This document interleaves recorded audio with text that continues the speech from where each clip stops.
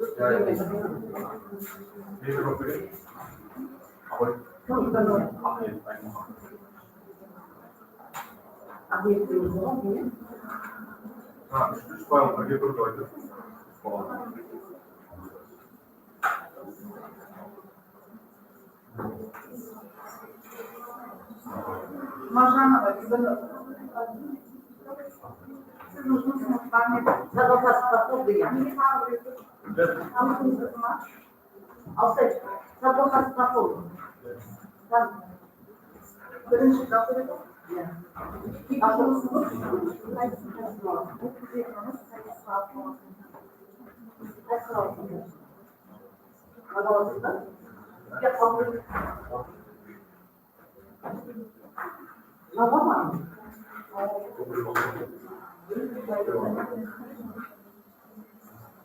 musunuz?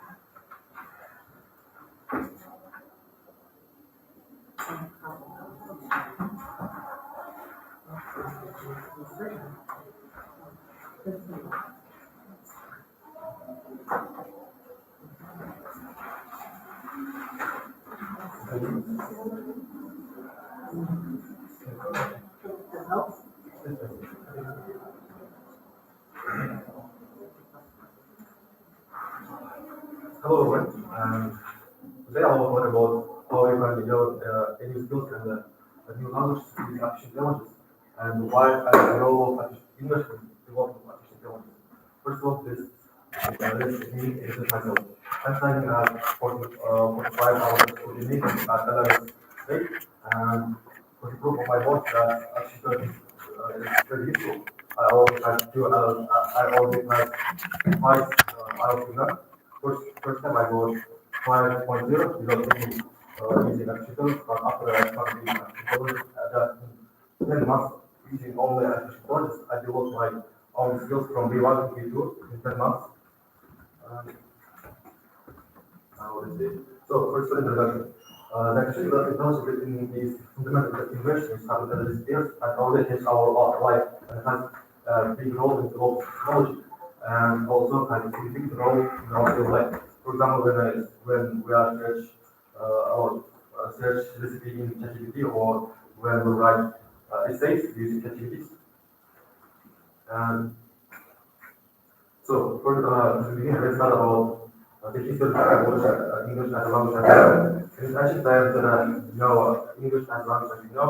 There are languages called Latin, And after Anglo-Saxons came to the land where people talk Latin, Anglo-Saxon language and English mixed up and became as the language as we know. And after the British Empire raised their territory, the English language spread throughout the world, and when used the United States became as a superpower nation, through our nation. And all of the new scientific projects started published in the English languages. And nowadays, with the digital ages, all the special program of coding and developing artificial intelligence based in English language like Python, C++, or JavaScript. And influence to develop artificial intelligence and machine learning. NLP algorithms which focus in the interaction between human and the machines in English languages. How to analyze systems also based in English languages which can identify problems in the text, which can help you to identify the social opinions, social trends. And large language models like ChatGPT, all and Copilot, and all of the new artificial all of them based in English languages. Many school applications and field of artificial intelligence and machine learning. Identification. Now with all of that and all of the new applications, initial presentation. Initially, published in English languages that even Einstein published his work about autumn in the English and international conference as like IC, where the scientists all over the world also shares their knowledge and information. All of them conference in English languages. And the role of computing is artificial is created for solving a hard mathematical exam, and when scientists find the way to effectively use quantum computing, they are much easier to make a hard mathematical exam. And the English plays a major role in the development of this quantum computing as the basic language for coding. Multi-language A is created for removing any barriers between you and speakers, and can acquire translation without any problems. And other service, Schindler offers other service as hospital, education, or police, which can communicate our data when you have not foreign language, there are no barriers between you and him.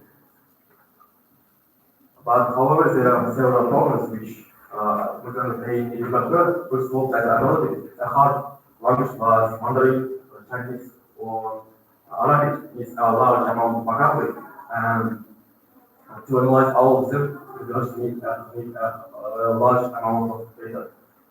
Now, for the future of AI, classifications, the future of AI will be has a significant knowledge of technology, not only technology, but also computer science and the development of artificial intelligence. Our life will be much easier, and to develop this artificial intelligence, English plays first place. English plays first place.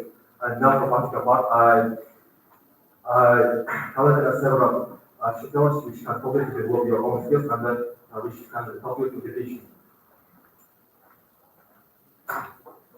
First one is called violence. Violence which create a visual graphics. For example, if I ask about cyber.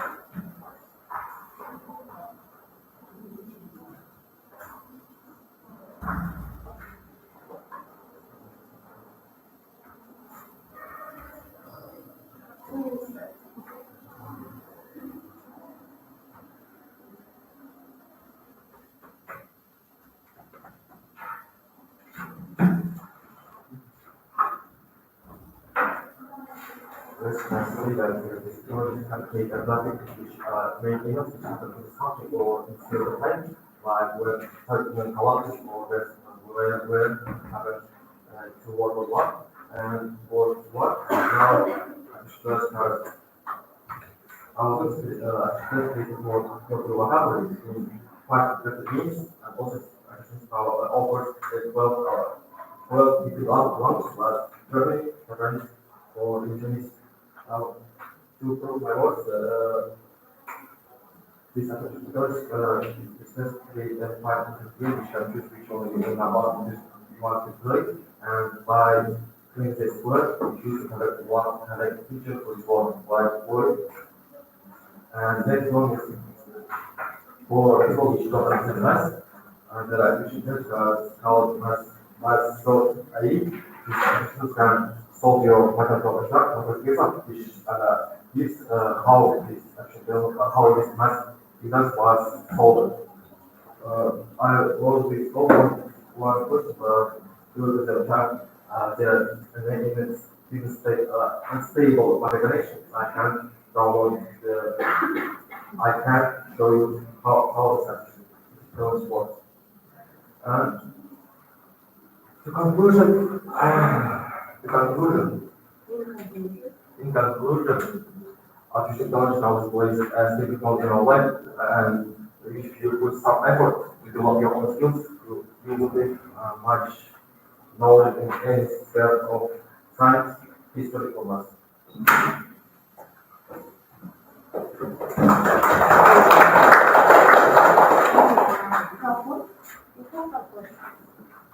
Okay, no problem. Yes. So you said, what is your last final score? 6.0. But first time you have 5, right? 5.0. Yes. How did ChatGPT help you to improve your English? That's not, first of all, I didn't use ChatGPT because there are many problems with ChatGPT because they don't give a correct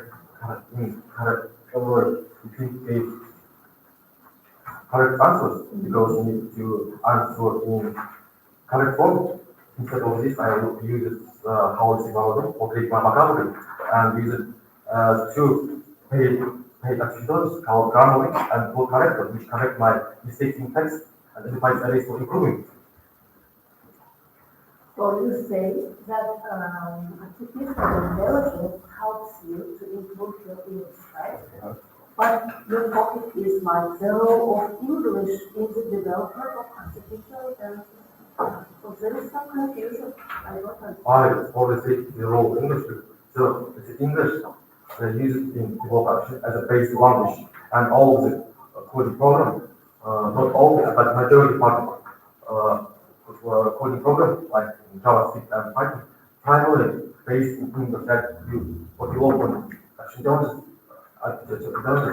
English plays a main role. Okay.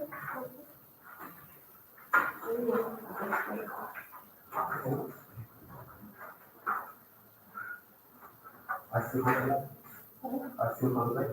No, that's all. Thank you. The next student is Ahmed. Come.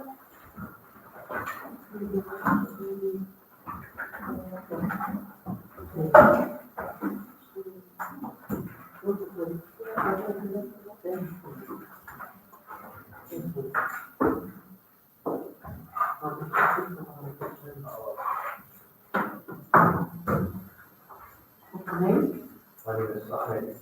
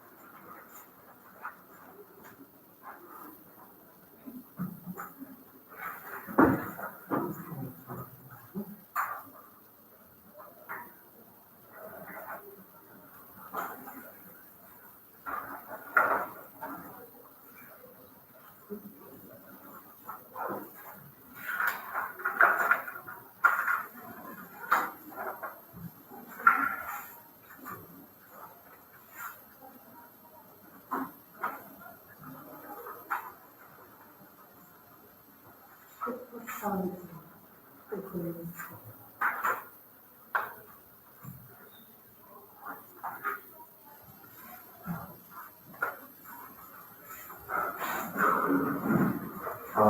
name is Ahmed. I'm a 11th grade student in school building innovation training for Gifted Voice. And I'm here to present and defend the pivotal role of English in information technology. The global landscape has been transformed by the ever-evolving growth of information technology. And it changes the way we live, work, and connect in a scale that we can even call it revolutionary. And it is an indispensable force and driving progress, innovation, and globalization.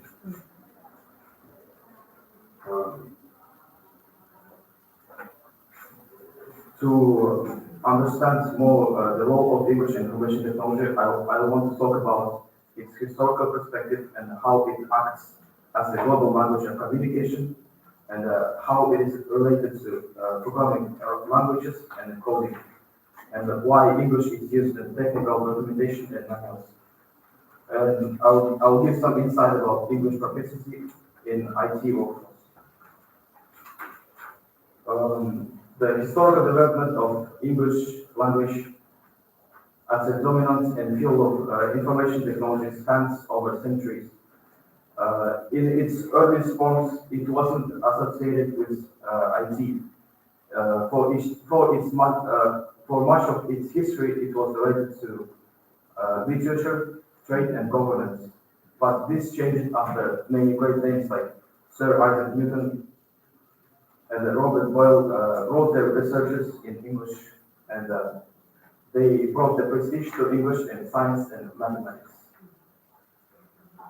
So after that, the Industrial Revolution in the 18th and 19th centuries, the UK in its thriving periods, it was the heart of technology. And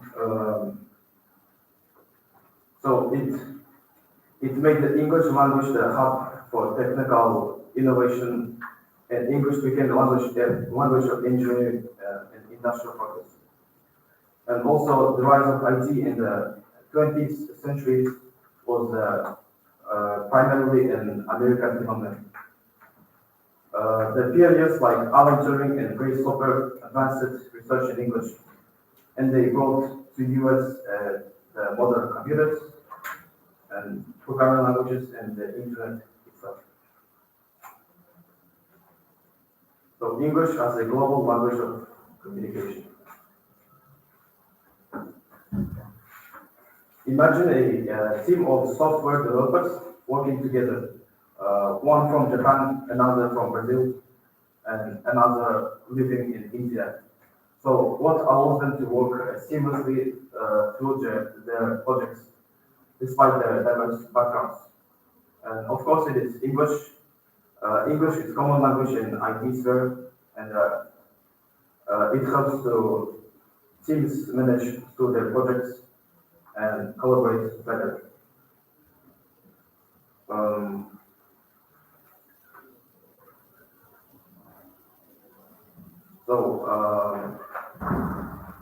For some people, it is understandable that English is directly related to programming languages and coding. But for those who are not familiar with coding and programming, they may find it quite impressive, because let's take a look at the Python code. So an average user of English can easily understand what this program does. For example, we can see that this code calculates the factorial of a given number, and also inputs the common formula for calculating it. And also, we can see that we can give the number which we want, and its factorial will be saved in a variable called result. And at the end, it will print the number itself and its factorial. So, on the other hand, Russian-speaking programmer seeing these codes would be confused and have many questions, and such situations occur everywhere. So, the effectiveness of programmer depends on the individual's ability to use open source, ability to use variety of sources in English. For example, a website called Git4Gigs, it has an answer to any question that the programmer can ask. And also websites like LeetCode and CodeForces, they don't just help to programmers, but also provide them tasks and competitions to improve their skills. So why English is used in technical documentation and manuals? It is used for its three advantages. First of all, it is for its universality and global reach. By using English, IT companies can make their services and products accessible to broad audiences. And finally, it provides a standardized framework to understand technical concepts.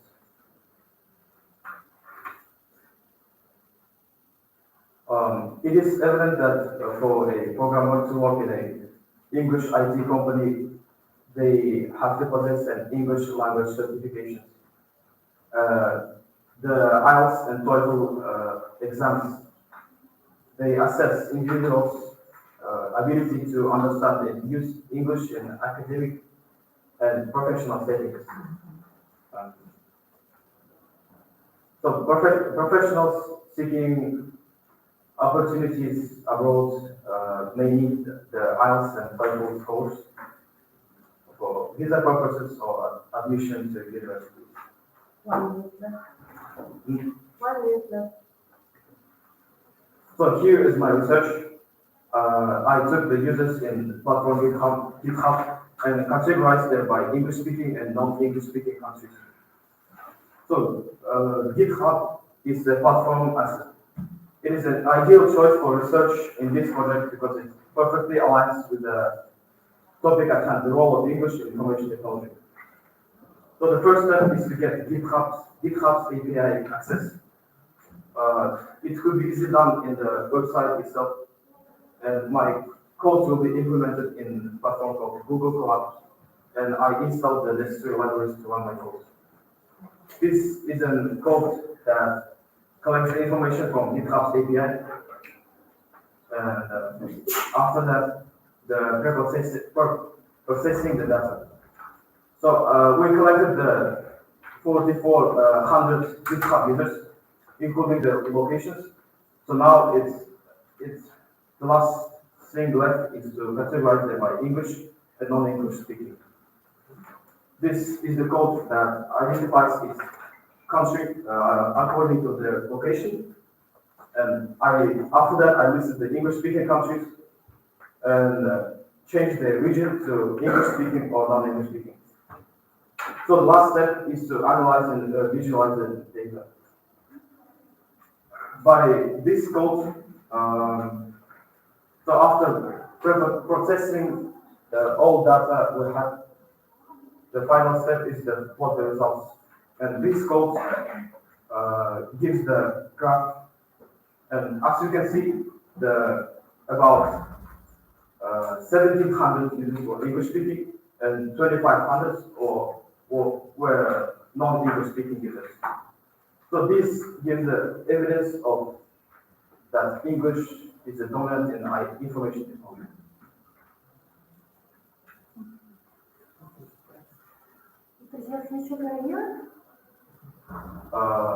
I will study in major computer science, and I want to work in big companies. Will you be studying informatics in English? Yes, probably abroad. Do you think your project work will make a contribution to your studies? Yes, I definitely benefited from doing this presentation because in my university experience, there will be a lot more presentations that I need to be prepared. What is the practical value of the work? Practical value is that I used coding to see the trends in GitHub platform.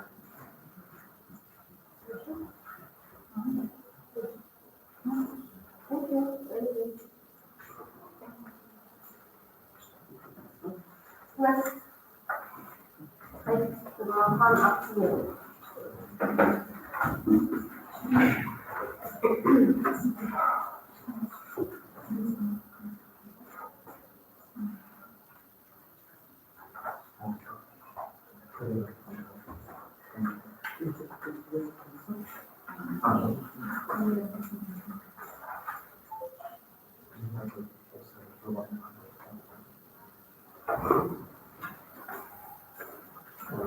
Good morning.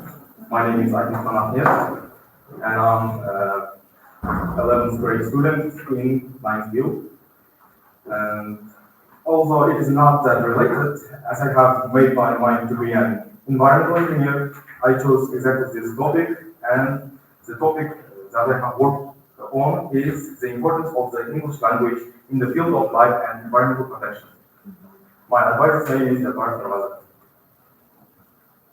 And here are the topics that I will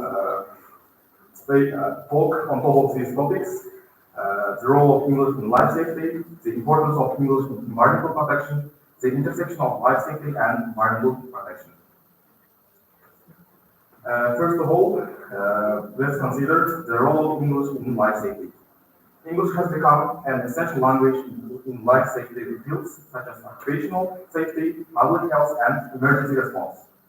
As organizations and professionals collaborate internationally, English provides a common framework for safety, protocols, training materials, and emergency communication.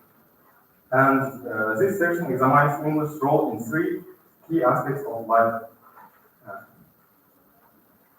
like emergency preparedness, workplace safety, and health and public safety. Regarding emergency preparedness, international organizations like International Federation of Red Cross and Red Crescent Societies or World Health Organization publish emergency guidelines and training materials only in English. English facilitates the creation and dissemination of these protocols, ensuring consistent communication and understanding. For example, during the 2004 Indian Ocean tsunami, English enabled effective coordination among international rescue teams, helping to streamline the response. Regarding workplace safety, many multinational corporations such as Siemens and Toyota use English to provide safety training and certifications across their locations worldwide. One widely recognized certification program, the NEBOSH, offers courses in English. NEBOSH certification is valuable for professionals working in diverse environments as it establishes a global standard for workplace safety. For example, NEBOSH trains every year thousands of workers for affordable money, affordable pay. And about health and public safety, during the COVID-19 pandemic underscored the importance of English as global health organizations, including the World Health Organization and the Centers for Disease Control and Prevention, published health guidelines in English to reach a global audience. Let's consider the importance of English in environmental protection. Environmental protection is a global issue that requires collective action and shared knowledge. English plays a vital role in environmental policy making, scientific research dissemination, and public education.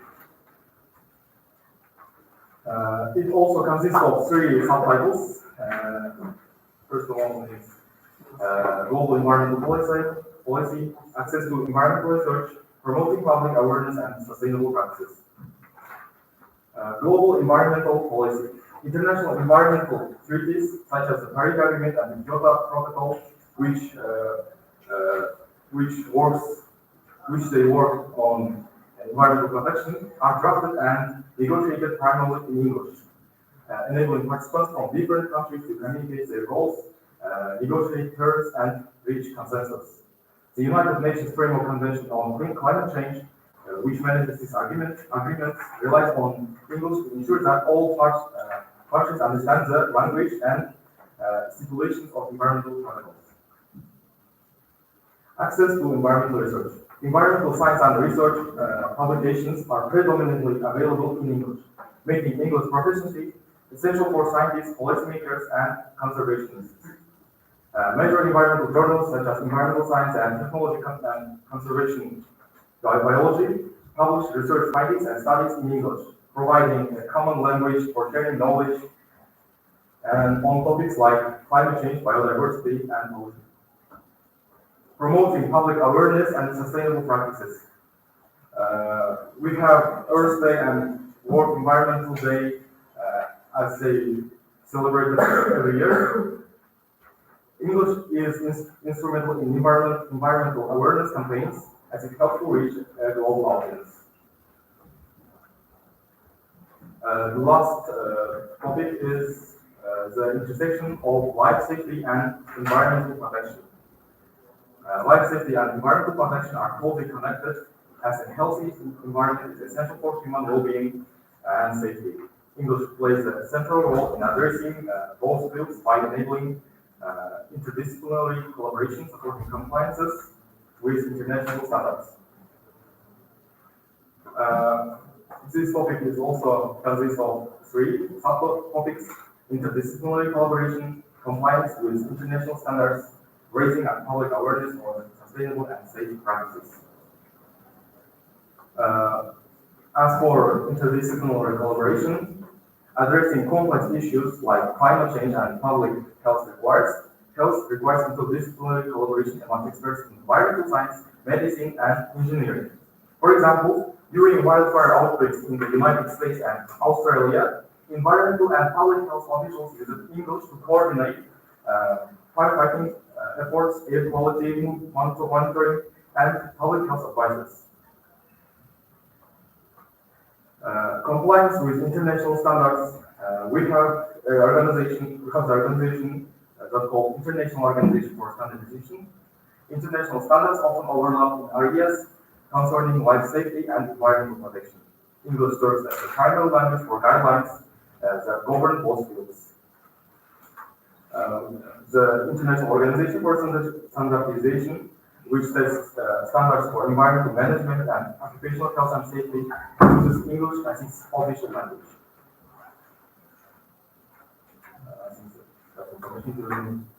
Raising public awareness on sustainable and safe practices. English language media and organizations such as BBC and National Geographic play a significant role in educating the public on the connection between life safety and environmental protection. By raising awareness about issues like air pollution, water scarcity, and climate resilience. And recently I have conducted a survey which consists of 11 questions almost. First question is, how proficient are you in English? And so on.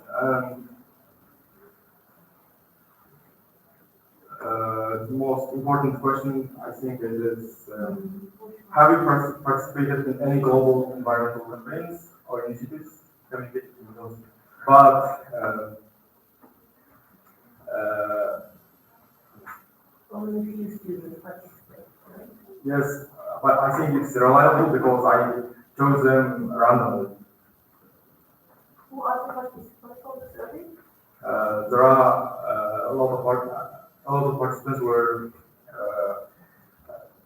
Olympiad students, which have deep understanding of environmental protection and air pollution. For example, I chose exactly biologists and geologists, which are interested on this topic.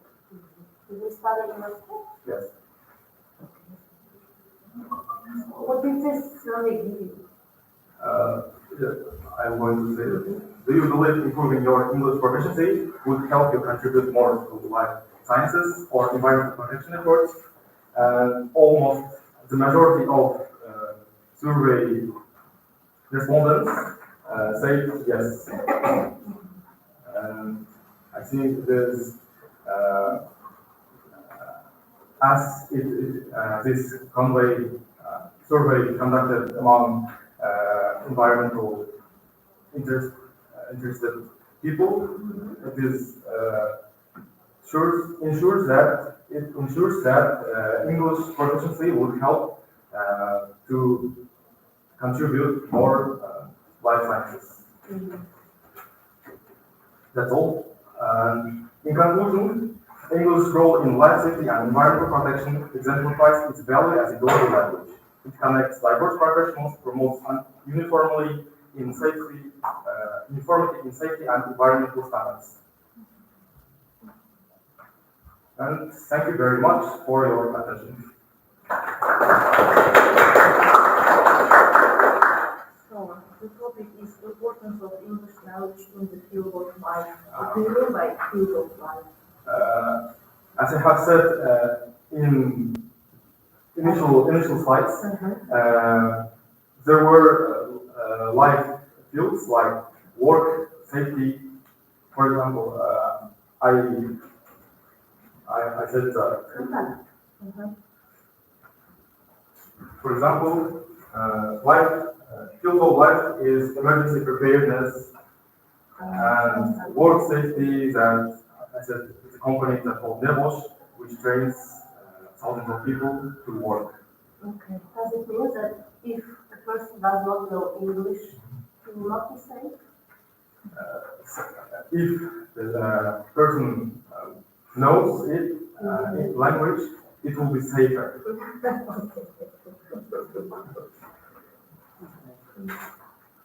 Questions? Do you have any questions? Very good.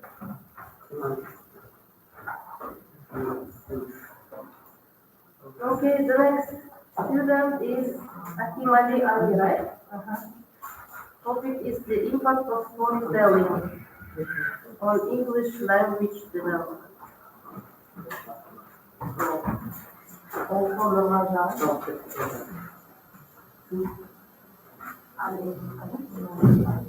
Alima.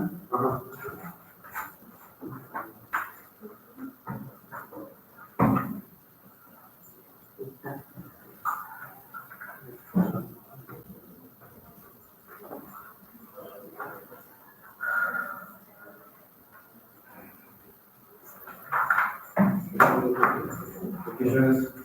Je crois que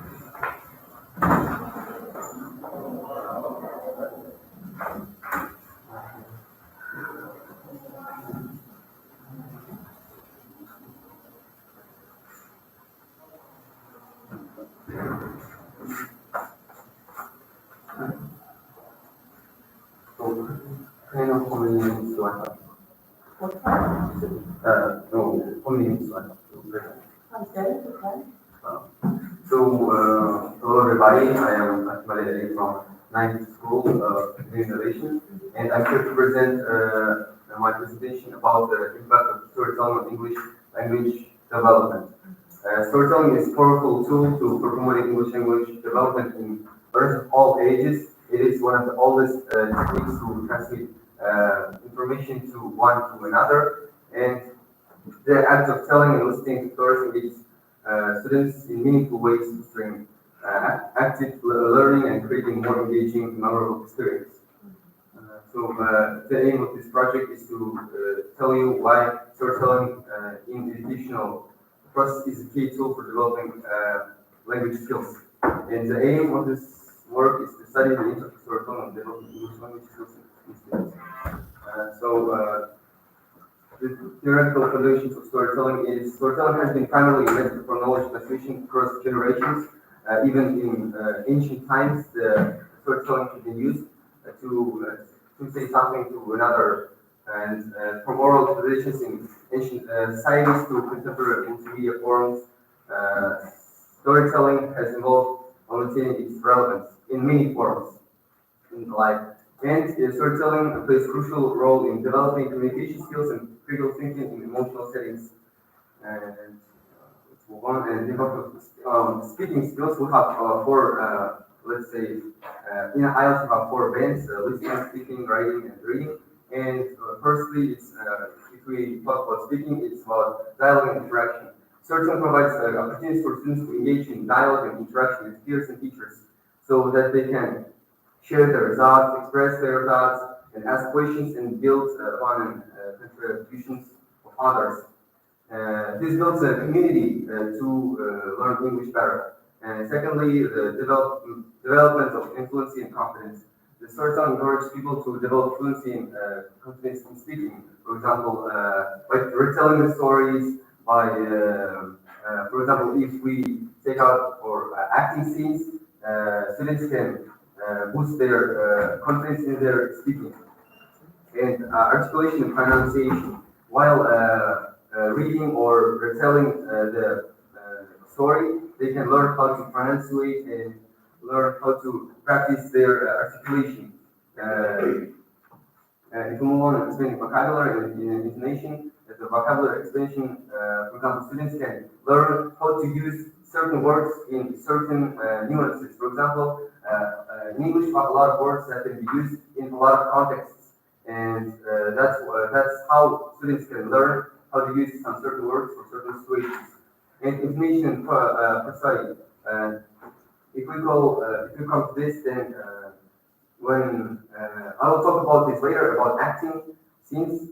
When students will be retelling the stories, they will know how to use their words correctly to modulate to practice their skills, and they will, for example, use proper stress and pauses to tell the stories. And impact of understanding English, the comprehension enhancement, the storytelling enriched English language comprehension. Why? Because they will understand the main ideas of the plot of the story. They will know about the motivations of the characters. This will help them to understand English better. And grammatical exposure. For example, stories have a lot of grammatical context, some syntaxes, syntactic structures that allows the students to know how to use English in certain ways.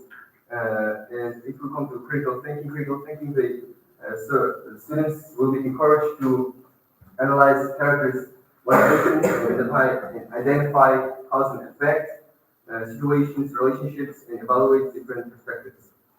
And methods of using storytelling in the educational process. For example, as I said before,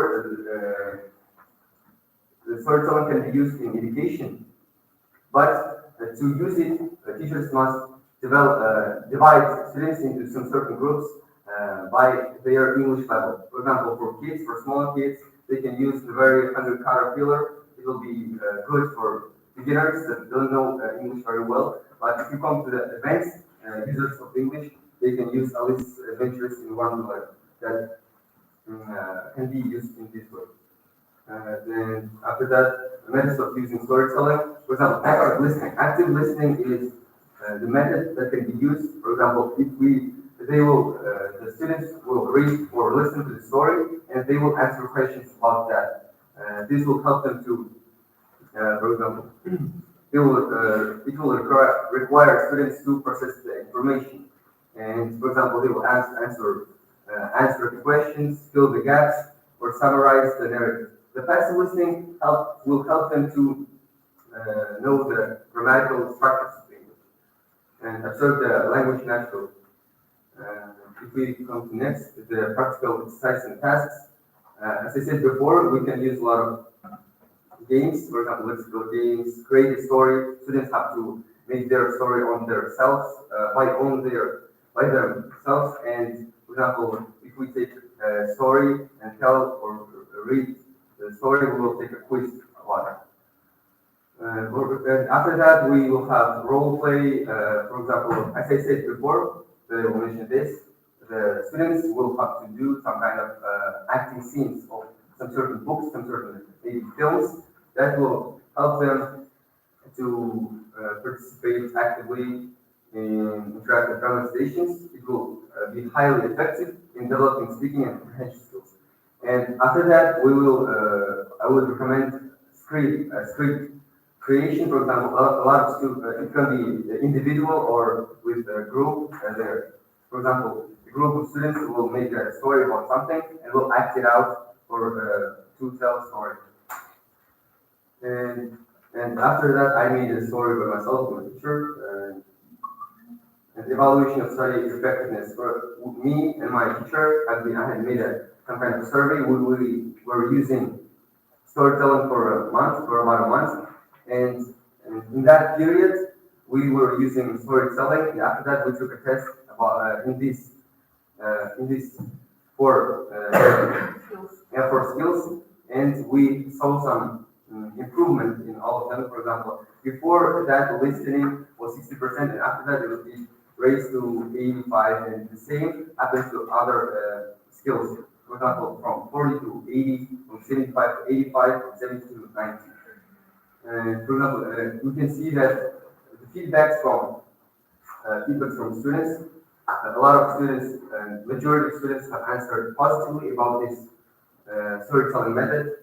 A lot of students saw their improvement, and most of their students were satisfied with it. Yes. The feedback teacher also saw a lot of improvement in their students, which expressed that they are confident about effectiveness of this method. And in conclusion, and also I would like to talk about my personal experience about storytelling. For example, we have a lot of storytelling can be not only telling a story in oral form, it can be used, for example, in movies. Movie is a story by itself, life is a story by itself. And in songs, for example, if I compare myself from 8th grade or 9th grade, I will see a lot of development. Why? Because I used to listen to a lot of English songs that involve storytelling. Storytelling, for example, we have one of the most popular genres in English music is hip hop or rap, and there are a lot of artists that use storytelling. For example, Kendrick Lamar, and they use these type of storytelling that help me to understand English better. As I said before, to understand in which context the words can be used and which words mean that, and it also raised my vocabulary. That's what I want to say. And in conclusion, I want to say that storytelling can be effective and useful in learning English. It can be used in a lot of schools, and it will at least.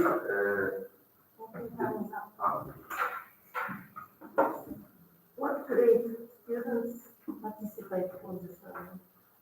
What? What grade? Which grade students? 11th, 10th? Our survey. In your survey. Yes, so we used this around 9th grade. 9th grade. So, why are you going to be a teacher in the future? It used to be one of my main choices, but no, not now. Because I found out that I am not good. Why do you say that storytelling is a new method? It's a new method because in a lot of schools, for example, in every schools, storytelling is not used a lot as it could be used. And if we would increase the amount of it, it would be better and more effective than average methods of English.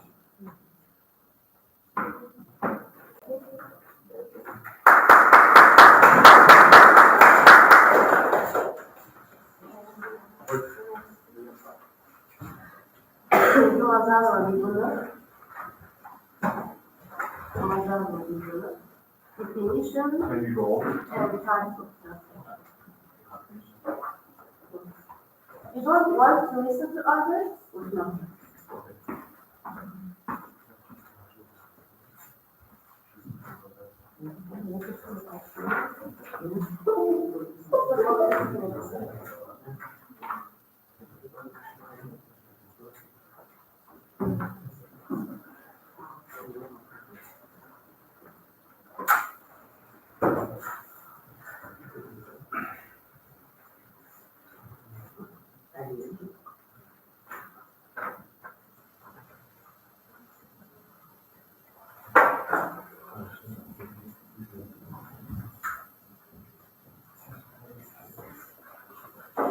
Good morning, ladies and gentlemen. I'm Shahar Abdul from Research Scholar. This is my project in definition and the types of translation.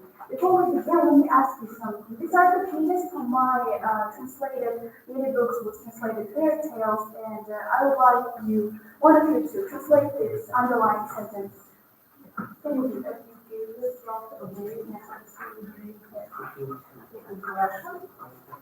If it has a question, doesn't matter. But we have to. No, I need you to translate.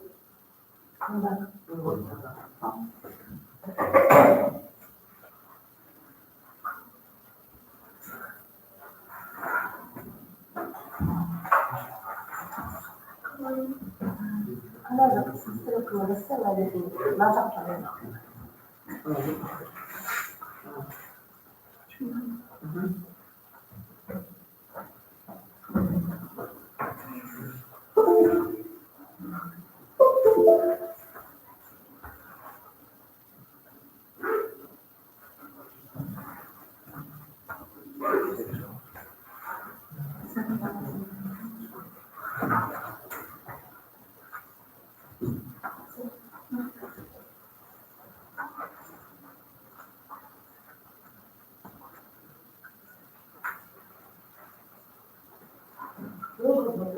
Открылся и отказался.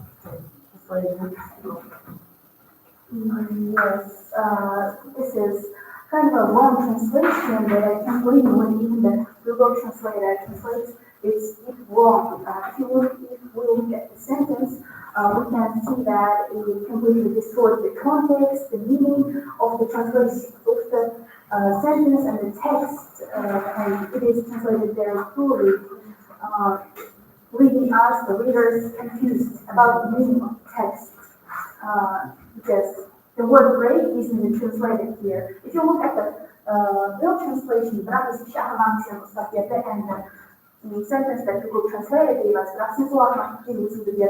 these are two completely different translations.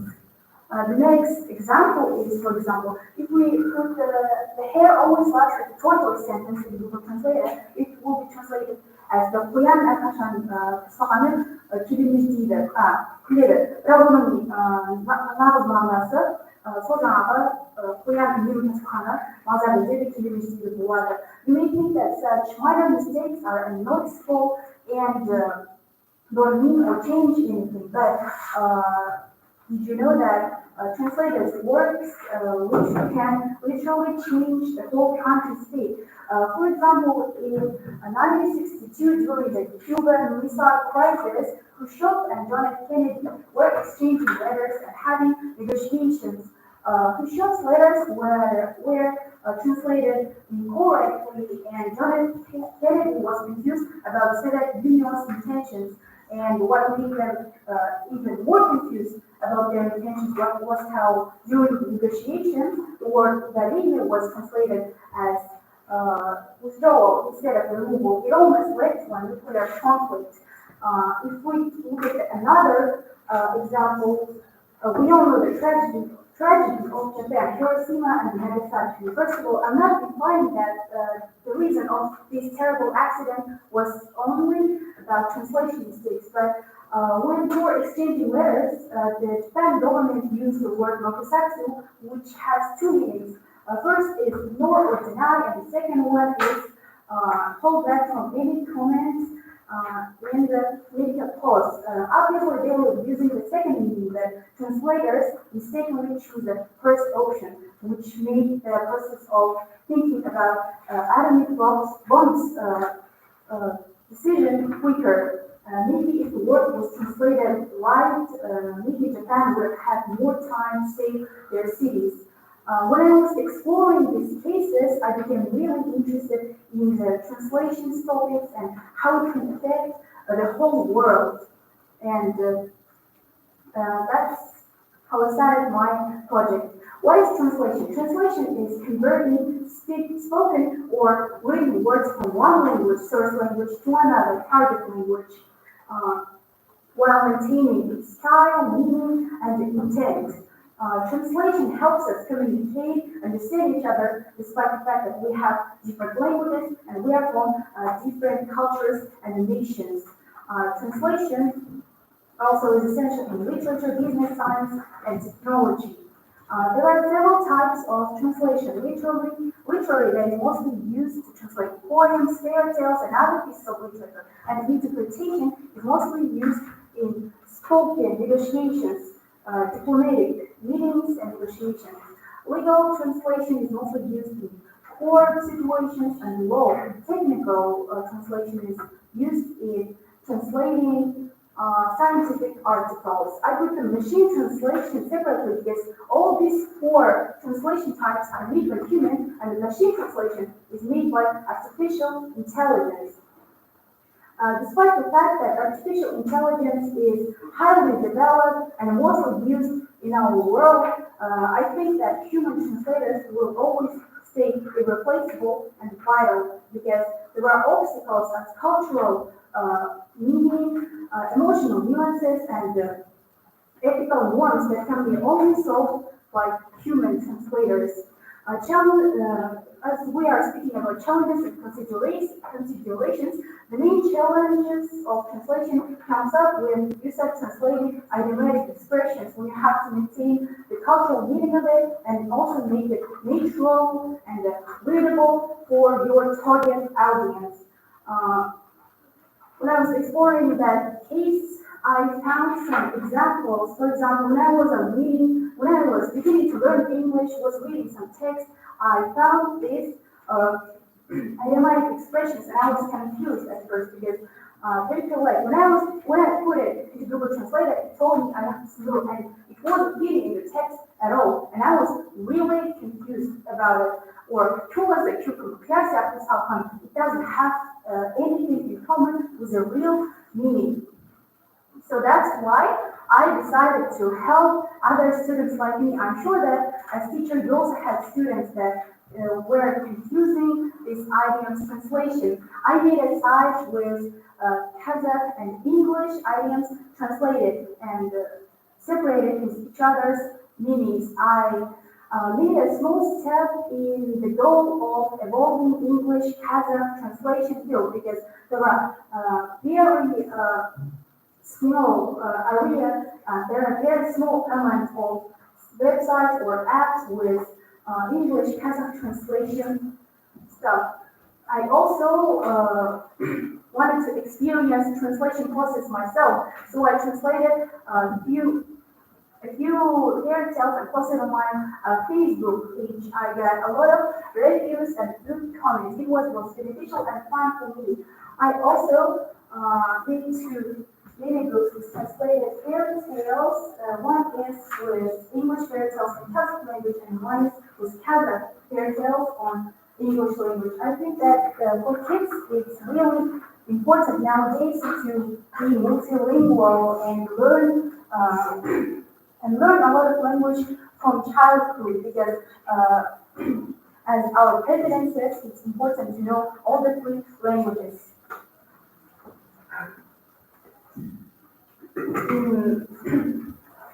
While exploring this topic and researching these things, I made a conclusion that translation is a complicated skill that requires linguistic, technical, and cultural experience, knowledge, and sensibility. It's not only about changing words, it's about connecting two different worlds and making people believe and feel that we are still all one species, all one human species, despite having different cultures and languages. Thanks for your attention.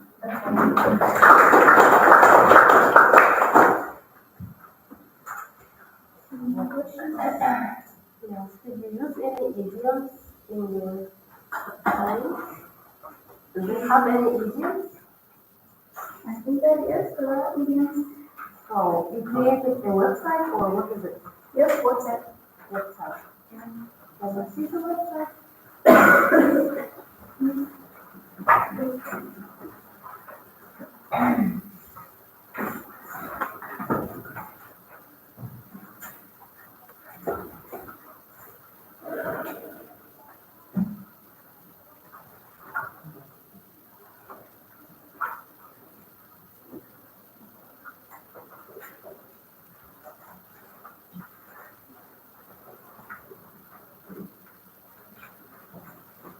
So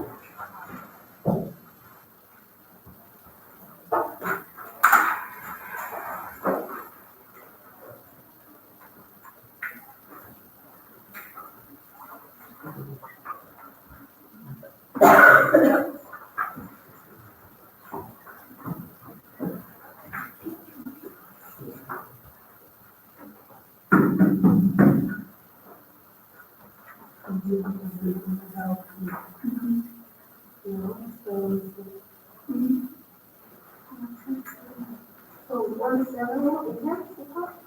Yes, I developed a visualization. It's only beginning to understand. Okay. So your topic sounds a little too generous. It must be specified. So if you are creating a website with idioms, there must be something about idiom in your topic, right? But idioms are part of our language, and we are mostly happen when you translate. For example, as a future translator and a writer myself, I think that it's acceptable in my situation.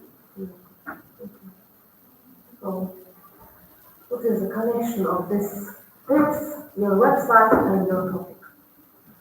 Well, my topic is definition and types of translation, and since my topic is translation, I translated fairy tales. And in my topic, in my presentation, I also mentioned common problems that are also inseparable parts of translating.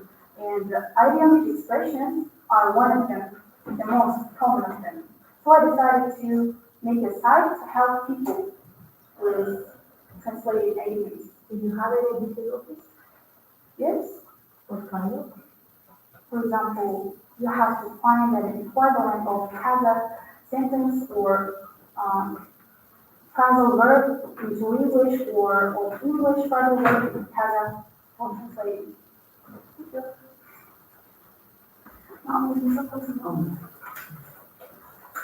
Okay, so the next is our biology layout.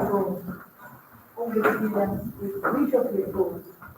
What's the step to cover, okay?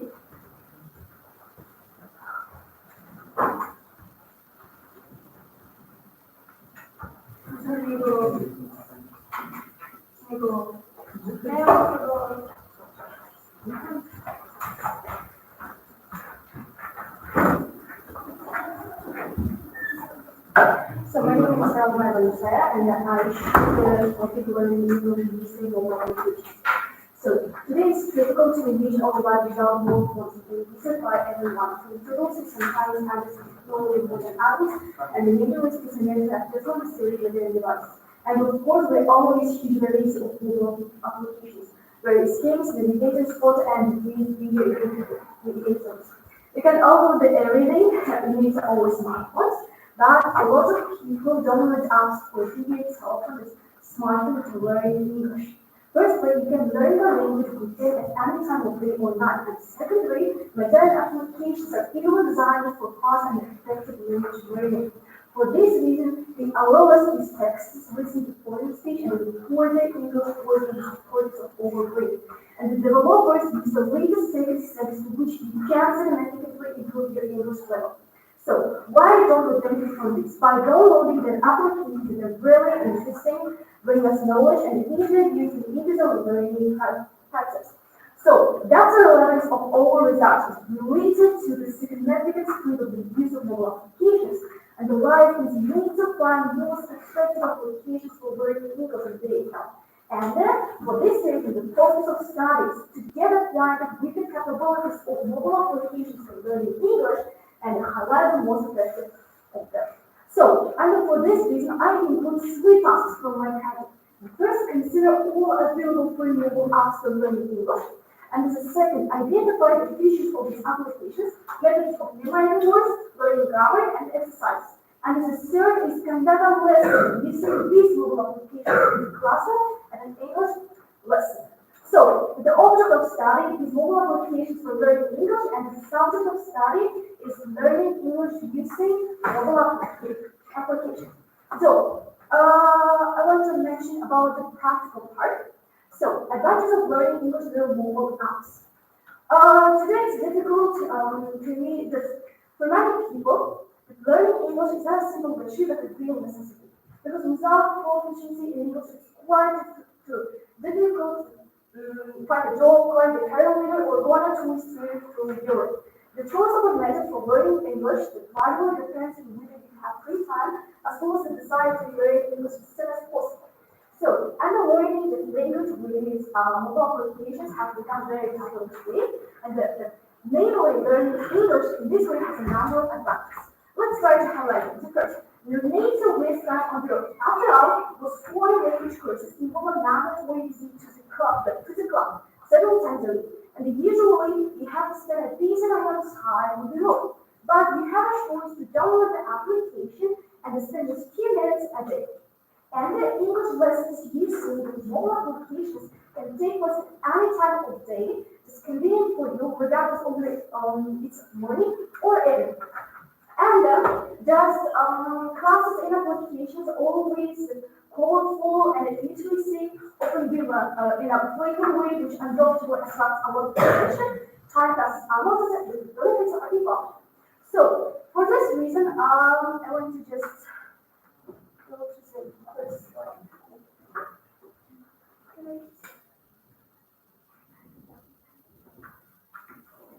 So, when I search the internet and the Google Play market for applications for learning English based on Android, we were interested in the following applications: Duolingo, the English for Kids, Windows to practice English grammar, Zoom, EWE. So, we downloaded and installed all the apps on our smartphones and used them for a month. Each application has its advantages, but we have also identified many disadvantages. So, and I think that it's worth highlighting a number of other advantages in single applications. Yes, this accessible to playback of foreign language speech and the ability to record the student's voice and the computer with the voice of native speakers.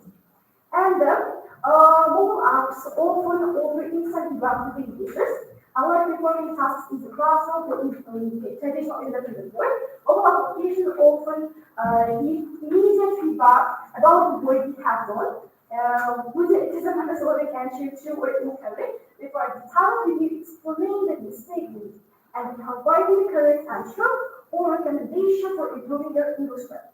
So, and the mobile applications help students not only study at school and get far in English, but also broaden their for themselves, yes, that broaden their horizons. So, and they also not only help improve the spoken English and recognize knowledge about the cultures of other countries, but also to really make friends with native peers. So, for this reason, we have conducted a detailed study of the most popular applications for learning English. The first, Duolingo. Duolingo is a system of lessons covering on various topics, both lexical and grammatical part. As we move forward, this application reminds us of the need to repeat the materials covered earlier, and it's a training pattern divided into lessons arranged in the order of complexity, and it's the lessons divided into have different kinds of exercises or translation, writing, reading, and listening. Most cases designed to learn grammar and vocabulary in the context of life stage. The big plus of this application is that the trainings are available at any time to consider as acquired knowledge. But there's some disadvantage of this application is that the grammar. Because it's assuming either that you have already known the English grammar or just you study in the top order resources. And the second is Lingua. Lingua is one of the most popular applications for learning English. And the Lingua is made in format exciting game that makes learning English very interesting. And in this application, you can count several languages at once: listening, reading, writing, the grammar or in vocabulary.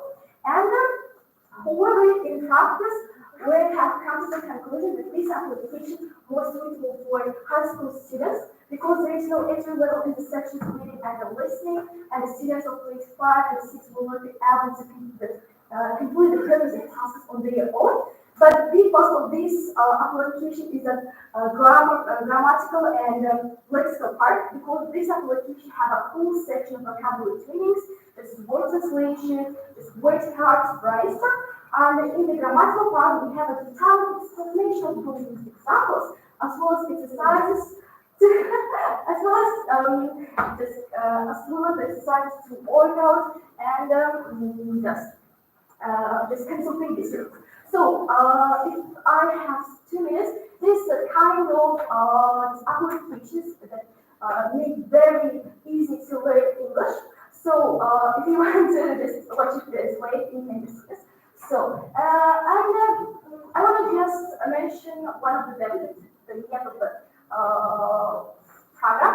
The EWE app is also the most popular application among students, because this application is aimed at learning expressions, vocabulary, or grammar, and is carried out with the detail of clippings from TV series or movies. Because just right now it's just easily perceived by teenagers and they learn math, because this psychological book works perfectly. Because the interprets this using this application, I immediately want to give some phrases or expressions if it was seen by the few of my favorite series or movies.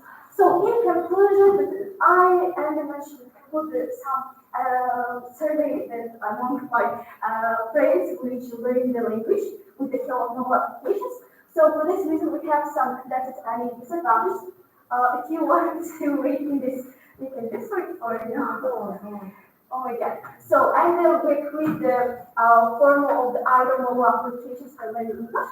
Free catalog advertising without access to internet communication with connection speakers, communication or meeting.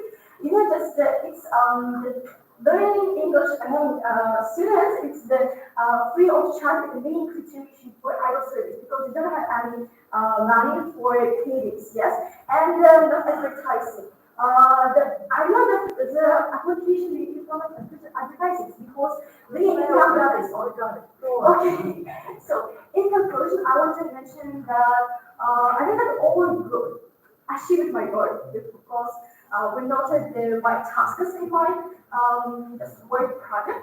We constantly are available mobile apps for learning English, and identify the features of some applications, the advantages, disadvantages, how it is useful for learning English, and then we just conduct a lesson using these mobile applications in our classroom. So I think that, thank you. You have questions? Do you yourself use this mobile app? Yes, actually that's in my experience in this mobile applications. Right now I have application in my on my smartphone. I want to just No need to show, no need. So I want to ask, are there any results Yes. to justify your position that mobile apps improve Yes, English? yes, I want to mention about it. Yes. Because I have never participated in any courses, I just improved my English level, the level of knowledge about the English, by using mobile applications, learning grammar, the vocabulary. Just as of right now, I'm just learning vocabulary using Google. I was just sure, yes. This is the flashcard I do myself to show you my classmates and friends which started learning English. Yes. So, and just using this mobile applications, it increased my level, and I got 6.0 that I was just, But this was once, right? Okay, took So your work is good. You speak very well and fluently. So, but there must be a proof, practical value. So it was just a description of several mobile apps. But what is the proof that they really help? I think that the proof is they have my experience, yes. Because I noticed include in my project that in my experience right now, I can share this with my results now. And the proof, yes, I think that's my experience. But I have this friend who just increased their level and English using mobile applications because we started learning English together. she's buying a steak. Okay, that's it. Thank you.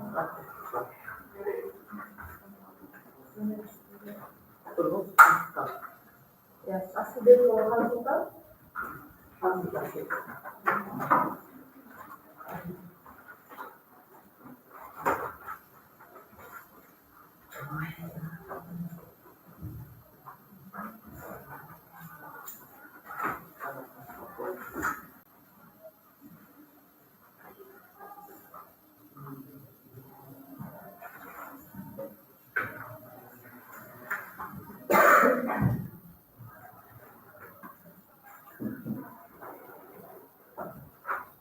Hello everybody, my name is Abdullah. I'm from Kazakhstan and school number 66 of CM, and this is my project work of, and the theme is the difficulties of translating words of expressing racial cultural characteristics, or in other words,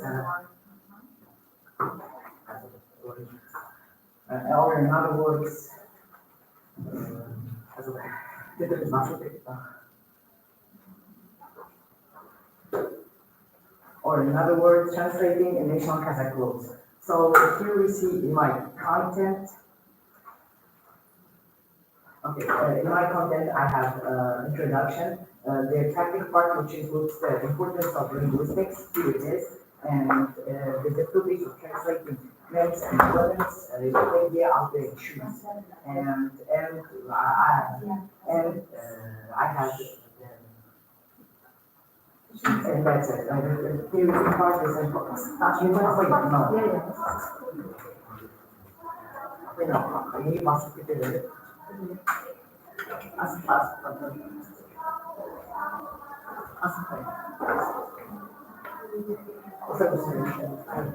So here is the introduction. The name of the project is to bring the international communication to speak and analyze the way of translating national Kazakh codes.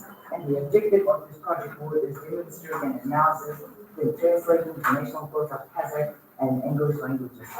The theoretical part includes the importance of linguistics. Linguistics is a science of language, and linguistics forms variety of fields as a foreign language teaching. The linguistic is an essential component for modern translation. And the cultural barriers are in translation. There are many cultural barriers which many languages are trying to translate. This is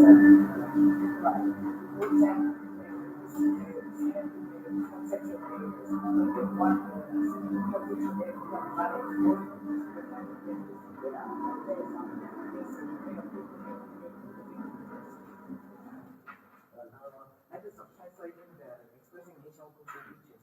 There are many cultural features like ecology, social culture, organization, and customs. But the one we're gonna use, only one we're gonna use is material culture, which includes clothes. Translation techniques. There are many types of translation techniques. In fact, there are 13 types of them. But the strategies we're gonna use are the only these five, and there are descriptions, amplification, boundary, generalization, and descriptive equivalent. Practical part, difficulties and particularization of translating women's, men's, and their shoes. But one thing I'm going to go through is that all of these national Kazakh clothes names are from the book, Muhtaris Epic Novel, the Patent Line.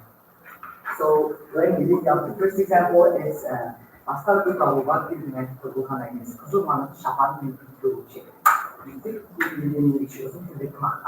So our first national Kazakh code is Shapan.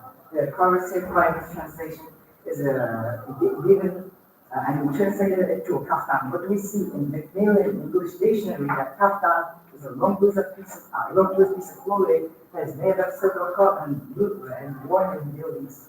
Was the Khalifa Nicholas translation in his book Kazakh clothes. Shapan is just men's upper clothes, just a simple little translation. And but here's my translation that I did myself, my research and translation. That Shapan is the most common, highly wrote an ancient form of Kazakh outbreak. That is very popular, yeah. And here's the Tamak So second Marcel's translation is in Russian. День тмак это зимний мужской головной убор. Nicholas' translation is just mentally heavier. Kopech gave a translation, a big opening what actually this hat is a captive A class and a back class are made of the folks from. But these all translations give on what tmak actually is. It's a headgear, that's right. But in my translation, tmak was a kind of a headgear worn by wealthy Kazakhs. These translations don't really open the idea and why these national codes are worn by some people about another. Not translation, you think it's right? Yeah, that's right. And Shiem, and the good national codes of Kazakh people, Shiem is just an upper way. Nothing more, nothing less. And what actually Shiem is an upper way made of camel fur or camel hair.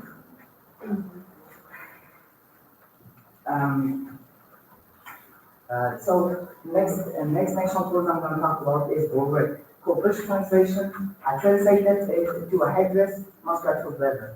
And in actually one misconception that mostly people believe that Borwick term comes from the other word Borwick, which word means actually means a wolf. And this does it does not conclude the word Borwick. And Mr. Nicholas' translation to word Borwick is just a man's weekend headgear, just a simple, another little translation. But what Borwick actually is, not headdress for men only, there's another type of Borwick that is named Kamchat Borwick is worn by female too. So next thing I'm going to talk about is 2 minutes left. Huh? You have 2 minutes left. Yeah, okay, so there's difficulties with translating women's headgear. Women's headgear is considered an expensive and special part for the national codes, Kazakh people train the national, headgear with great benefits. So the first headgear I'm going to talk about is a kibinchek, and here I do the categorization. Kibinchek is a very popular traditional headgear of a married woman, but there's another misconception that people believe that I miss out because kibinchek is actually worn by a married woman. That is true, but not. It's worn by a married woman after having a child. So yeah. Now you might be surprised because but that is true. All these translations are saying that it's very what that's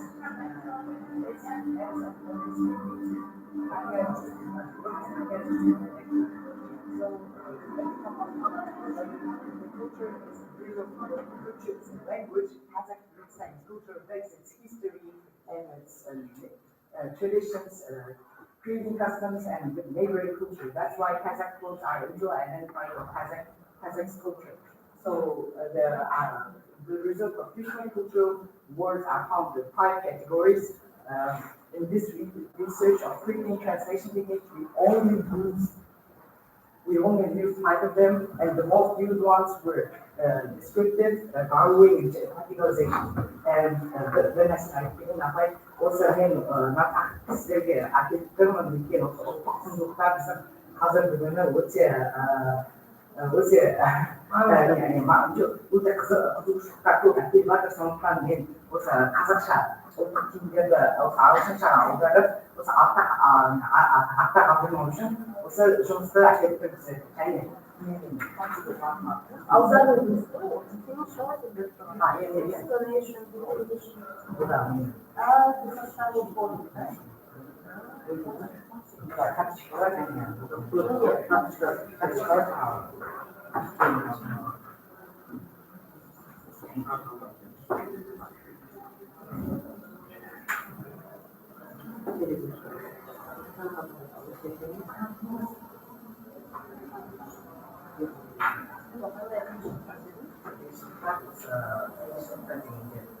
жаңағы мен cultural categories қандай категорияда болғанын табу керек және қандай аудармалары мысалы жаңағы мен осы көп аударма түрлері бар, сондықтан кешен қолданғанымыз және көп осы қиындыққа дегенде ана не айтуға болады, бәрі аудармашылар аударады, бірақ толықтай өзінің идеясын ашпайды. 팀 승리에는 팀의 카메라가 기다려요. Gustavo, você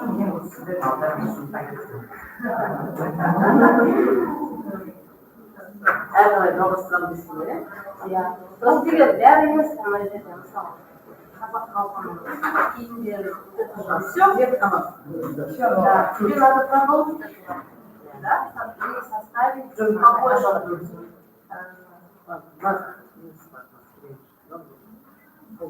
Правильно, это было все вызвано там, да? Вот, двигай слово.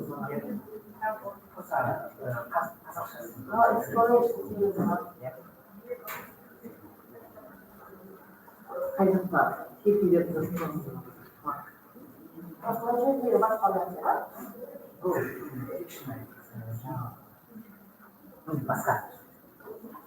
Bana şimdi ayetli bir Kazakhstan, South Kazakhstan.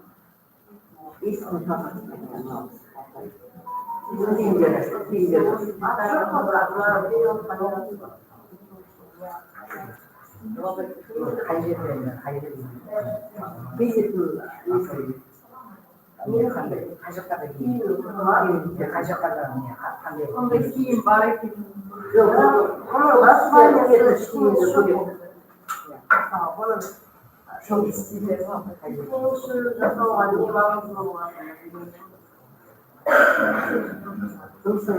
это я понимаю, но значит, конкретно объясняешь, что ведь мы а удар параллель я как а вот это может как дополнение, да? Bu şey doполнение. Просто сидя кайфа. Но вот это действительно я областью уже чекинелер var. Asayişli yapıyor. Bunu azıcık zirveleştirmesi. O da elde.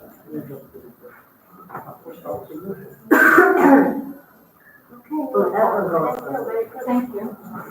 So the next is community language.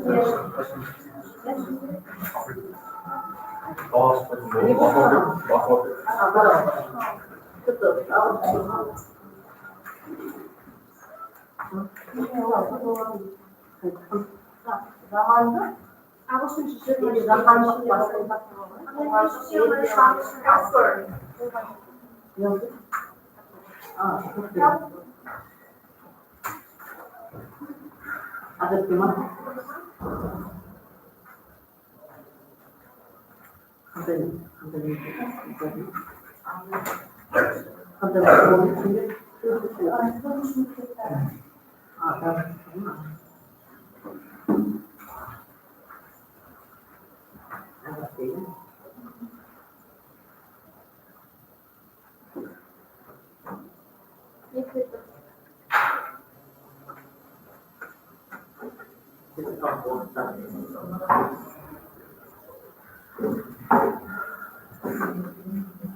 Okay, hello everyone. Our set is the influence of global media on the English language made and standard by literature and film.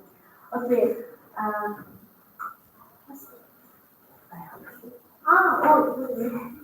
Okay, the overview. There is a plan about what we will do in this project, so you can quickly read and explore. The purpose of the project, understanding language evolution. I see no one will dealing with the fact that the world is changing every day, but these cultures and language too. And as the learners of foreign language, we should keep up with these news. Also, secondly, adapting to professional and academic environments. The English language which we learn at school and the English language which use native speakers are slightly different from each other. I will show you these differences. Also recognize linguistic harmonizations and its impacts. Okay, introduction. In introduction, I will answer for 3 questions. The first, what is the global media? We all use social media as the Instagram, TikTok, Twitter. Also, we all watch TV every day. We all listen to music every day, and it all is the global media. And how does it affect the language? The effects of global media are spread of new vocabulary, Americanization, also creation of new expressions and trends, influence of visual and contextual communication. Also, why I choose this step? Today, I recently had a situation when I communicated with a foreigner person. As a learner of English, as a person who had been learning English for 2 years, I couldn't understand him. Why? Because she would be some slangs, abbreviations which I haven't learned at school before. So I want to give you information about this. The first introduction of music vocabulary, how global media influence vocabulary. The first, so movies, shows, music, and social media. Global media introduce new vocabulary and slangs which spreads quickly. Words like a selfie, viral, or bridge watch gained popularity or made exposure, and it became part of everyday language worldwide. Also, global media introduced words from various languages. For example, terms like etymology from Japanese and head from Danish gained popularity through media exposure. Also, influence of social media and instant messaging. Platforms like Twitter, TikTok, and Instagram popularized slangs and abbreviations that rapidly became part of everyday English, such as FOMO, fear of missing out, or TLDR, which are meaning too long didn't live. I want to show you more interesting slangs. For example, the letter C is meaning the action. C. Also, numbers like 2, 4 are meaning prepositions. How does it look like? For example, CULFR is meaning cool, I will see you later. Also, like IDQ is meaning I don't know. I want to show you by this that the academic knowledge isn't enough if you want to live abroad. You also need to know slang and abbreviations which use native speakers to understand them. Also join to the company. Also, how it looks like in messaging. For example, the dialogue between Alia and Saman. Hey, how are you? GUD, Alia, I feel good today. Saman, I want to tell you SMTH, which can make it to be on good night. Also, transcription of this. Let's argue with the fact that most of the people don't understand at least one word. Why? Because we don't talk about this at school or at the courses. We just should know about this to join to the company in abroad. Okay, I show you some examples about phrasal verbs or also slang and abbreviations. Let's talk about where we can find where you can find this words. I want to say that there is not a lot of ways to learn slangs and abbreviations. So I want to say that you can just learn about this in books, about history, about stories. For example, notes from a small film, everything I know about you. Also, I'm sure that every series, cartoons, films in English have a word like this. Okay, how to learn them? I want to say that there is no rules to learn English. You can learn them by watching TV, by watching films, TV, or by listening music, or by reading books. But I want to show you one method which was recommended by experts for me. For example, you have a text, we read this text and understand this text about 40%. The first, you should find the words which you don't understand and translate them. Secondly, read this text secondly, and by this you understand this text for 100%. Thirdly, discuss this text with new words which you learn, or make your own story with all words. Fourth, make a cast and repeat new words every day. Fifth, also you can write some essays if you don't learn. If you will not learn now. Okay, standardization and Americanization. We talk about new vocabulary a lot, so I want to tell about pronunciation and the grammar. For example, words like a cool, awesome, gonna, guy, body also often originate in American media and then speak worldwide. Also grammar. In the US, it's common to say I already eaten. When in British English, it's common to say I've already eaten. Also, let's talk in each step. For example, vocabulary adaptation. American English and the British English have became mixed up in global media. So by this, use lift instead of elevator, or lorry instead of peg, and a flat instead of apartment, biscuit instead of cookie. Idioms and expressions. For example, we have an idiom because of influence of global media. For example, brick a leg is meaning for good writing performance. Cut to the chase is meaning for getting to the main point. A piece of cake is meaning for something that easy. Okay, in conclusion, I want to answer for two questions. The first question, what we have achieved, and we learned what is the global media and what impact this has in language. Also, we learn new slang, abbreviations, and phrasal verbs, which help us. Also, we get information when, how, and where we can find information about this. Also, we receive information about how native speakers communicate with each other. Okay, why we need to know it? To understand films, cartoons, shows in English. Also, to understand native speakers. Also, preparing for the real English language. Okay, my recommendation. The first, to promote an audiobook is simply spoken English. Add more movie and cartoons, stories to slang learning apps. Also, provide more practice with native speakers to learn more shortened words. Okay, thank you for your attention.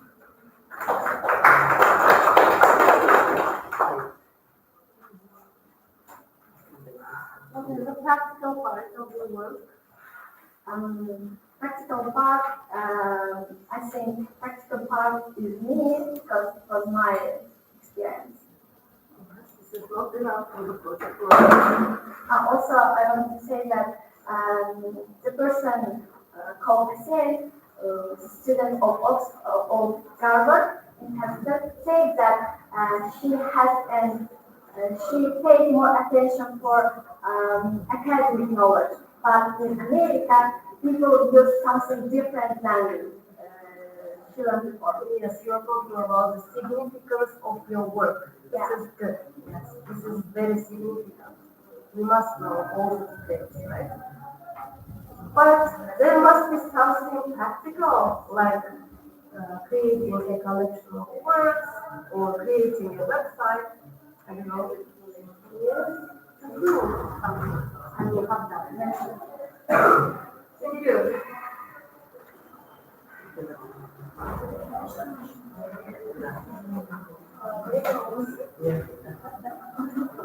Next, edebiyat meselesi. Sandığı içerik arkalı ағылшын тілін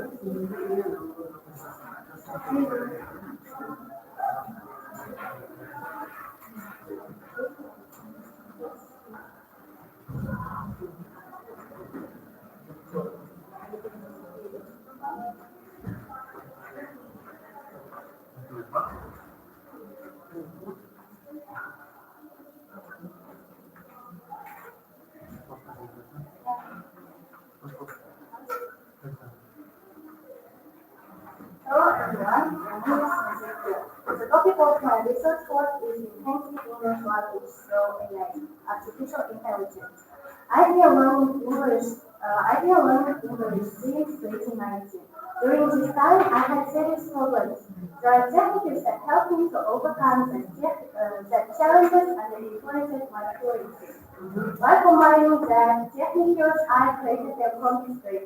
So this project, I want to help other students learn English quickly, interestingly, and easily. And based on that concept, we have created a website. Here's a research content, and here's a role of English human science. Here's a role of English in education, etymology, travel, and in short, English opens doors to better education, easy use of technology, and fluent communication while traveling. And here the key challenges in learning English: vocabulary, grammar, pronunciation, fear of mistakes. I took three challenges, popular challenges between English learners: poor vocabulary, not knowing sentence structure, and a lack of listening comprehension. And AI in language learning. AI has changed language learning by making it more personalized, accessible, and interactive. AI tools adapt to each learner's progress and recommend them lessons, exercises based on their needs. AI tools give access to users to learning materials anytime and anywhere, and they provide dynamic and enjoyable way to learn English by combining traditional methods with modern technology. Here's my website. If you are interested, you can start this project and learn practice your English.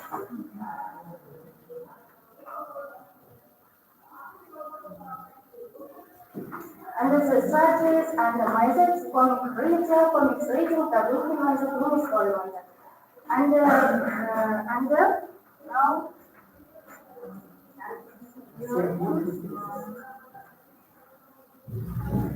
here's my website. That English Studio. And then, here's my phone state.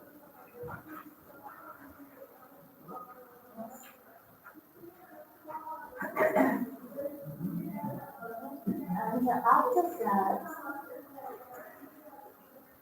here the video, student can improve his listening skill by watching this video and using my camera. And then here is the class. When you click this, open the link and click it, and then you can expand your vocabulary. Here, open the first class.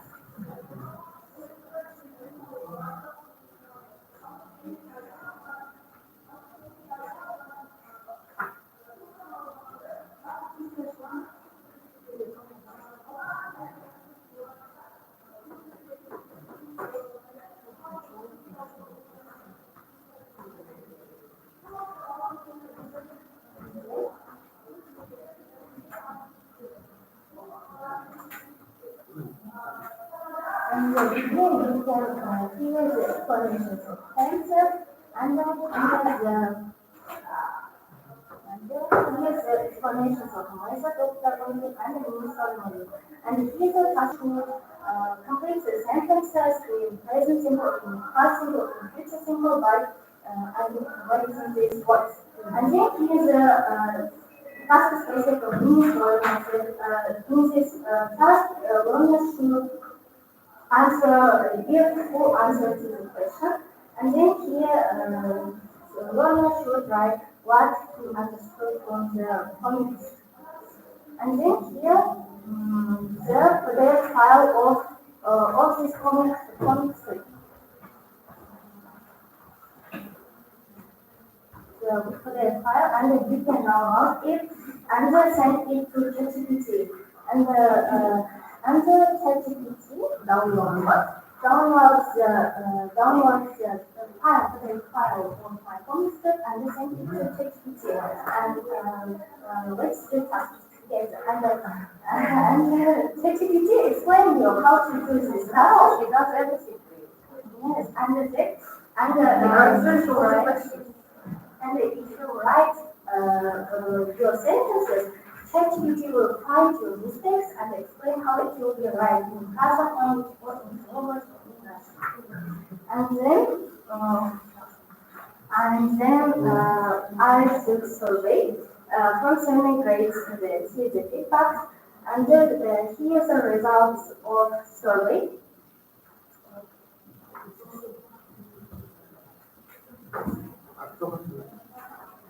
In the survey, I took three questionnaires. In first, I took 3 questionnaires.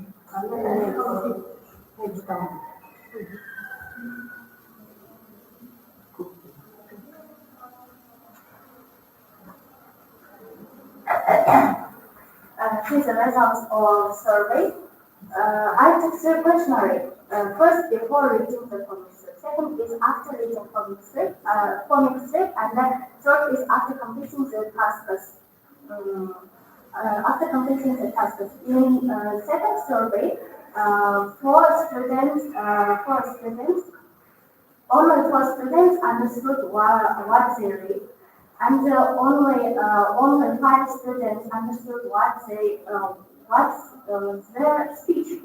And then only three students could write what they understood from the point three. And after after doing the tasks, their improvement. 10 students could retell and understood what they read. And 9 students could understood what they listen, and only 8 students could write what they understood. In conclusion,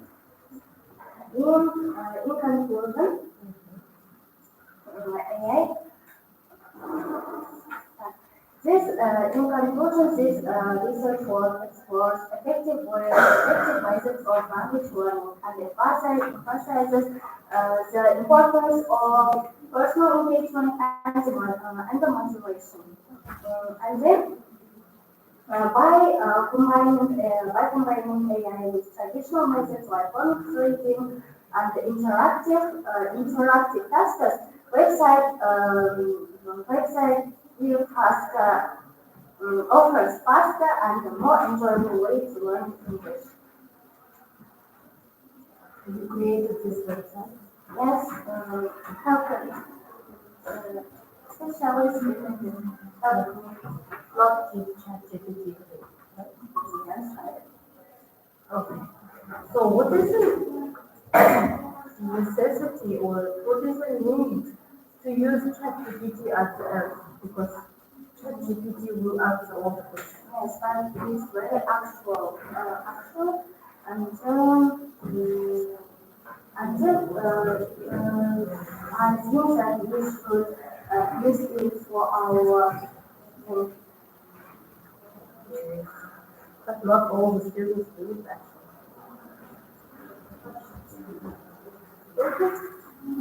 any questions?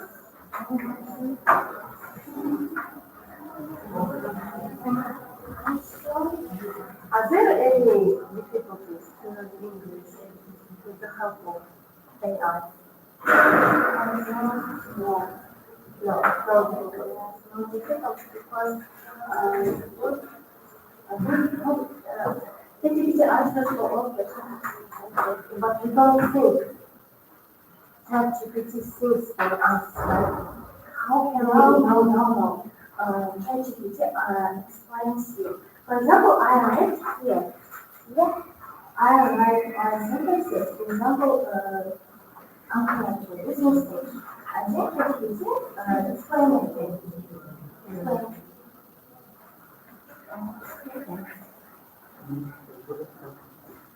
Thank you. Good. So, The next model is one. enhancing English proficiency through the study of idioms and different stories.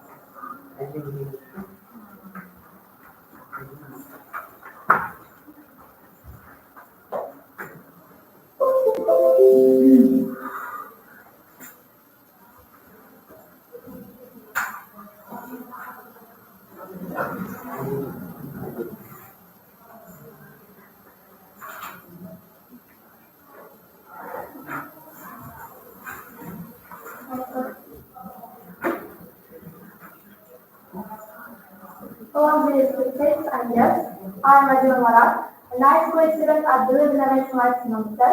Today I am excited to present our research project titled Enhancing English Proficiency through the study of idioms, scale, and using shorts. This study's main part is about the challenges idioms pose and how effective our authorship materials be effective in learning idioms. And in the research methodology, we investigated the process of learning idioms by the blended learning.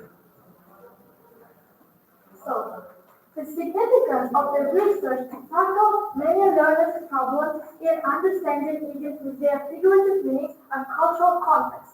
And the Objectives of this study is to assess the effectiveness of our on-teaching materials and evaluate the impact on learners' comprehension and engagement.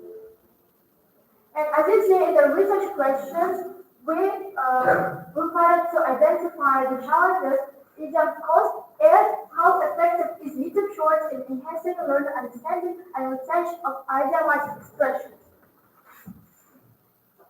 Many researchers explore the challenges of idioms and effectiveness of blended learning. For example, Alsambekova focused on the similarities between English and Kazakh equivalent, and also says that we have to learn idioms to speak naturally as native. But Boyer says that digital resources can help to improve our speaking skills. The novelty of our research is that we create innovative videos and also we created self-practice in our mini book and YouTube shorts. So you can scan the QR code to see our videos. And in our mini book there are plenty of equivalents, overall 40 idioms that we have, and each student can learn these idioms by their definitions and example in those two languages. Also, but at the end of each chapter, they can assess themselves by doing this task at the end of each idiom. So the materials used in this research is Block's book, Understanding Figurative Language, and also Cambridge Dictionary. We gathered the main idioms needed to enhance learners' speaking skills. But also, we have our channel, Agile Innovators, which has received over 500 videos clearly proving their importance in understanding idioms. So also, in our book, as I have also mentioned, there are lots of equivalents in Kazakh and English. For example, the idiom in the blink of an eye has the same name as the Kazakh idiom, Kuzdashi. So, the research methodologies. First of all, I conducted my project for my classmates. First of all, initially I took a pre-survey from them to see how they struggled with idioms. And after a month, I took a post-test. Here's a pre-test and here's a post-test. It was dated 2025. And it's our pre-test. Pre-test I took from them to see how they are familiar with idioms. And after a month, I took a post-test to see how our methods were helpful for them. So the results of quantitative and qualitative data. First of all, it's a result of pre and post test. The comparison between pre and post test, for example, the average score increased by almost 11 points. It's showing that most of the students have increased their test scores by 10 points. And our weak students increased their scores by 5 points. And the result of qualitative data by the result of this survey, I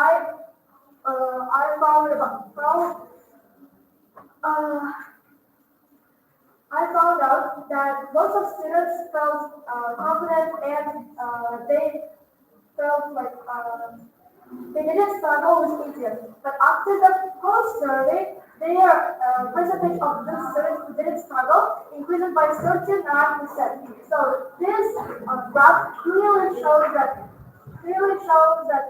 23 students have increased their score points by our blended methods, which are the mini book and YouTube short. And our research projects, we investigated the interview with two students, which have scored 38 out of 40 and 40 out of 40, which clearly proves that they mastered all 40 idioms. And also here's a photo of our scientific supervisor and my science supervisor. And also, there are students who are learning by the mini book and YouTube shorts. And our videos have received over 500 views, and there are lots of comments regarding the content. So in conclusion, ultimately, our methods provide proves that digital platforms like YouTube Shorts can improve the speaking skills of learners and tackle the problem that in traditional methods they focus on grammar and vocabulary. But by using learning methods, we can focus on idiomatic expressions to enhance students' score in IELTS speaking session. Thank you. So we have the qualitative. Quantitative, which is a pre and post test. This is the quantitative. So, quantitative is the quantitative is the pre and post test, and qualitative is pre-study and post-study. Quantitative data has got three response options: yes, no, or I'm not sure, and 5 questions overall. You can see them on pages 26 and 26. And So who are the researchers who did research about it? research about how to make my work, and you can see in this standard researchers, yes. Some were the international and abroad. So their works are basically based on Just they explore the significance of blended learning, which is combining mini book and YouTube shorts. And they also said about the significance of idioms to speak naturally as native. it is the use of knowing idioms for taking us.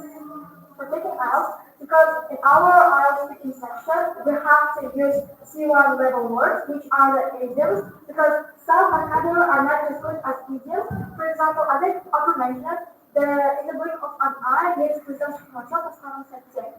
If we use both of these equivalents, we will sound more intelligent and our score will Higher. Yes. Thank you.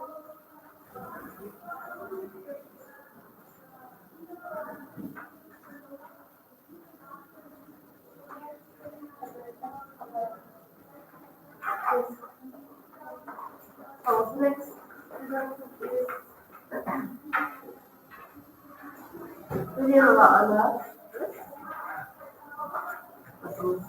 Using robots to teach English as a second language.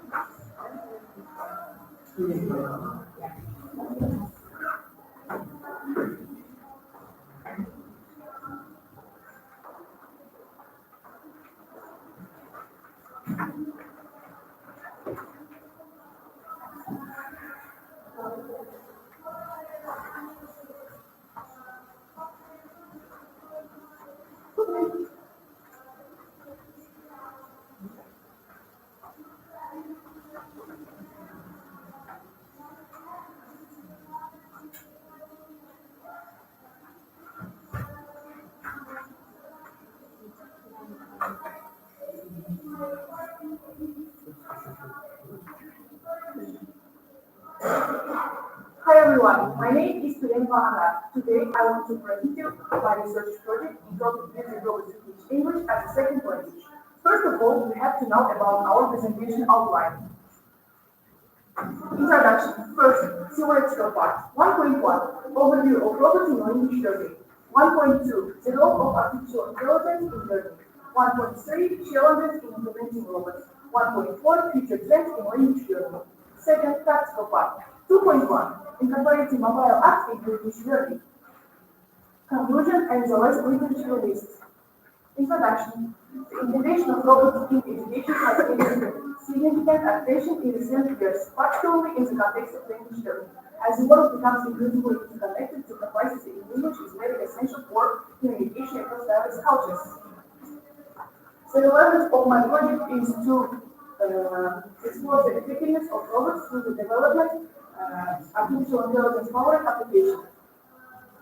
The objective of this project is to contribute to the understanding of how robots can facilitate our life and our language retention. The next hypothesis. First, the use of robots in English as a second language instruction increases student engagement and motivation. Second, robot-assisted language learning improves students' language retention. Third, the artificial intelligence powered application enhances the learning experience by providing technological feedback. Next.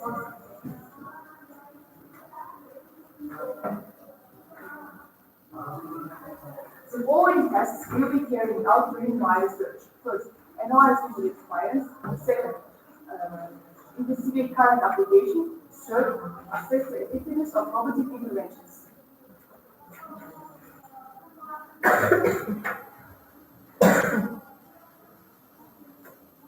Types of educational robots. There are 4 types of educational robots. Social robots, humanoid robots, robot tutors, and the prototype robots. Humanoids.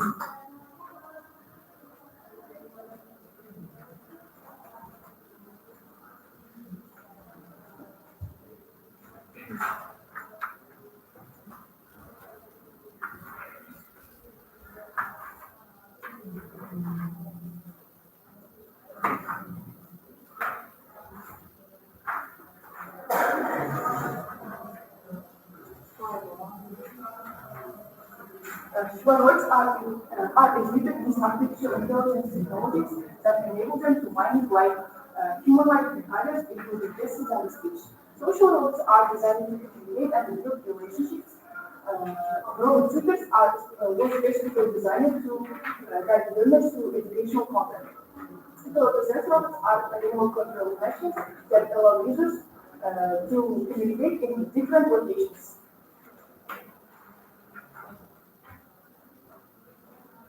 Interesting facts about robots in history. First, the first robot teacher. One of the earliest robots designed for teaching was not developed for language learning, but for mathematics. Second, Peacemaker is an emotionally aware robot. In 1997, we created a robot named Peacemaker, which was one of the first robots capable to interact with human emotions. Third, Caspar. Robots like Caspar have been used to help children with autism to develop their educational and communication skills. Now is the most widely used robot in language education.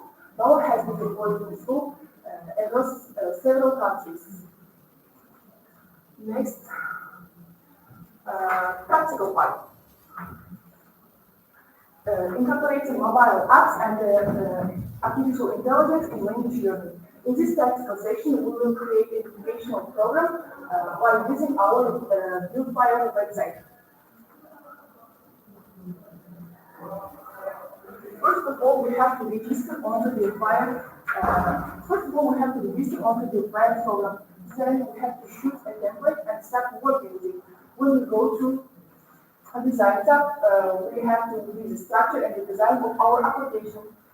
And the next,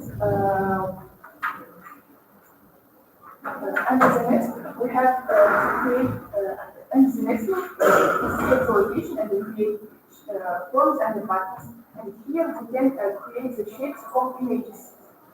Now let's move on to functionality of our application.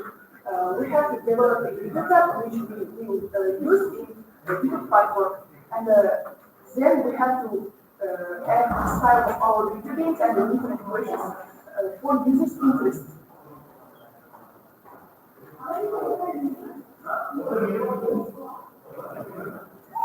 And then we have to edit the page to add the text of our application. And then we have to develop a video chatbot on a special portal.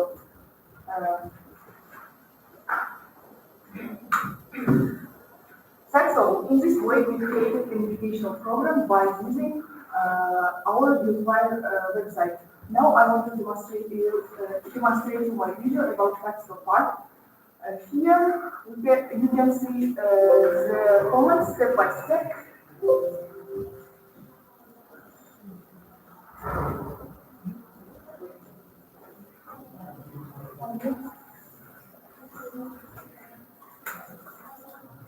Now I will show you my video.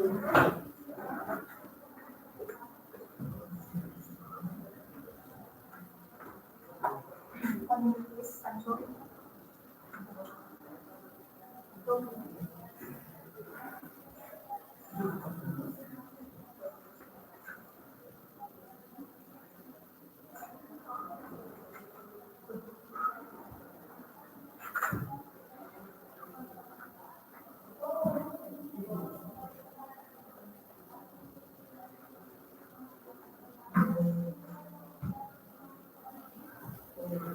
That's my video about practical part. Here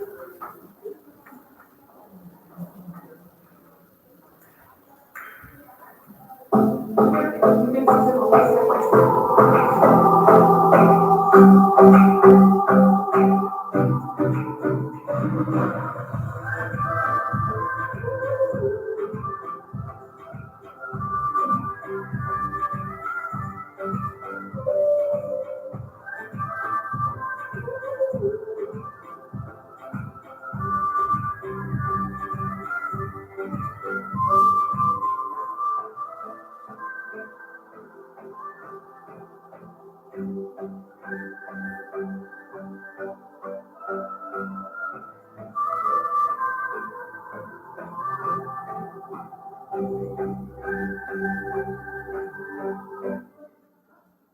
That's all I'm speaking. You can understand the idea of this video. And now let's move on to the conclusion.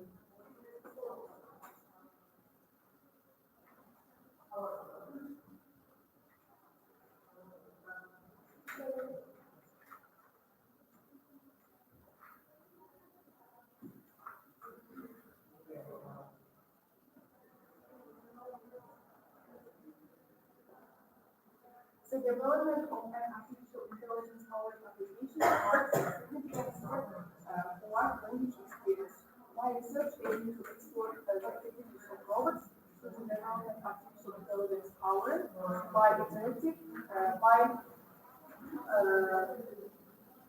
by integrating technology feedback and intuitive ways. Nowadays, we have great chances to develop and simplify the language learning, and I believe that our country in the coming years will make more innovations in that. Thank you.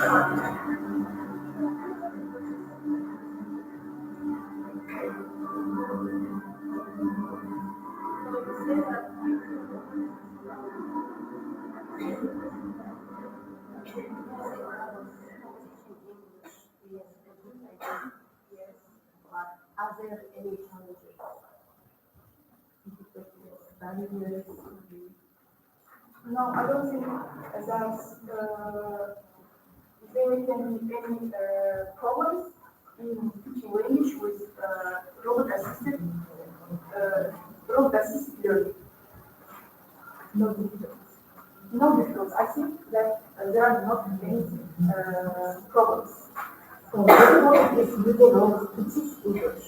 So then did you try to teach English? Yes, of course. I was trying to English language by robot-assisted language learning. I get improve my English learning from maybe 2-3. This is not teaching, this is learning. Using robots to learn English as a separate language. I think that these two words is communicated. Yes. No. Learn, students learn, teachers teach, right? Between learning and teaching. So the problem is just in your topics, you know? So you are talking about learning English, but your topics now is like teaching English. So this makes me Something like teaching English because the robots are our teachers, and that's the reason why I choose the topic teach English. yeah, anyway. So I think the next video. Yes, so the next idea. Yes, I value idea. The development of IT and tech startups in Kazakhstan.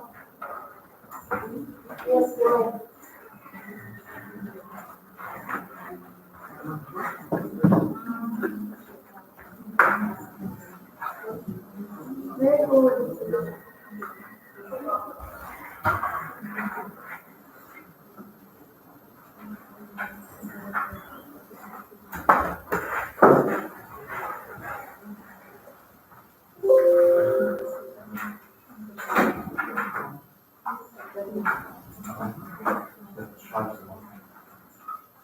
Güzel balık toplar. Sevgili bırakmıyor. Yeah. Ну что, завтра претензий не было. Sizler üniversitenin эксперта, чтобы все не видели. Кто как выступающий, если главный зал работает, өздері көрініп ну, қалай сөйлеватыр, сондай претензия болмаса, жоқ дейік, дәлелдей не береді. Иә, өздеріңіздің барлық жұмыстарыңызды өздеріңіз бақылап отырған боласыздар, иә. Ертеңгісінде реніш болмасын. Сол үшін ғана сіздерді отырмыз. Өздеріңіздің көздеріңізден өздеріңізді қараңыздар, біліңіздер, иә. Ертеңгі күні ренжіп жүрмеңіздер. Барлығы әділ болу үшін осылай отырмыз. Мен ағылшын бердім, ағылшынды жоғары балауып қалды деген сияқты. Осыны мыналардың ішінде біз қараймыз. Жүйелігіне қараймыз. Әрқайсы жұмыстың критерийлері болады ғой, өзінің несі болады. Несіне қарай, ең бастысы жүйелігі, дәлелдеуіміз қалай. Көбін жаза барсыздар ма деген сияқты. Соған бәріне мән береміз. Yes. So, hello everyone. My name is Maria. I was born in the region of Florida. This is Sudania, the Roswell and I studied arts and I'm 44 in the United States. Before I begin my speech, I'd like to express my gratitude. It's an honor to speak in front of such an engaging and knowledgeable audience, and I truly appreciate your time and attention. So, the topic of my scientific project is the development of IT and the next steps in Kazakhstan. Introduction. Proposed. This paper aims to how the IT sector in Kazakhstan has grown and is changing over time. We wanted to understand the role of IT and these new technology companies are helping to our nation's economy and how they are shaping our future. Our main goal is to look at the history of IT and see how it has developed. The second, find out what the current situation is for the setup in our country. Third, see how the government and the schools help the setups, and the last one, think about what the future might look like for tech in Kazakhstan. In my opinion, this topic is very important because technology is a big part of our lives, and by studying this field, we can understand and make our Kazakhstan stronger. And we are trying to answer the questions like how can the tech startups help and change the business landscape in Kazakhstan, and what challenges do the startups face. Current state of IT and the technology startups in Kazakhstan. In the heart of Central Asia, Kazakhstan's IT and the technology sector is experiencing a rapid transformation, evolving rapidly over the last decade. For example, I can say about Astana Hub. Astana Hub demonstrated Kazakhstan's commitment to nurturing IT talent, hosting 1,321 companies and providing a lot of different comprehensive support. The government's goal to boost IT exports to $1 billion by 2026 highlighted this focus, and the government's goal is collaboration with local partners, and the initiatives are essential for building a skilled workforce. And this is my pictures and photos when I was at Asada Hub, where I experienced and inspired with atmospheric skills, with collaboration and entrepreneurial experience, which further motivates myself and motivates my interest in contributing to this evolving landscape. As we look at the picture, it's clear that the industry in Kazakhstan is on the cusp of something great. The combination of emerging technologies and the startup ecosystem support also the active participation of Kazakhstani courts that give to the picture where technology drives growth and positive change. Government and educational support for startups. The Kazakh government and the educational institutions play a crucial role in the tech industry ecosystem. Policies providing financial incentives are essential for fostering innovations. Asana Hub serves as a platform for startups, while the goal of training 100,000 IT specialists by 2025 demonstrates a commitment to developing talent. You can see there are three types of educational support for startups. They are grants and subsidies, accelerators and incubators, and then tax incentives. Picture of IT and the tech startups. The future Kazakhstan's IT and the technology startups are promising because emerging technologies like artificial intelligence and the blockchain will drive advancements in sectors like healthcare and finance mainly. To capitalize on this, fostering a robust startup ecosystem with more innovation spaces, such as the Hub, is essential. And the practical part, challenge awareness and the perception of the tech landscape. Students demonstrate a broad awareness of Kazakhstan's IT startup sector, highlighting a sense of national pride in the country's digital advancements. Results, educational alignment with industry needs, and critical element of policy is alignment of Kazakhstan's educational system with the evolving demands of the IT and the tech sector. Solution impact on economy and the society. The consensus among students is that IT startups have a significant positive impact on Kazakhstan's economy and the drive innovation and creative jobs. There are visuals. We can link this report of the video, or let's watch together.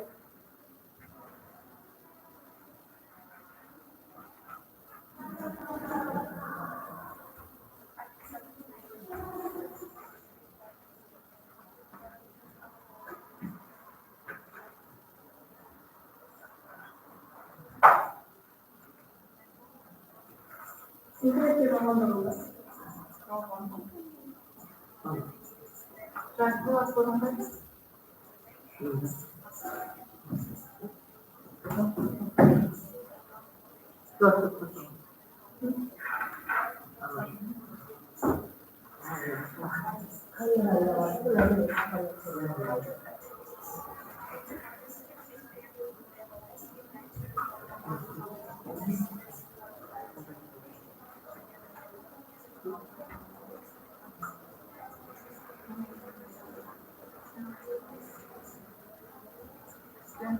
What is this video about?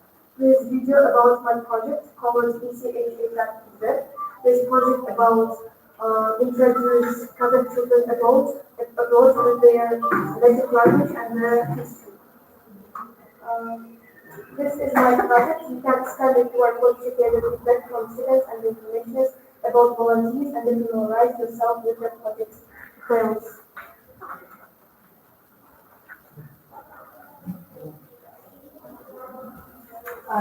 This section is called linguistics, right? Language style. What is the connection of your topic to linguistics? Okay, this is my project, and we teach English, Kazakh language to Kazakh children abroad. Maybe you know one program called Teaching for Kazakh Balları by Juna Excellence, and this project is about Kazakh children abroad, and in my project we teach Kazakh language and the secrets of Kazakh language, history of Kazakh Republic to Kazakh children abroad. So I can say that my project is connected with linguists because linguistics search languages and we teach the basic information is conduct language to conduct to learn approach. But you don't teach the English here. No, you teach conduct language to people who speak English. Okay, maybe try to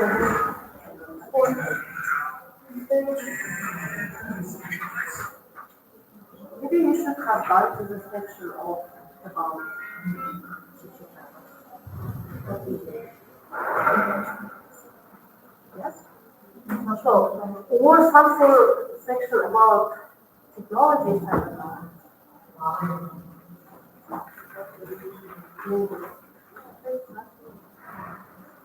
so this is your startup program? Yes.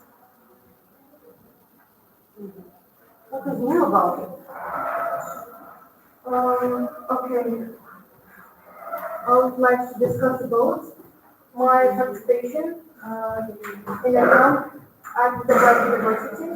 In this summer, I participated in a camp by Smart Expert that was in the White University.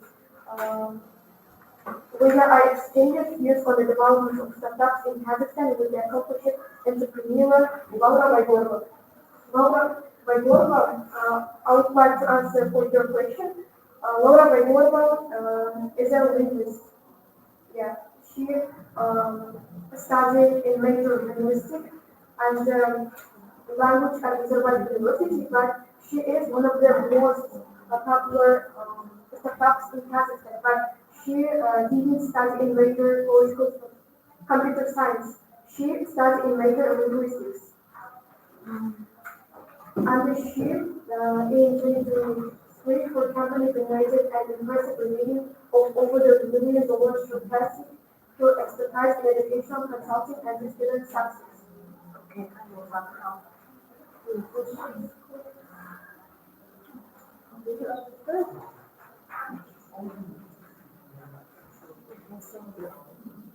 But can you watch the video?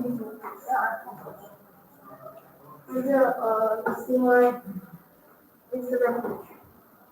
Why? Because this project connected with startup IT startups and the linguistics, you know.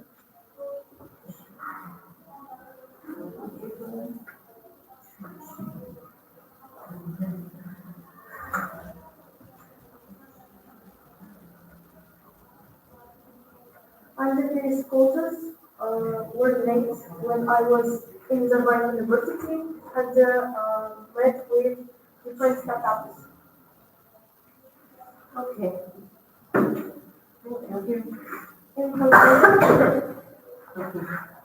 In conclusion, we found out the tech startups in Kazakhstan have come a long way, and the projects like ECHA that demonstrate how young people can contribute to building a stronger, more connected future. One of the most interesting things we found is that not many people know how much potential there is in Kazakhstan for tech startups. Thank you for your listening and attention. And additional information, a student from my project participated in a conference with Sayasat Nurdiv. Sayasat Nurdiv is the Minister of Higher Education in the Republic of Kazakhstan. And dear students, future is not something that you need to wait for. It's something that you need to create. And my today's speech is not about the present or about the past. It's about the future that we need to create all. We need to create all shape. Thank you for listening and attention. Thank you. Do you have any questions? No? So the next student,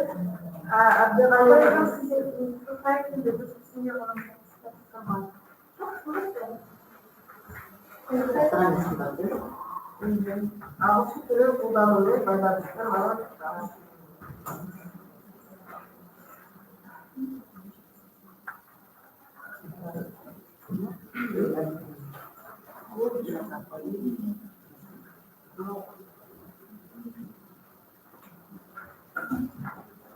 Good afternoon, my name is Aslan Smart. Some of my work is about the professional related to the use of the English language. The purpose of the research is to systematize information about professions that require a high level of English language skills, then with their demand in the student labor market and will determine the development of these professions. The subject of research is various specialties that arise through learning a foreign language.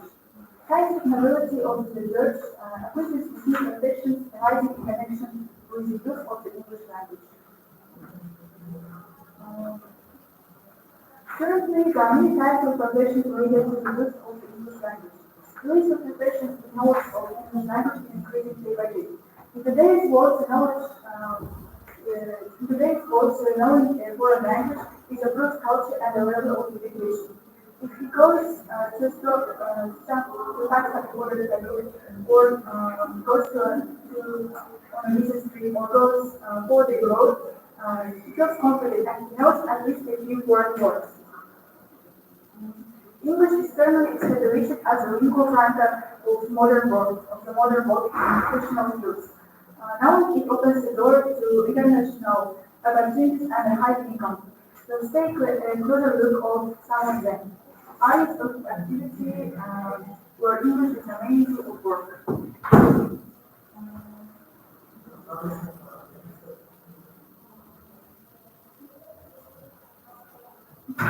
Software development. Many programming languages have documentation in English, and the international teams speak English.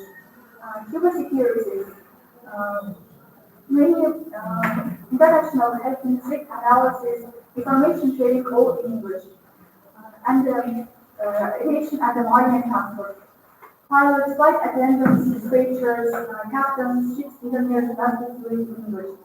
The international language for aviation and the transport. Higher education. Writing lectures, seminars, scientific articles, all in English. And English language requirements vary greatly depending on the specific profession and the company. However, it is usually possible to identify the levels and the trends of required in different service areas.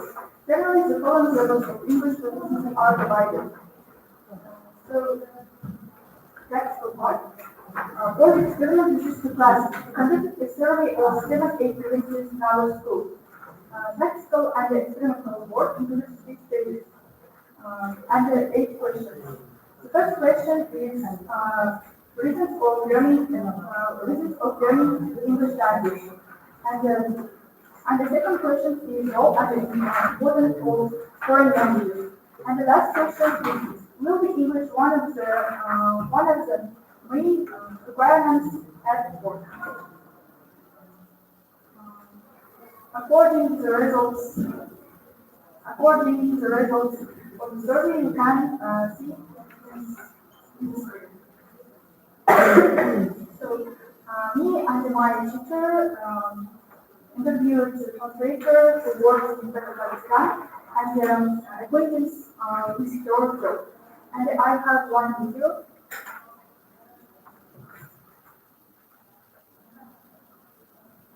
Hello everyone, my name is Alina Antilote. Today I want to share my early experience of using English in my career. Currently, I'm an English language coordinator at the US Embassy in Astana, Kazakhstan. My primary duties include the implementation of English language programs for English in Kazakhstan or middle school students. I also have programs for English language teachers in primary and secondary schools.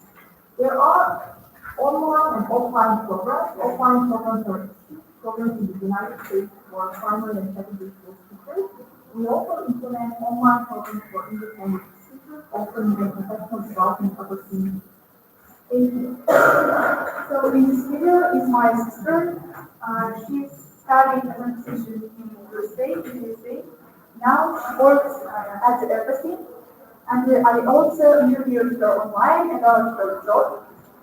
I was convinced that thanks to knowledge of English, we can work in great jobs and also the Romanian Christmas celebrities. So in conclusion, I want to say that knowing English, learning English in professional fields allows you to regularly communicate with colleagues and partners from other countries and also participate in international projects. My suggestions for this work. Educate high-level technical and applied professionals with comprehensive abilities in English for enterprise management and adapt to the requirements of warriors modern economy and also trade sector.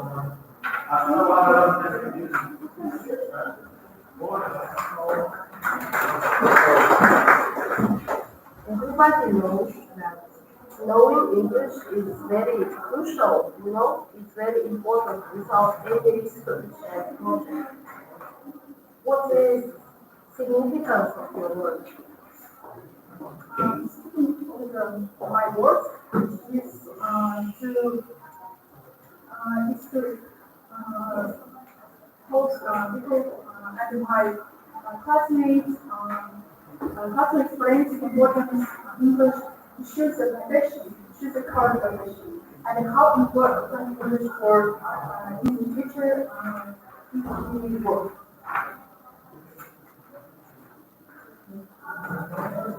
Do you have any questions? Next, Razak.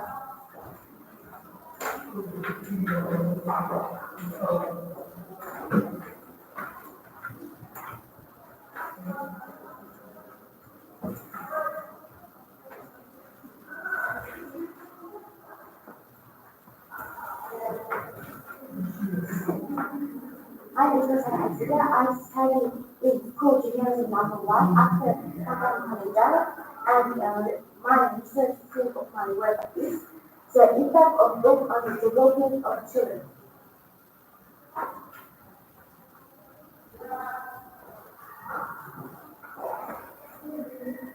A book is a medium to report information with a form of writing or images.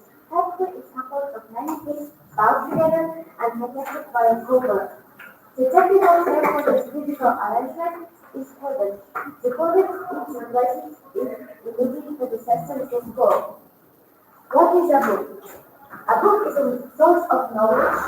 A book is an important component of human culture. For many centuries, it has been the main material carrier of information. The history of writing books. What is a book? Have you ever thought about the definition of the term book in further refinement?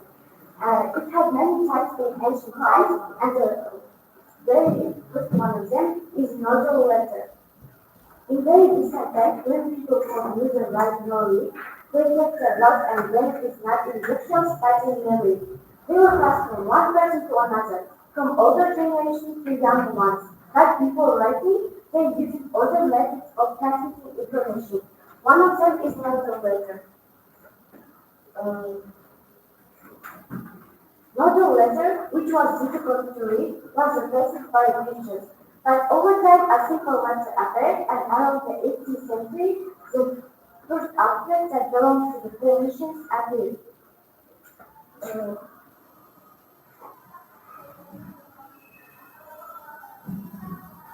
Traveling from countries and people from town pass to papers from papers to wax from wax to parchment or buying card, from parchment to paper. And what is the use of books? The benefits of using books are obvious. They enrich people's inner world and make them smarter. After reading a classic work, people sometimes begin to change for the better.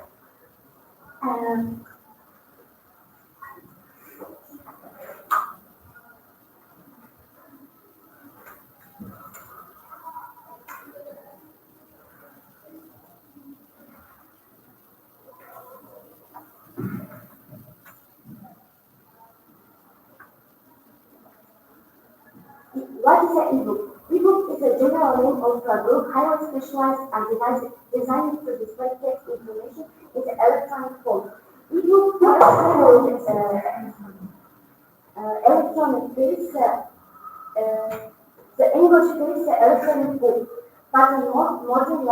is often used as ebook. Ebook library is very large today, but unfortunately it has its advantages and disadvantages.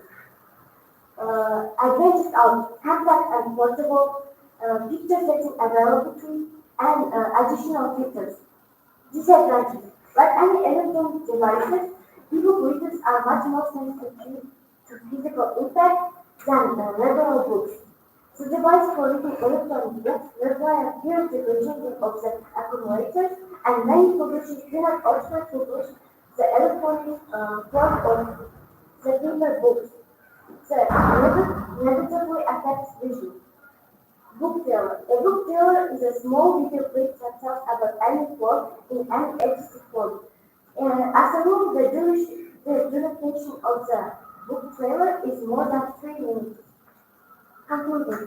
Having considered the theory of book, we came to the conclusion that other pieces of a book bring in an impression, open and bargain with the strong styles, attracting to the book. A book in my life. My love for reading books came from hearing stories from my mother. At first, I loved hearing stories from my mother, but over time, I read them myself. And I decided to conduct a survey in order to identify the attributes of my classmates for reading. And I asked them a few questions. Do you like reading books? What kind of books do you read? What kind of books do you like to read? What do you read for with interest? Do you know the history or the origin books? Do you prefer ebook? Do you often go to the library? And the results simply amazed me. It turned out that 100% of student children have children's books at home, and 194% of them read them. And 34% of them read books only for the sake of pleasure. And What is your conclusion? my conclusion is that a book attracts people with features, and book can change people life. Reading book can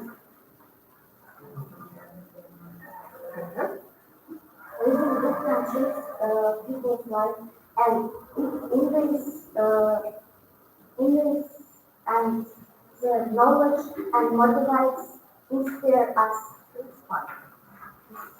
So you said that the benefits of reading books are obvious. Yes. I agree with you. They are obvious and everybody knows how beneficial it is to read books. So what is new in your project? Yes. So without your project, everybody understands that we must read books because books develop us, right? So books develop our vocabulary, thinking, imagination, critical thinking, everything, communication skills. Everybody knows it. So what did you try to achieve by doing this project? By taking this topic, I want to achieve that everybody can read books in any way, like electronic books, like the original books.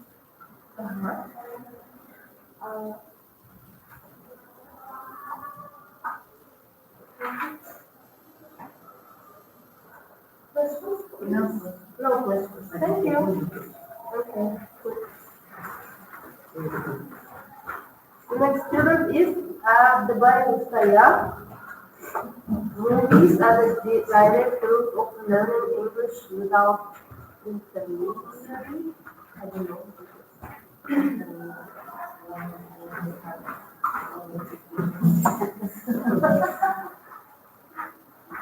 It's almost lunchtime.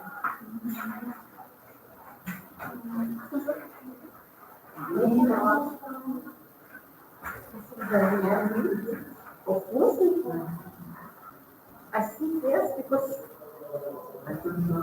we have feelings. We must have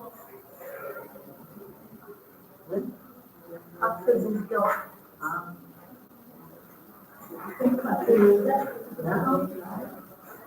Hello, dear teachers and participants. My name is Robotics, and I'm the art and grade student of our school. The theme of my research work is movies as a direct growth of learning English without the community.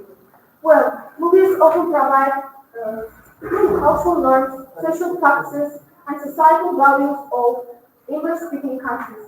Learning through movies helps learners gain a deeper understanding of this cultural aspect, which is really essential for effective communication and the interaction in a globalized world. The relevance of learning English through movies is as it integrates language learning with real-life application and the cultural understanding and engaging content. By utilizing movies, learners can enhance their language skills in a practical and enjoyable way, making it a valuable complement to traditional language learning methods. The purpose is to develop the ability to understand spoken English as it is used in real-life contexts and expand vocabulary and understand idiomatic expressions and the slang.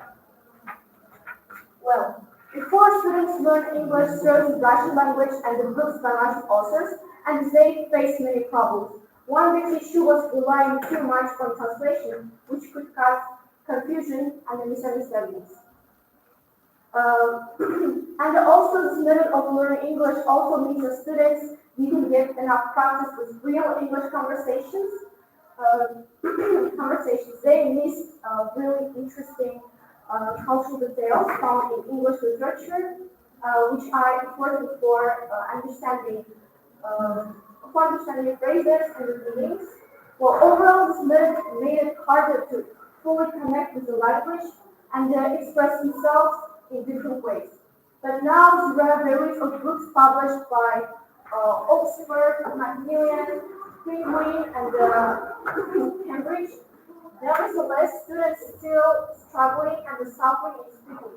Also, I talked to forums of flex or students who visited English courses abroad. They admitted that the English we are learning differs what native speakers speak. So I want to solve this issue. I have a clue. We can use movie as a source of authentic material that it covers all required, such as listening, speaking, reading, and writing skills. And this raises a question: why young children? To answer young children, so young children was chosen due to his unique background and potential for language acquisition. His exposure to diverse cultures and languages may have made him an ideal candidate for studying English, as it could enhance his communication skills and broaden his opportunities in a globalized world. Additionally, his personal interests and the goals may have aligned with the advantages of learning English, making it a strategic choice for educational development. Is that movie? Yes. Young Sheldon, yeah. In first season, there are 22 episodes, and in only 22 episodes, we found out 238 idioms, 216 allocations, 249 phrasal words, 180 structures. Well, and this RAW, I compiled workbook dictionary with my teacher. These workbooks run many types of tasks like fill in the gap, match the definition, and also vocabulary of idioms and just vocabulary. It's about definition and example, and also translation habit. And also this dictionary, we made it in unusual form to touch phrases, so it will be really comfortable. And also there are cards.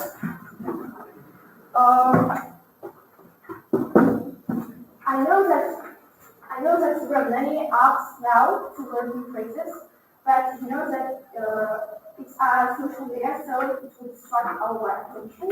But thanks to this card, and by using this card, we can learn new phrases and touch them, feel them, just connect with them. So it's a really comfortable and useful for us.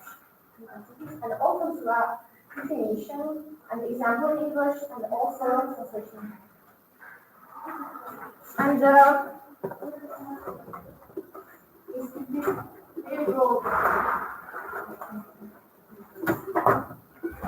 many stories. Actually, it's a fragment of film which are divided into many parts.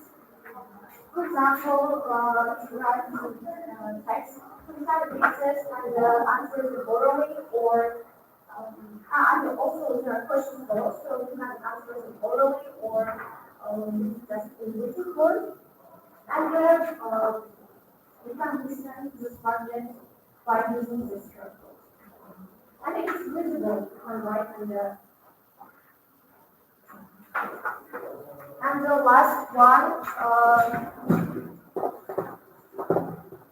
features of characters.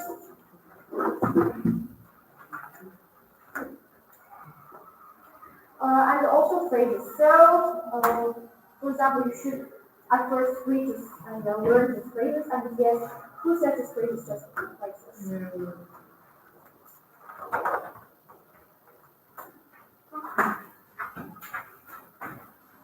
And also,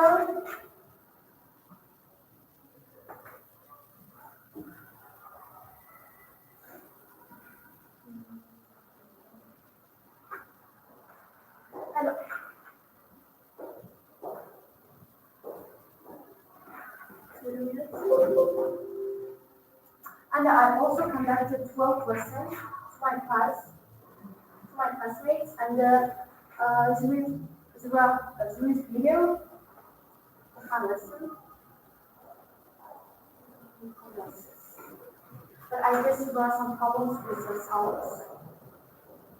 Well, if I want to, so there's a condition or this problem.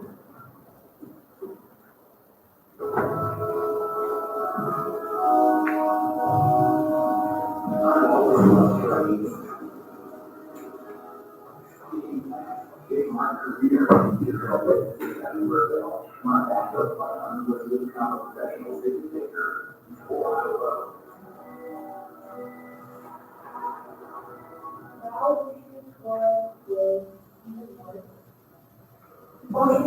what was that reward first? Allow them to have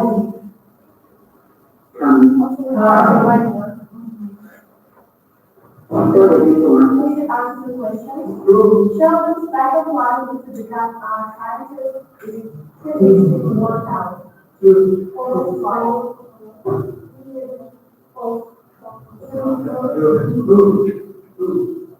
Shall the system have a number of aspects to block? Colors as well. We should ask the questions. What are the things shown above means first law for science? Okay, please ask pleasures and you should find out instead of things. How was it unravel the inner workings of the universe? Who said? I guess that's all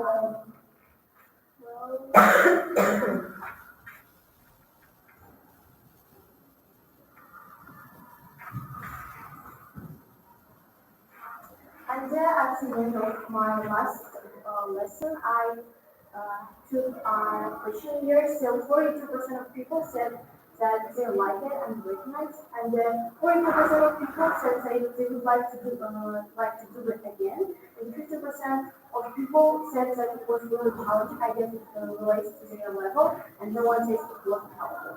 And also, I held a speaking task, and I noticed that 10 of people tried to use evaluations, and 5 people said that they improved their listening skills, and 12 people said 12 of people used phrasal verbs, and I noticed that 8 of people improved their speaking skills.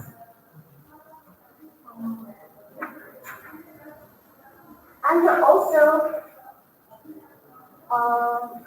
I shot videos about physical allocations, phrases, and phrasal verbs, and I uploaded them in TikTok, and also the short clips of my TikTok account, and okay, and it was really interesting content, and these examples were really useful, such feedback I got, and also 5 and 8 people said, so it says that it was really helpful for them. And the suggestion, okay. All these materials can be utilized in faculty lessons and of course the independent learning. And about conclusion, movies integrating movies into language learning not only enriches educational experience but also provides flexible and enjoyable means of developing skills. So, So, thanks to this, thanks to movie learners can enhance their fluency and cultural understanding, making this learning process was effective and satisfying. This approach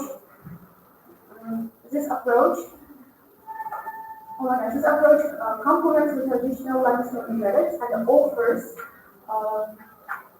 a valuable tool for achieving a well-rounded and education, language education. Thank you for your attention. This is Really, it's like things I shall work with and then I asked you if you should translate it. Without now we use this workbooks to repeat out what we learned from this.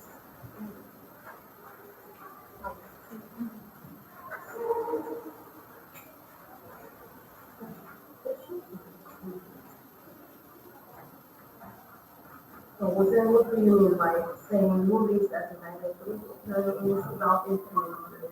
We know that we learned English for 6 years, but we still, what I mentioned, still have problems with speaking or listening. That's because we don't know what's real English. For example, what's real It's a just movies, you know, English without implementing. Not really. Without implementing.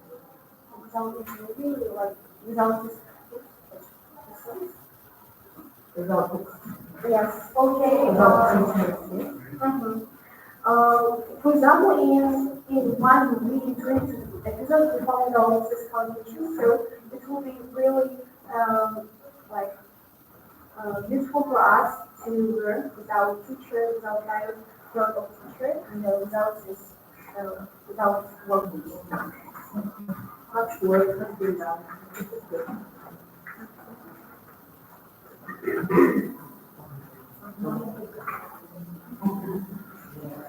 Since I think that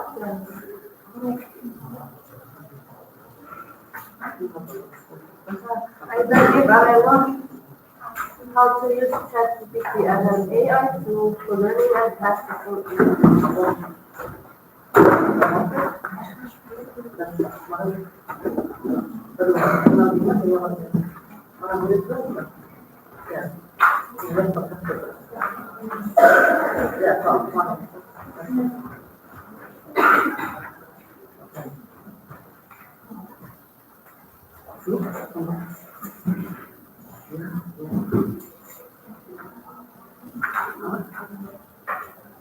How should we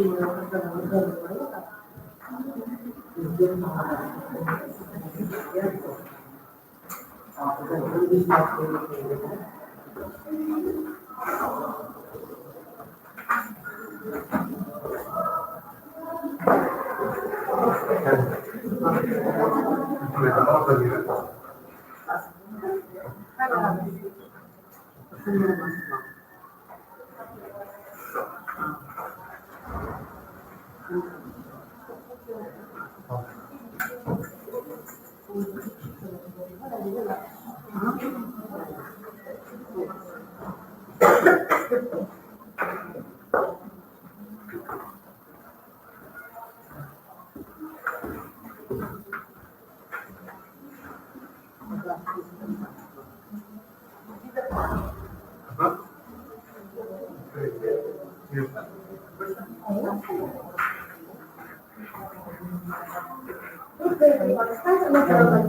My name is Agatha Kayama. I'm my first student at my school. My schoolwork is how to use ChatGPT as a tool for learning and practicing English. For the first step, do you know what ChatGPT is? If you don't know, please focus on my tutorial with this. Hello.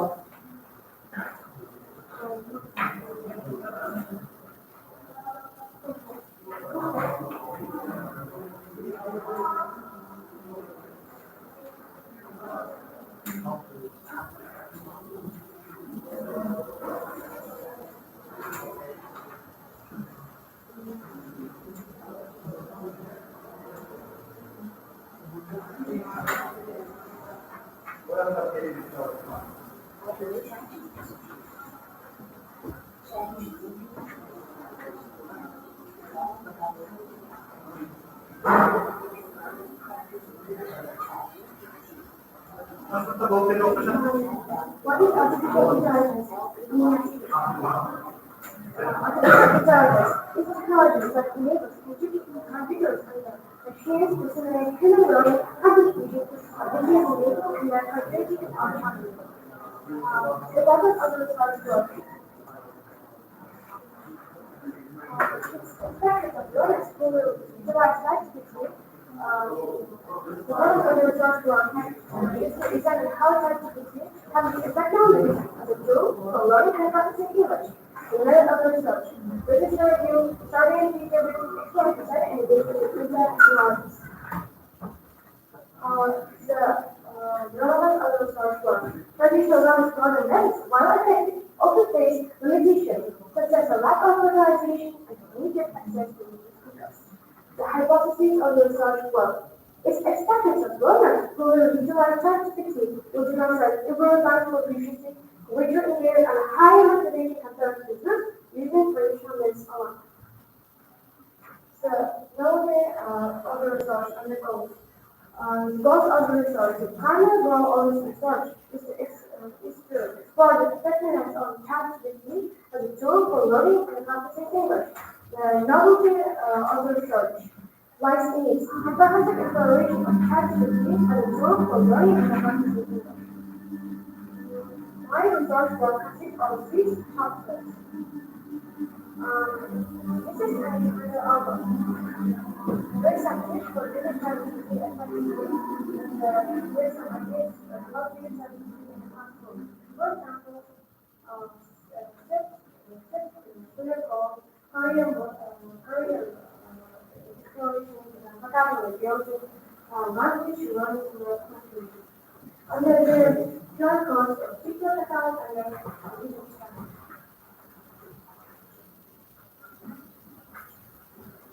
This is brochure.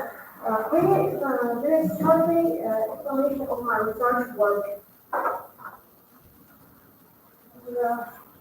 You can find it and see more information. There is a result of the research. So why did I make this expand album? We are planning to place it in the school hallway, in the library, or in English room, so that teachers and students become more informed about ChatGPT. Questionnaire. We have conducted a survey among teachers and students to assess the awareness of ChatGPT. In the questionnaire, during the respondents' emails, 35 students and 20 English teachers were asked to answer 10 questions. Let's discuss these questions. How do you use ChatGPT or similar AI tools for learning and practicing English? 40% of teachers answered they are trying to try it, and 71% of students answered that they hadn't used it before.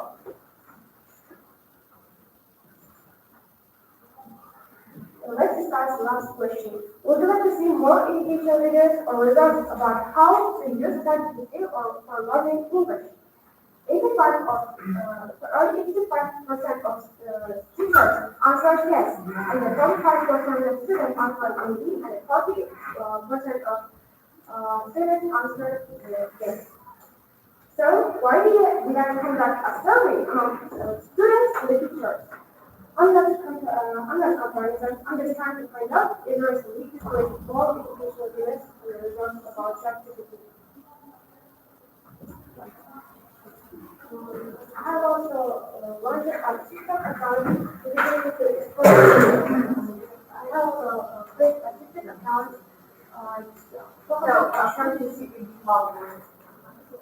focused on short pacing. TikTok account. On this platform, I regularly upload short videos that demonstrate practical ways to leverage ChatGPT.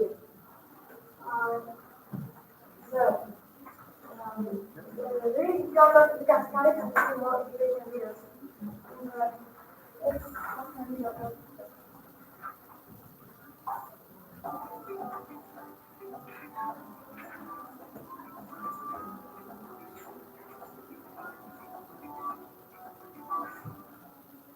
What is ChatGPT?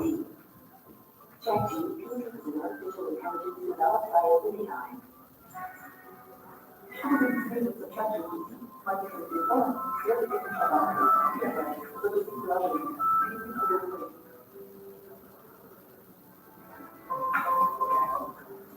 I also watched a different channel dedicated to exploring the effectiveness of ChatGPT. By sharing these education videos, I aim to reach a broad audience and attract as many viewers as possible. After watching these education videos, both students and teachers became more informed about ChatGPT. The videos provide a clear explanation of ChatGPT and can be used to learning English.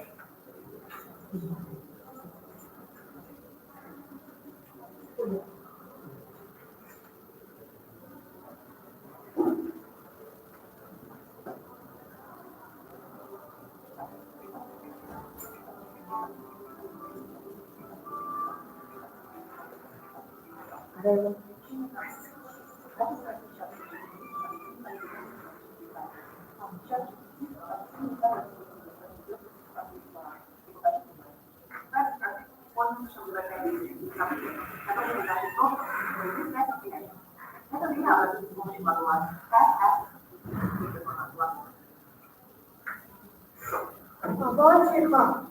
At our school, we have established a volunteer club to help students with abilities and mastering ChatGPT. And our volunteers are trying to help their classmates to understand how to use it and how to sign it in. After our first meeting, me and my helpers explained how to sign in and how to use it. And at our second meeting, we explained to them how to use it and the advantages and disadvantages on the ChatGPT. At our third meeting, our students showed us what they had been taught.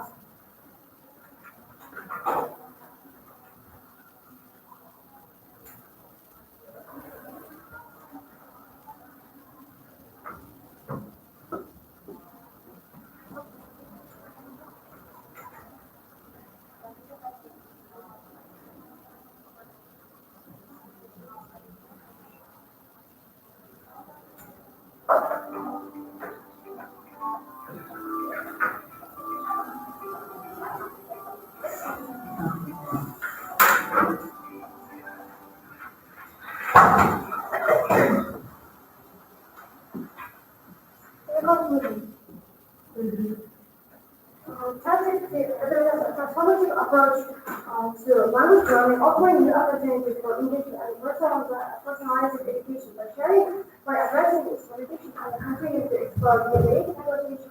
The teachers and the learners have fully realized the potential of these AI tools in the language information.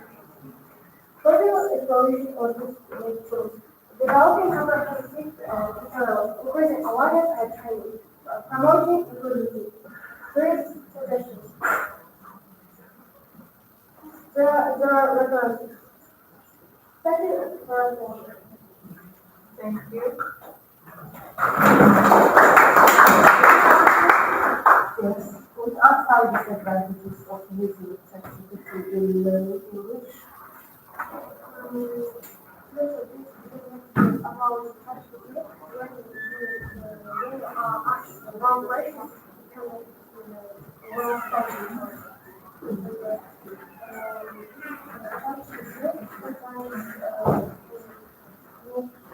mistakes when you ask question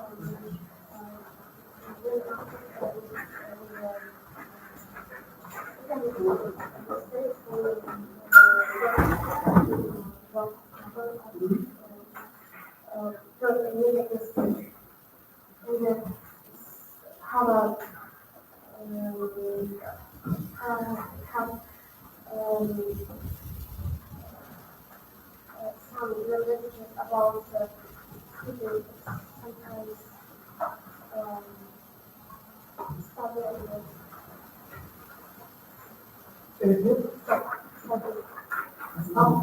stop talking.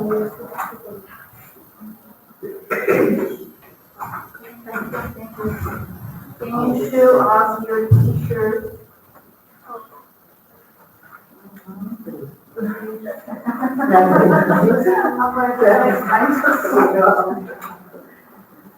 So we will break for 15 minutes. Okay? You may go to the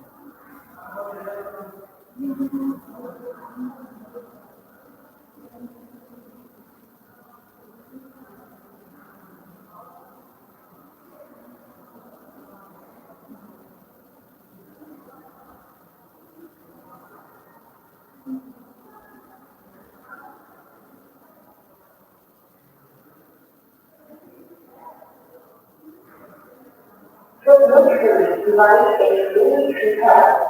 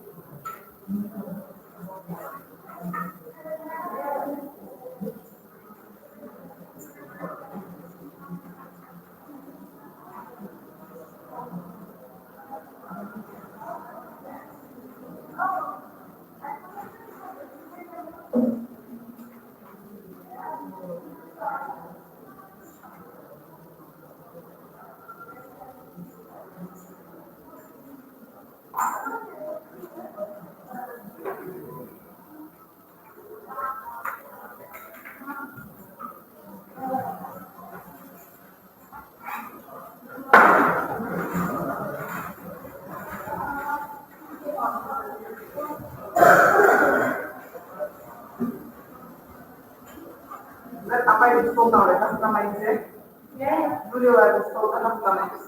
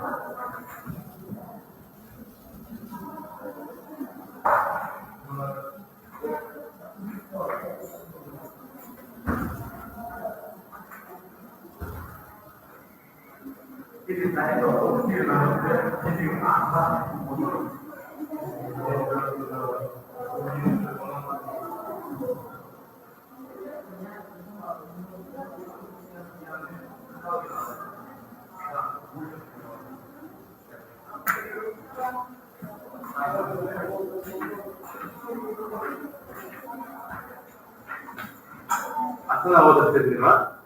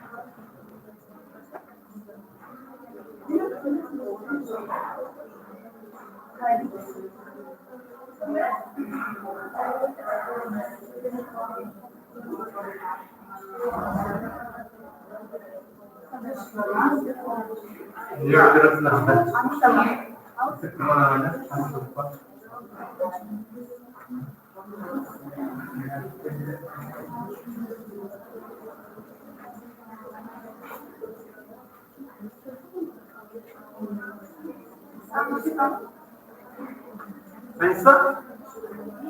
Bilmi?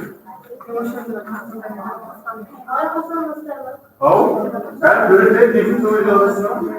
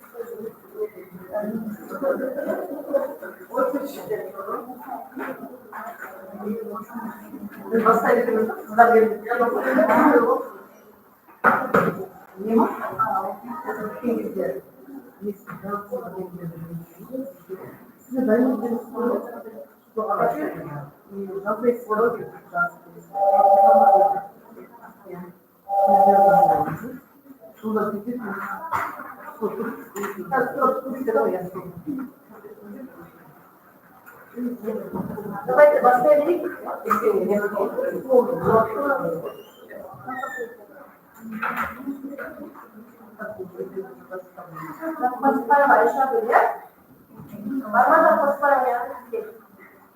Develop critical thinking through a hidden message in that means.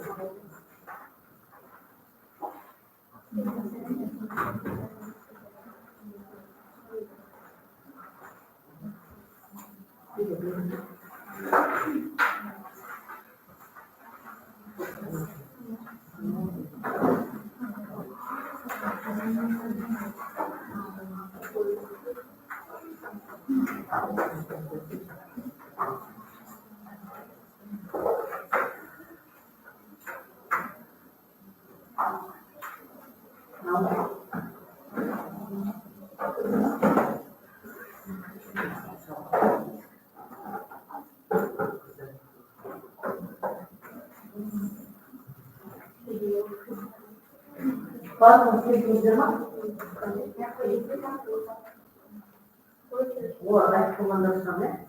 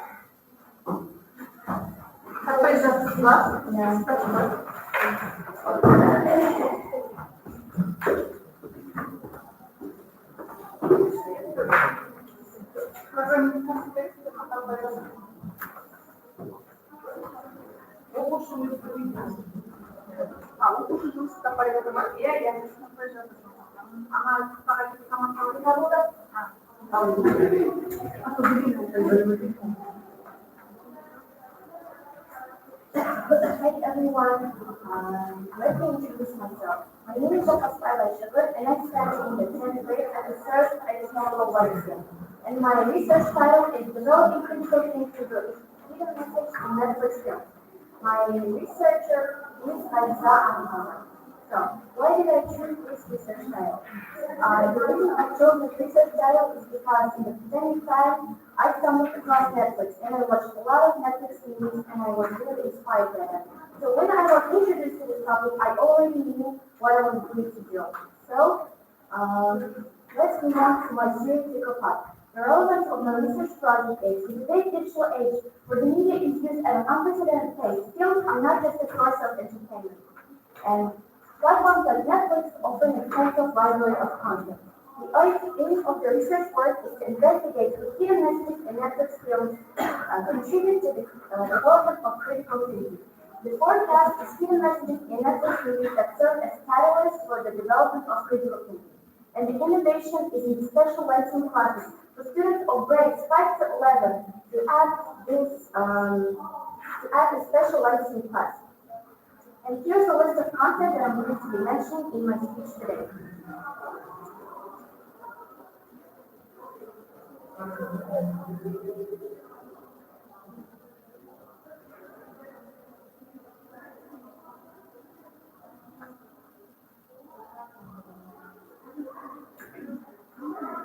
Critical thinking is a method of learning and education theory that uses the mind to achieve a possible solution for a problem.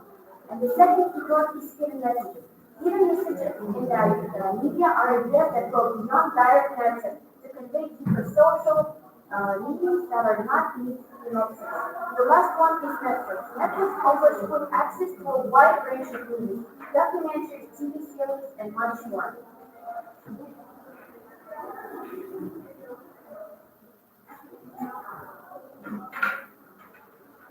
So, as I mentioned before, I watched a lot of Netflix movies and I chose my top 3 for this research project. The first one is Wonder. It's about a young boy with a facial deformity. His name is August or Audie Coleman. He goes through a lot of hardships during his life. And the symbol in this movie is his face helmet that he wears to hide his face. And this indicates his insecurity. And there's a quote that I really like. If you are given the choice between being nice or being kind, choose being kind. It reminds us that in this harsh and cruel world, we still have to be kind.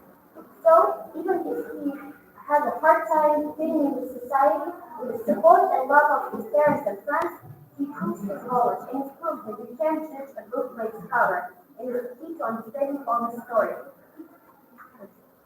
And the next movie is A Twinkle in Time. It's about a young girl whose name is Meg Murray, who's looking for her father. The symbolism in this movie is light and darkness. The light represents the good times in life, and the dark represents the bad times in life. This indicates that people need to learn to gain a positive thinking and learn to deal with their inner struggles.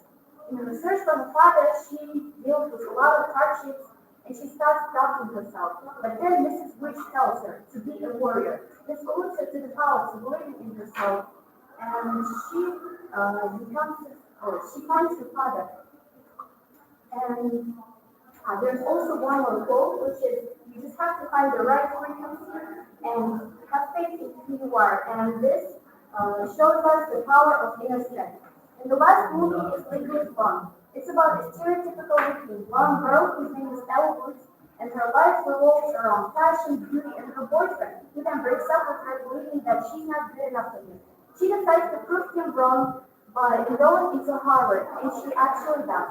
The symbolism in this movie is her bright wardrobe, and as you can see here, her favorite color pink, which is very different from the brown muscle colors at Harvard.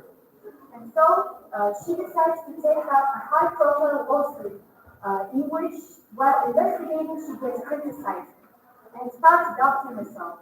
And then a professor tells her, if you let the fool ruin your life, you're not the girl I thought you were. This analysis in this movie is just important dialogue which encourages Elle to ignore failures and keep moving forward. And during my research study, I have created a book which is called Bilімі, and it contains a lot of pre-watching and after-watching tasks related to the movie Wonder, and also this book which I have written in 9th grade.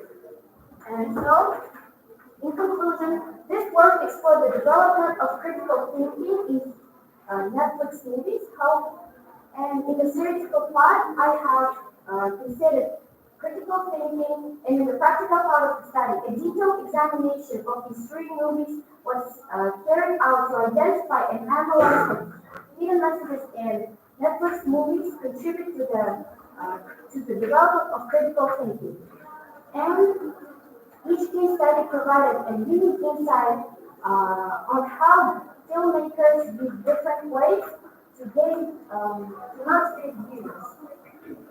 And also, during my research study, I surveyed my classmates. I have found out that 80% of the students like watching Netflix films, and they have agreed to adding a special licensing class, which is my recommendation. I think that we should add special licensing classes for the students of grades 5 to 11, which are approved by the General Education Program. And in connection with these, students want to be considered ways to add Netflix movies in the learning process, and also this book. And thank you so much for listening. I hope that you consider my research work.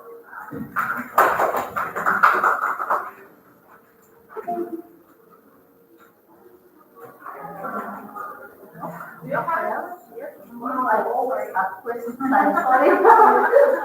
So you say that we need to implement film watching into school programs. How possible is it?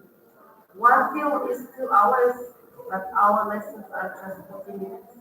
Well, I think that you can watch little segments, and nowadays lessons are a little bit monitored. Well, it depends on the teacher, but I think that added films will really help the students engage in the lessons.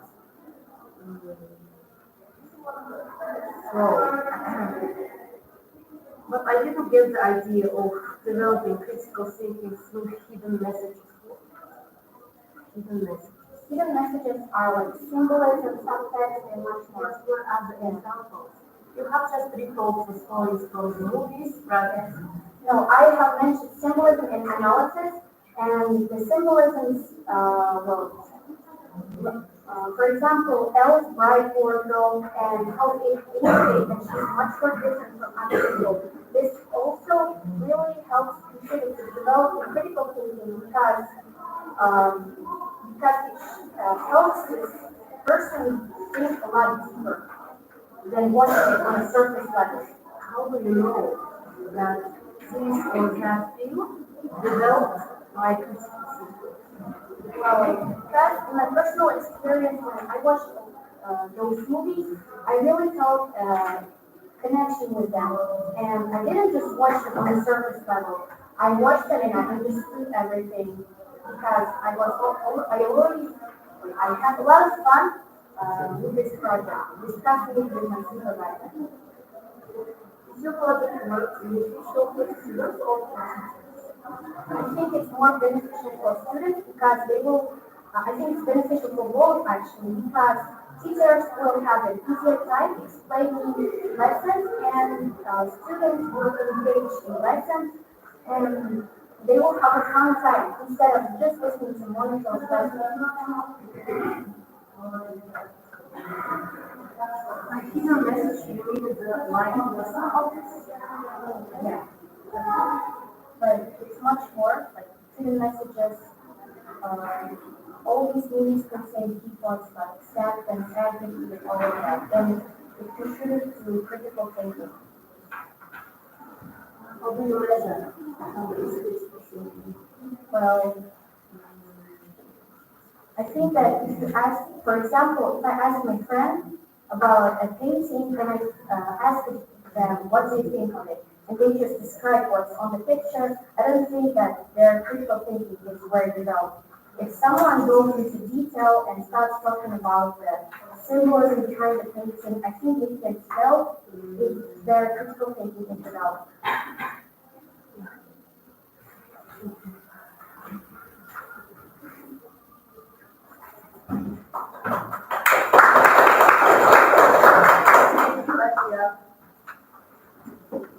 Etymology of English geographical names.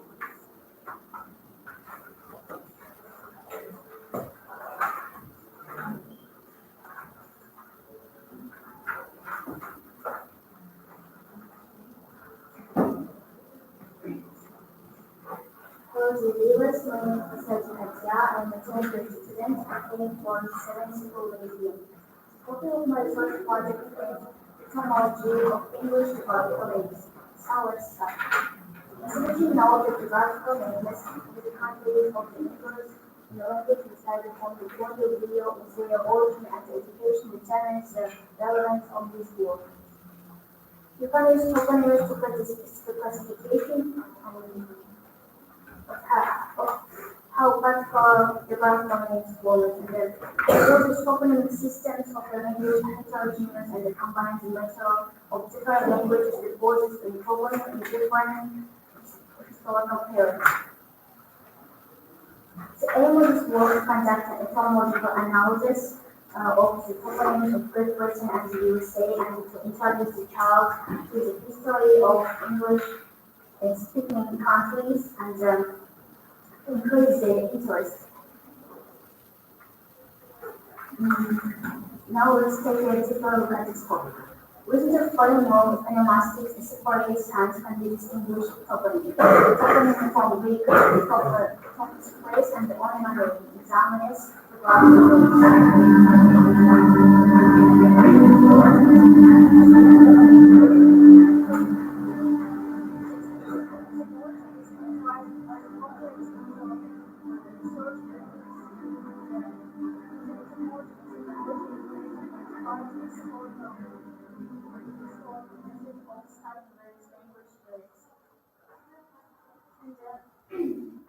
the Celts inhabited the British Islands for about 10 centuries, and examples of Celtic place names include Belfast, Dumbarton, Avon, and Dirty. And the Latin names include Manchester and Oxford, and the Scandinavian names include Guernsey and Ipswich. Toponymy is a study of place names that means reflect history and culture, and it is classified into various categories, including descriptive and memorable. The word formation is a branch language science that studies the structure of words, for example, what parts they consists of, and how they are formed. The first articulation, word composition, abbreviation, and conversion. If you see my topic, research project, you can see maps. Maps were used to compile a list of the most interesting names of the cities in the United Kingdom and the United States. And the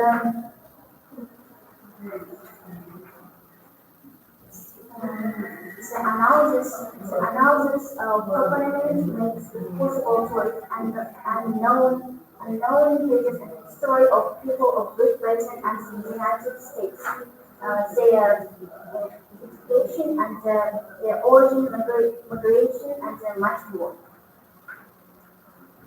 Every word in any language has its own historical roots, and the English is no exception to this. Research in the field of etymology of English cities equivalents that any movements and changes in the English language are closely related to the history of the development and of this territory. All the events that once took place in history are reflected in language, because it's a language as something living and changeable. The mirrors of the events and the phenomena that occur in society. Now I have a video.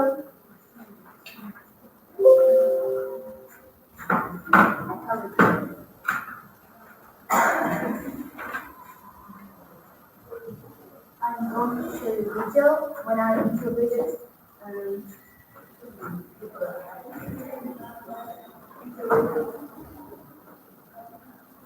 from grade 7, 11, and 12. Let's see.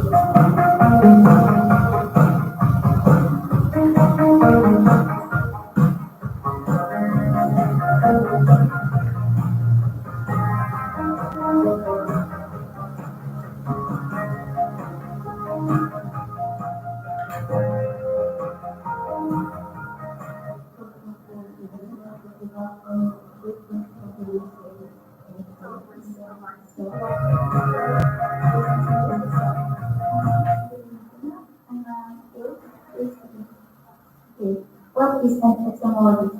Etymology is the study of the origin and historical development of words, activities, meanings, forms, and how they have evolved over time. It examines words used in different languages. The term etymology itself comes from the Greek words etymon, means truthfulness, and logia, means the study of. Thank you for answering. Hello. Hello. Please introduce yourself. My name is Kazakhstan. I'm a great student. What are the cities in the USA?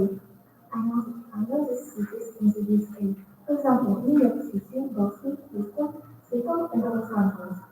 New York City is the largest city in the USA, famous for its skyscrapers, for example, Central Park and the Times Square. Thank you for answering. Hello. Hi. This is my name is Mara. I'm a student. Please take some. Second is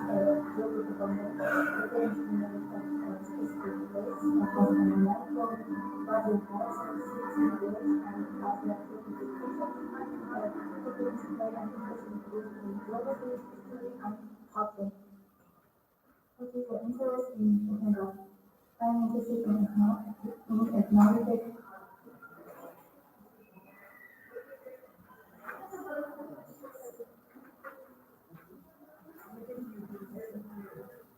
Because I see it's related in our time, and because many students can know deeper about communities. For example, search for person in the next Kingdom and the United States. Why did you do this? I want to know how the students know about it and integrate it, and you can see that they answer it very well because when I ask these questions, they search about it in Google, and so I think after this, they know about it.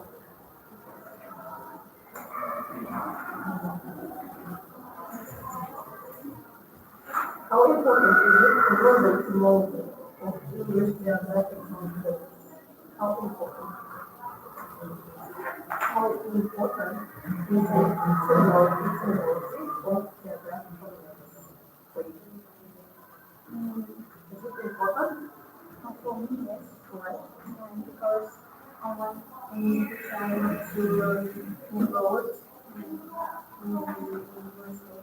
So for myself, it's very, say the history and development and how they come.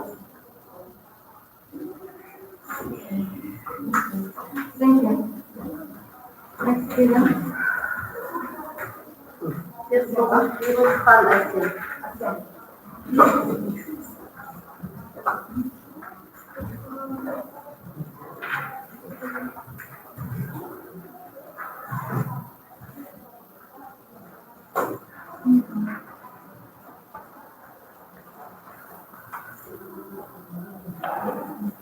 Good day, dear teachers and students. It's honest to me to be here to say about my research work. But first of all, let me introduce myself.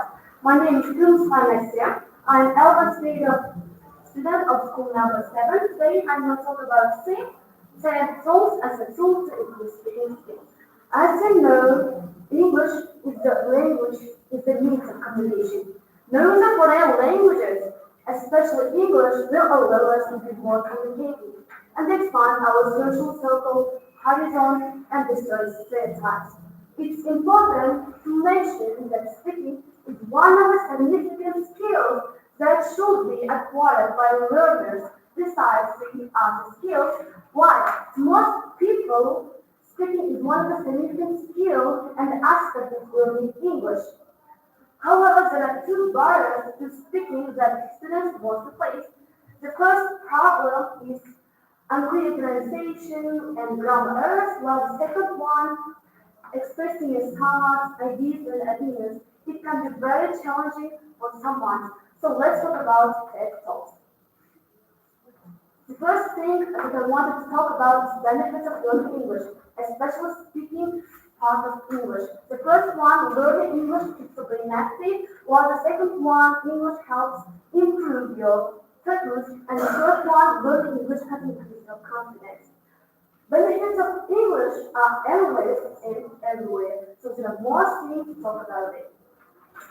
So, at the beginning of my speech, I say that habits is an essential part of learning English, especially speaking skills. So, what is habits? TEDx is a conference which is given at Technology in the Time and Design.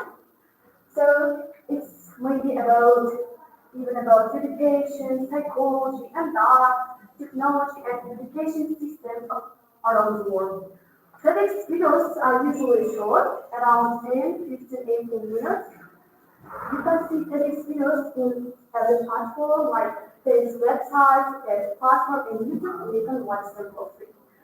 Let's talk about the investors.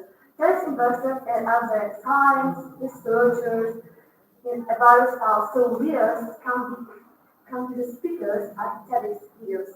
So like I said above, TEDx talk video can be about different things. It can be about climate change or environmental science that help in supplement them, and the ideas can inspire. They can inspire students to be more communicative and enhance their speaking skills, boost their energy and learning new skills. TED events can be held by local speakers or topics to talk about them. Also, they can be focused on text structure, but independently organized. So let's talk about practical ways to utilize TED Talk communication.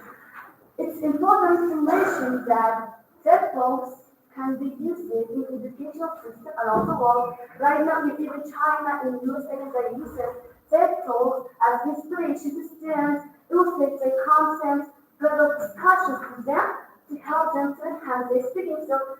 Why? Because right now, the weakest point of all the schools are speaking. They know vocabulary, they know grammar, but they don't know how to speak fluently or say their own ideas. So let's talk about practical ways to utilize TED Talks in education. The first one is enhancing lessons. Let's talk about the teachers. Yes? Teachers can integrate TED videos in their schedule to supplement lessons with real-world examples, because their speakers are real-world leaders, science researchers in various fields. So something like that can help them to help students to improve their speaking skills. The second one, stimulating discussions. They can build stimulating community to absorb real-world problems or speaking skills problems, even talk about their experience. Project inspiration. After watching TED videos in the lessons, they can create their own project to discuss if they can inspire them and then choose the relevant topic of this TED videos. Critical thinking. Analyzing TED Talk videos can help students to activate their critical thinking and explore the other speakers' arguments, evidence is presented.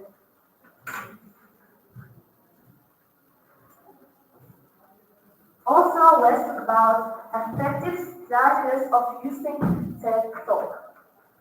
The first thing that you should do is choose a relevant topic which can be used in your lessons, like term must be interesting for students. The second one, do pre-watching tasks. What it means. The first thing is introduce vocabulary to students, predict content like what is going to say about right now, and during watching activities, you can take notes or listen for details. Also, after watching these videos, you can do post-watching activities like discussion, debate, simulation. Also, I want to talk about what kind of tasks can be used in TED Talk videos in lessons. The first one, which I used in my practical research, is key extraction task. After showing the videos in the lesson, ask students to identify the main idea and see supporting points. You can also create group discussion on the end weight. They can divide us into two groups to explore the revision, listen to others' views, and know about others' ideas. Second one, you can do project. It must be visually added to your text, videos, to your speaking skill, or something like that. You can use codes, images, or graphics to visually help them to understand that. In conclusion, I want to say that in 21st century, it's important to acquire new skills, especially learn several languages. And in my mind, English is a global language, and it can help you at every sphere of your life. Incorporating TED Talks into language instructions not only motivates learners, but also provides them with real-world examples of public speaking.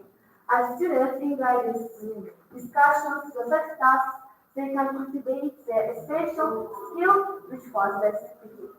So overall, leveraging TED Talks in the classroom fosters a rich learning environment that helps students promote their English proficiency and empower students to become articulate communicators.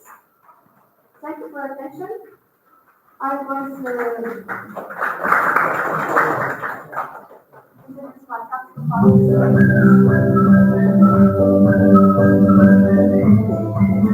Well, one of the tasks I use my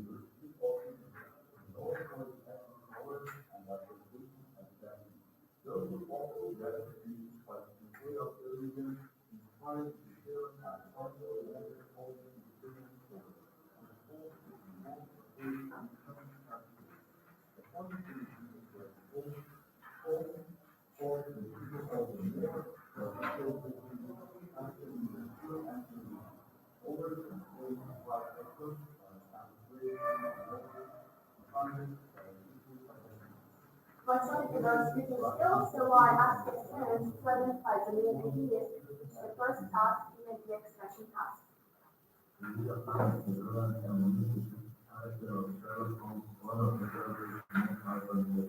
The first task of those is techniques about Sherlock Holmes, which are the magic label.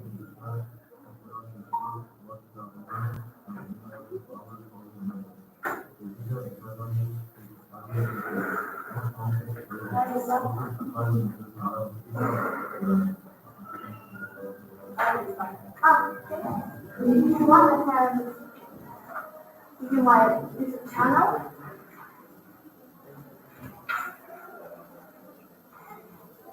So do you create credits yourself or you use the YouTube credits? I created my own techniques events with my own class, which is the 11th grade, the senior high school seniors. I think that in the university it's important to learn how to speak because many teachers think that even some students don't know how to speak fluently or speak normally initially. They speak like only colloquial topics, but they don't know how to keep their own body language. Okay. Like I said, the book it's about 11th grade students in scientific group. The first theme in 11th grade scientific group is about brain. The first video is about brain. I try to help with 12th grade. The brain is the important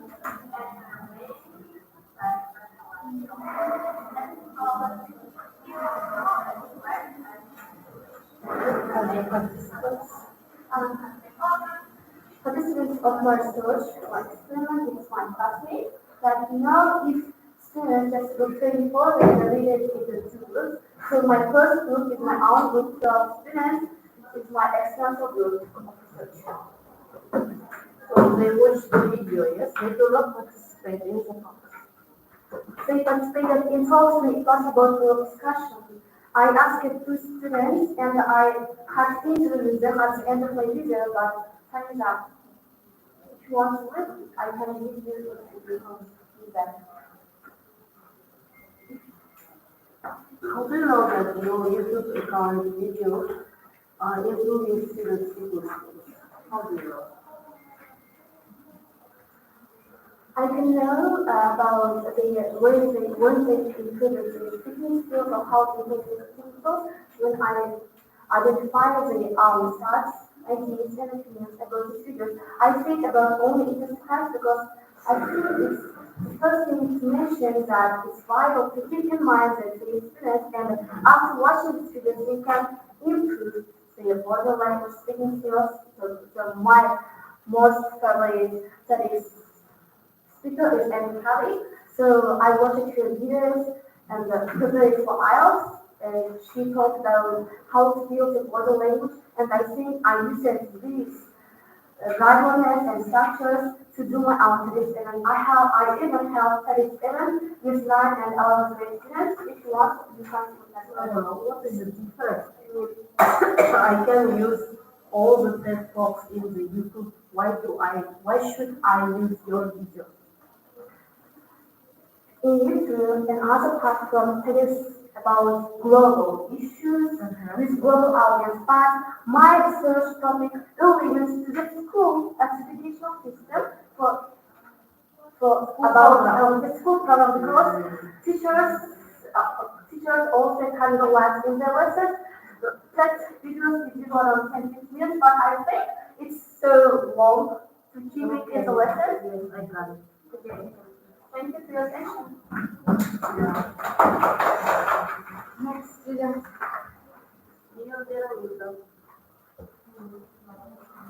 Excuse me, may I go?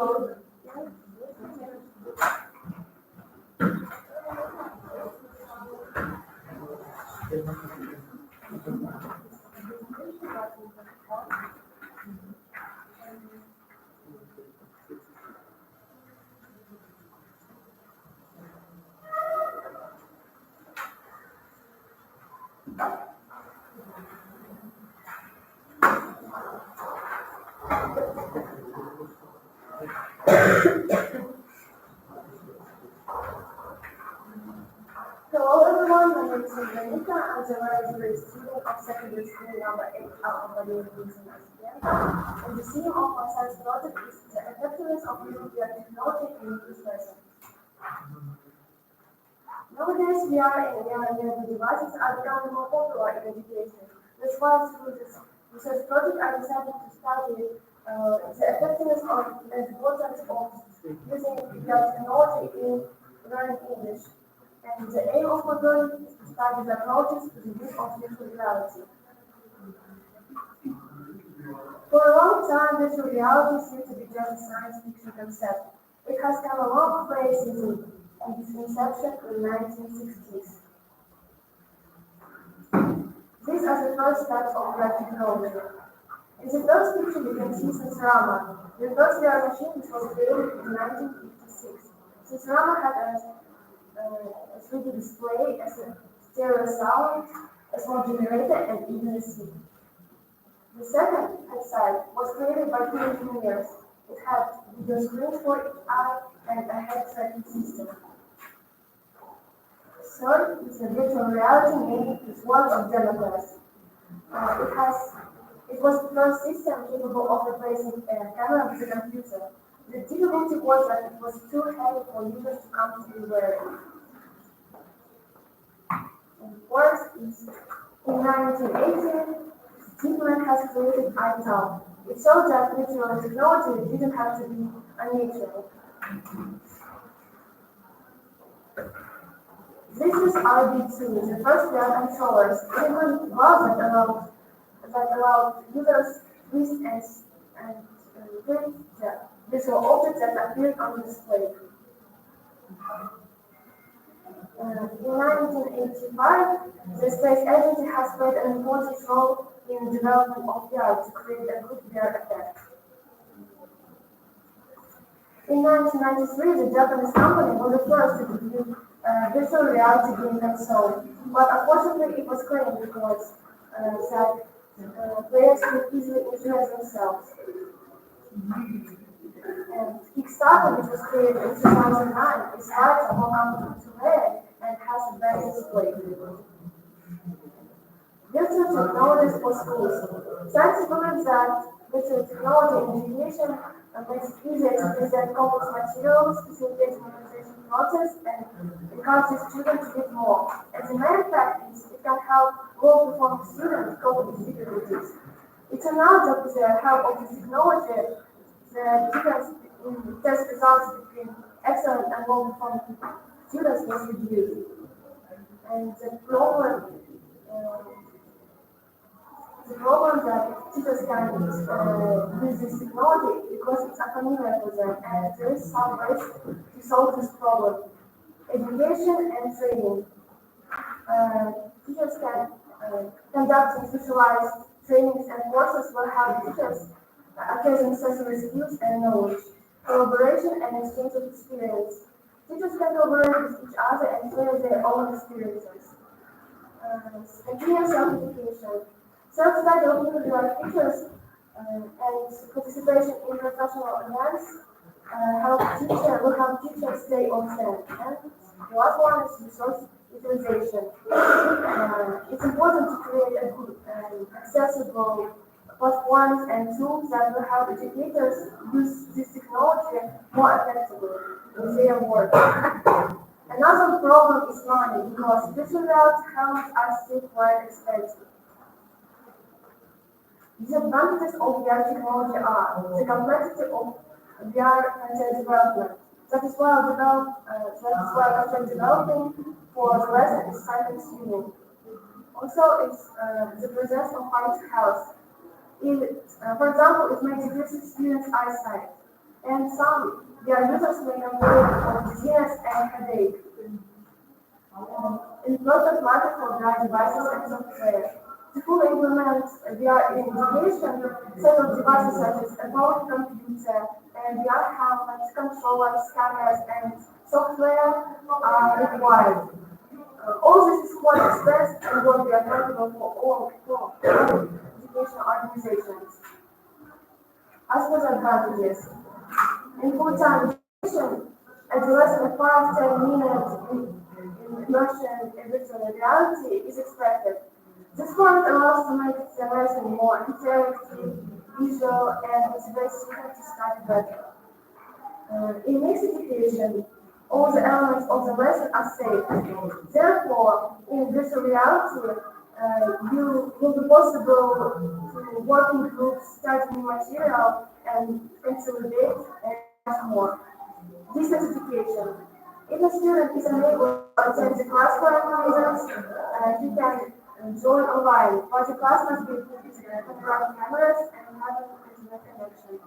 And the last one is self-education. VR provides a wide range of opportunities for self-education. For example,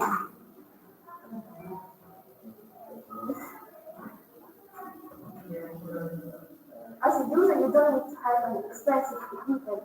It's enough just to have a smartphone and simple headset such as Google Cardboard. Here I took an interview from our student and asked their opinions about virtual technology. If you took a camera on this whiteboard, you can see the video we made where I use this technology myself and this expression.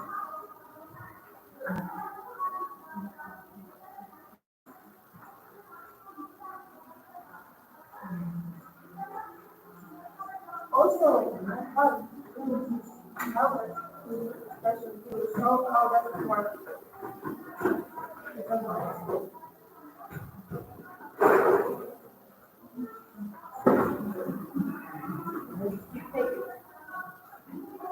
Where did you take it?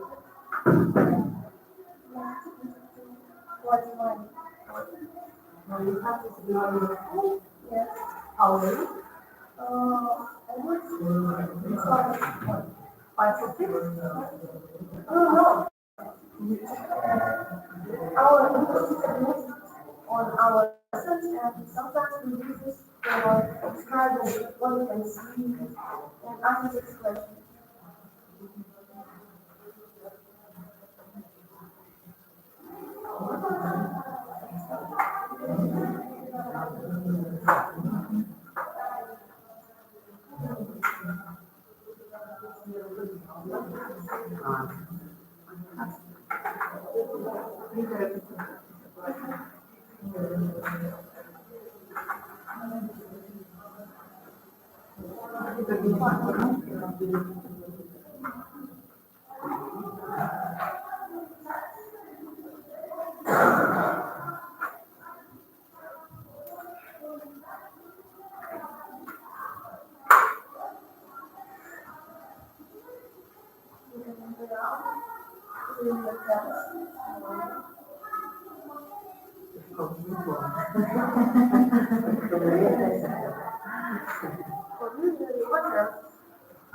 Really? Can I see the other side from Yes.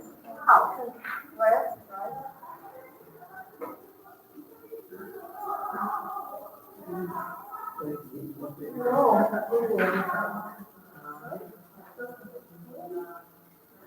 Maybe something wrong with your voice.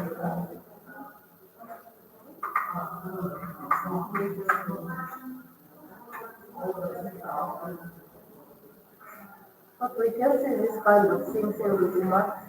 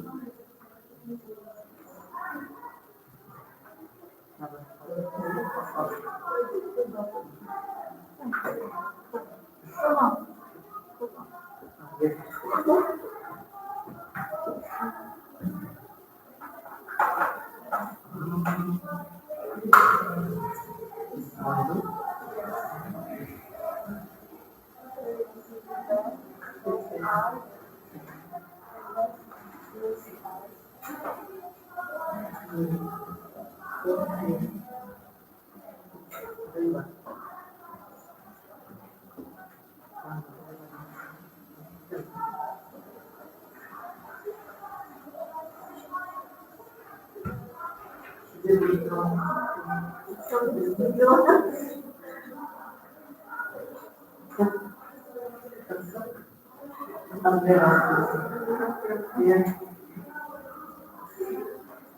So you think this is effective? Yes, of course.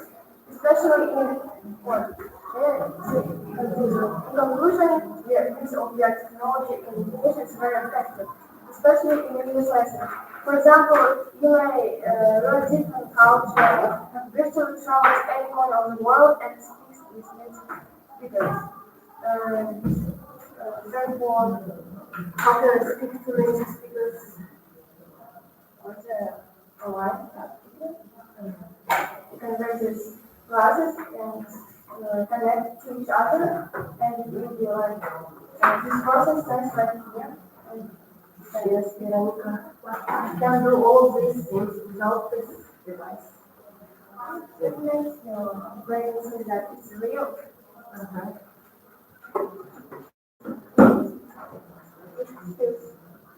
That feels like real life. Yeah, yes.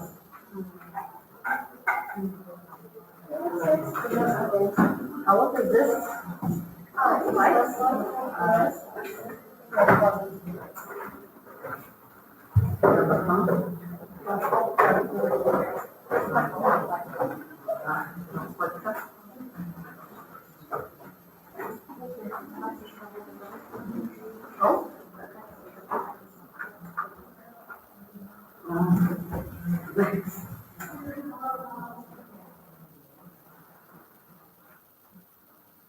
The next student is called by Asim.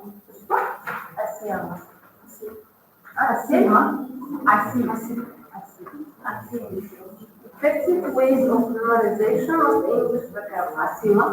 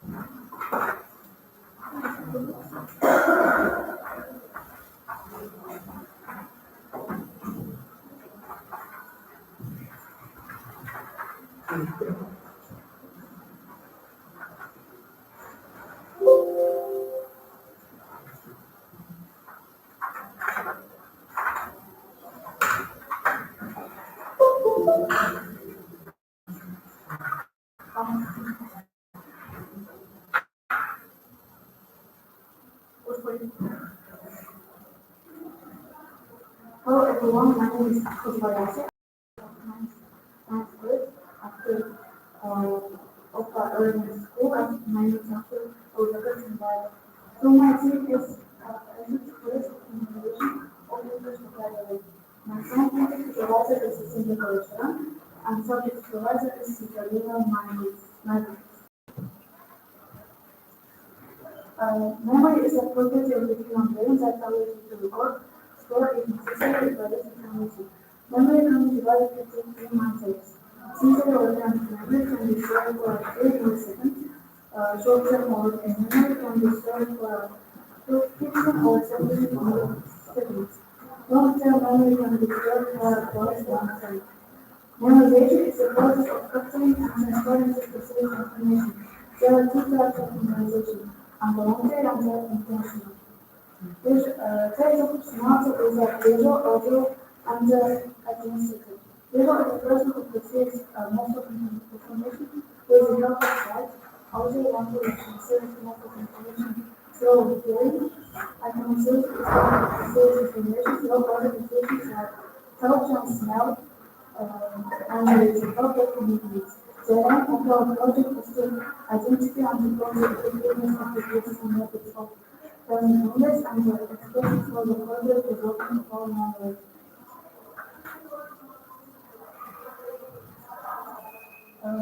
Research on the basic methods and the ways of memorization.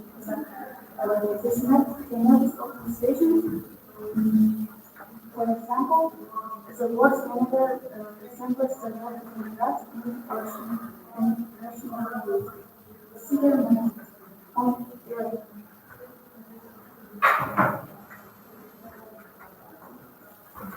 It's a very considerable method for I want to watch this one in English. And the secret to write the object is question on the continuous answers. Use of rhymes for example, I can say this program is not the vocabulary recognized the book with a long code. Building the foundation of other products in the store. For example, counting in shares, all spices, all spices, styles, pizza, all inside it, it is missing memory card. I have a memory card.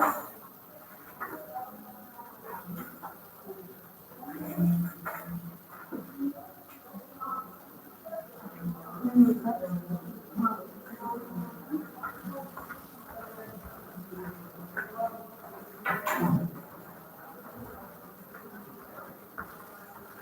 I'm going to put my third one.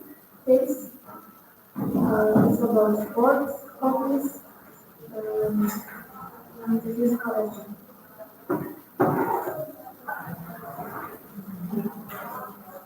Members of this collection, semantic cuts and the other invisible. Semantic cuts, I have semantic cuts blocks C, hobbies, movies, and the foods. And birthday, health, driving car, and Twitter, and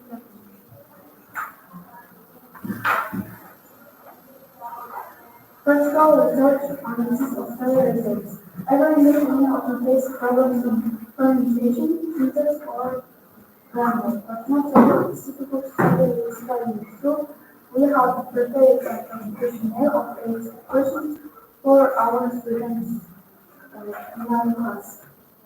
The questionnaire consisted 8 questions. So further results. And the first place is using the lines for answering problems. Second place, sticker images, third place, smart cards, and fourth place is learning translation of the products in the store. In the portion, we try to prove the high importance and the necessity of learning English. Knowledge of English help develop our memory and to develop our memory, learning socialization, and improves his communication skills. All people in the world have been introduced and classified. The result was that more than 90 in the world considered, while some individuals, identity and the adults, people refer to type of history. In our class, the distribution is somewhat different. Individuals 55%, instead of 25%, and the English professional 17%, audio 27%. Thank you for attention.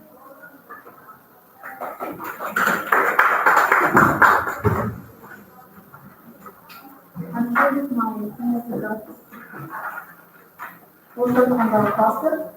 The global issue is a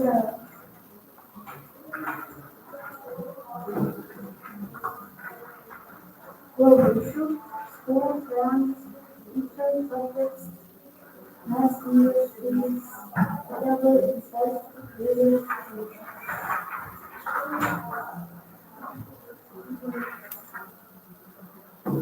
How does this information help you to identify the effective ways of communication? It must be useful for everything, for everyone who wants to be fluent in English, and there are types of personality. If you're older, you want to do math, you should learn English without hearing.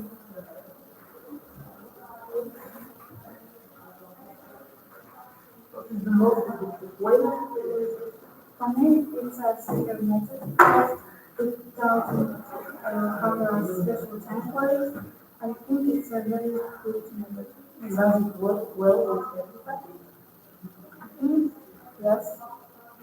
Because you see it every day, and that you can because I will visual. You must try audio or 360. Then I must use another. Yes. For a short method or using the process.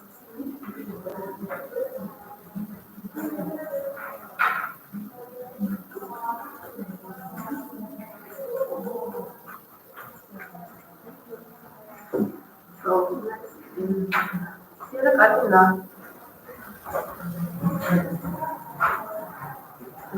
about cultural aspects of simile in Kazakhstan and English language. Oh, you are able.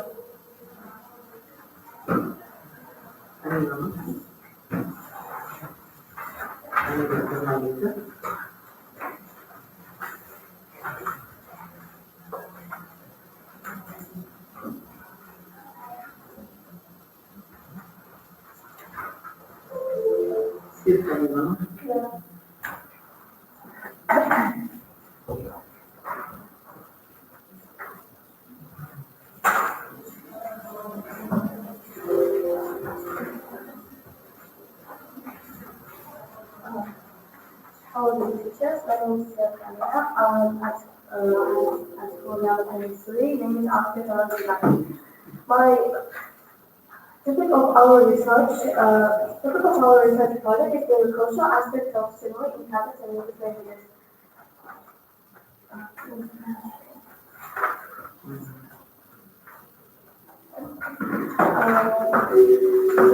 Our research project examines the cultural aspect of the similarity in the most Kazakhstan languages. And it contributes to the understanding of how language reflects the culture and see how similar serve as a tool for cultural exchange. It's particularly important for building litigation and cross-cultural communication. The purpose of the project is to investigate the culture and linguistics and or simulate in the Kazakhstan languages and to identify commonalities and differences between them. The object of the study is to simulate in the Kazakhstan languages and subject of research the cultural aspect of simulates in the both languages. Hypothesis simulates in the Kazakhstan languages reflects the universal cultural context of each language, but also shares the common themes that highlights the universal human experiences. Practical significance is application to global education, particularly in enhancing students through competence and language skills. Tasks is to analyze similarity in Kazakhstan languages to identify cultural influences in these theories and to compare and compare and construct the theories in the both languages. And research method is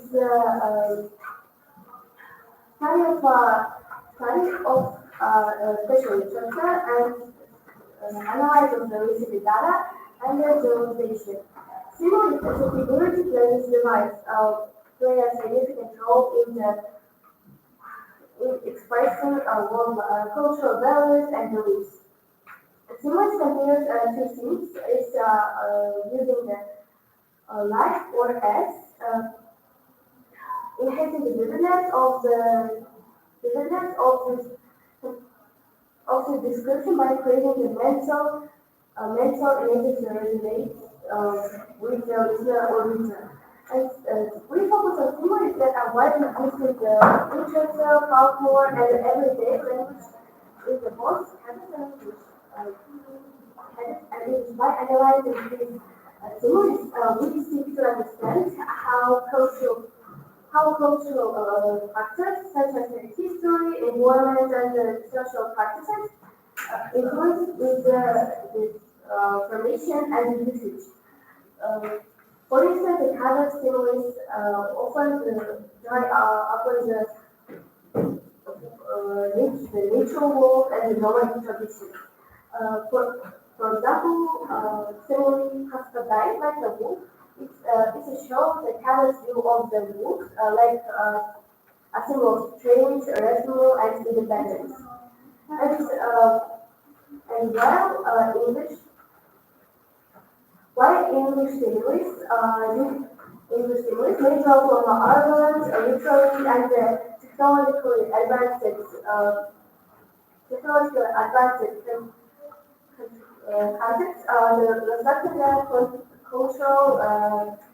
cultural development of English speaking regions. For example, the simile as busy as a bee, it inherited trade values and both rural and urban settings, but elsewhere it's often linked to work in more modern and integrated solutions and despite these cultural differences, they have acceptance. Both languages use similes to create a shared understanding and emotional connections. For example, the Kazakh phrase "Ayda as white as the moon" and the English phrase "as white as the snow." They have both evoke and Kazakh purity and other cultural symbols. The moon is the Kazakh cultural symbol is a beauty and the calm, and while the snow in the English-speaking cultures represents the freshness and coolness.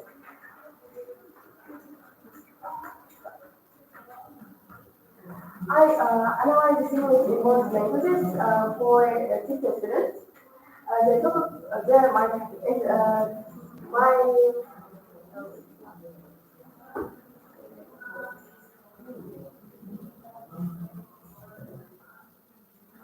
and my second question is familiar with the similes, preference for similes and examples of similes. Based on the survey, the most students are familiar with the both languages, but a slight preference with the Kazakhstan.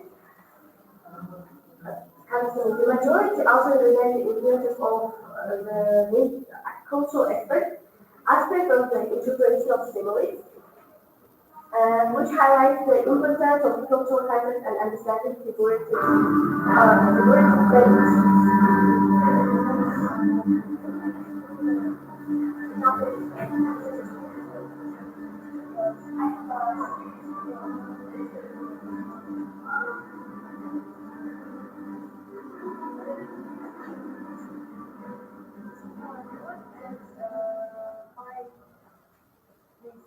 I want to say examples. We have a lion, and it show the symbols as great as the lion. And when I show you this photo, it says as great as the birds.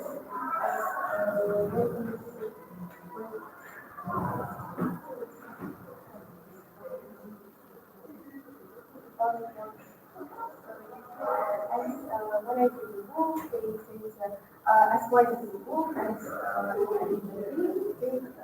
examples as maybe as and then our definition for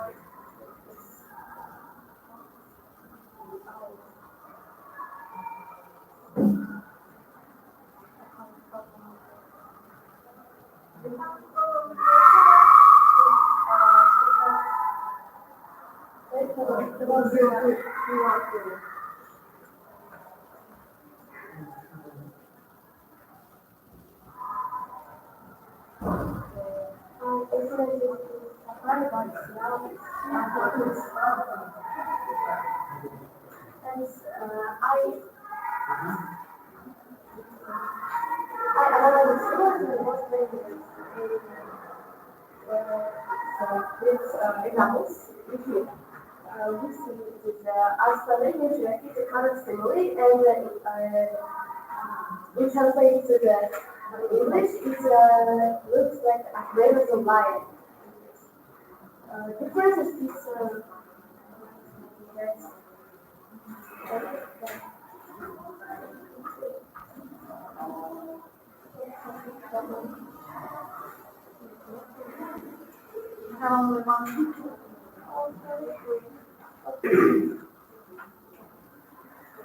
despite this, I don't know the symbols in most languages takes several different students, I think.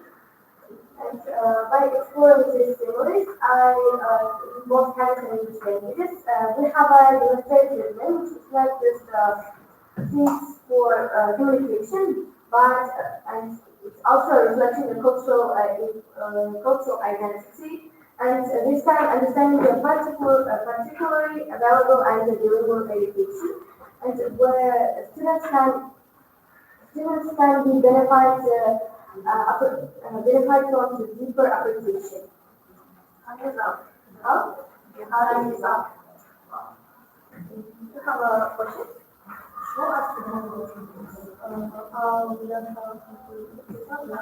Yes, I have a question.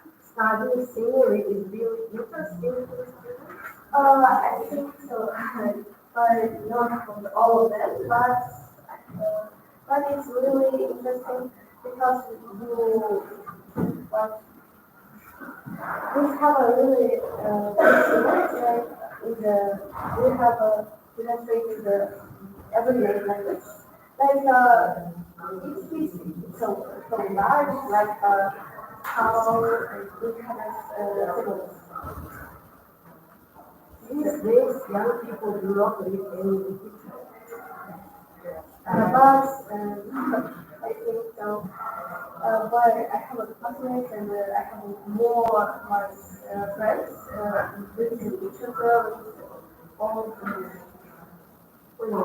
yes, and I have a I do with my friends with my classmates with tasks who are involved and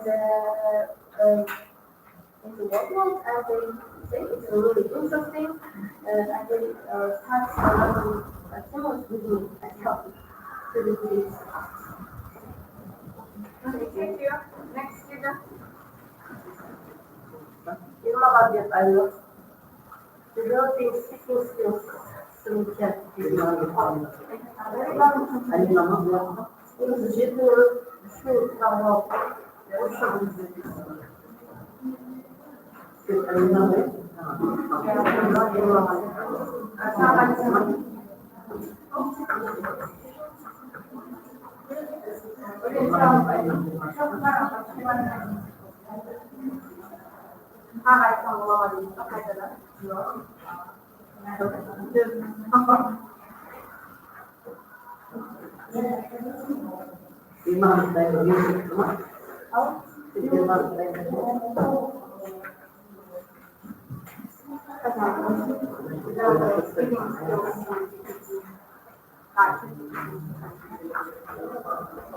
Good morning, dear students. By the name I am first grade student of secondary school 100 by Nana.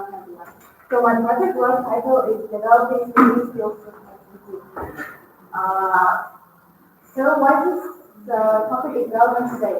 I guess you all know about ChatGPT. It's a AI-based app which can answer your questions in the group. The development of computational skills in English is one of the key tasks learning process. Many students face problems in mastering speech, difficult communicating, or lack of native speakers. And the modern technologies such as ChatGPT can solve it. Okay, the next is the purpose of my work. It's to self-declare assessment of using the ChatGPT to develop communication skills in English. So this goal will have come over. The first is to reduce the technological learning language application. And the second is to explore the benefits and the limitations of using AI to learn in language. And my hypothesis is the use of ChatGPT in educational pathways contributes to the improvement of students' conversational skills by modeling the natural environment as a creating opportunities for continuing practice results here or the object of the study is students' conversational skills and the result is the use of ChatGPT. And the novelty of my work is the application of the ChatGPT artificial intelligence model in the context of the educational practice and the development of the oral speech.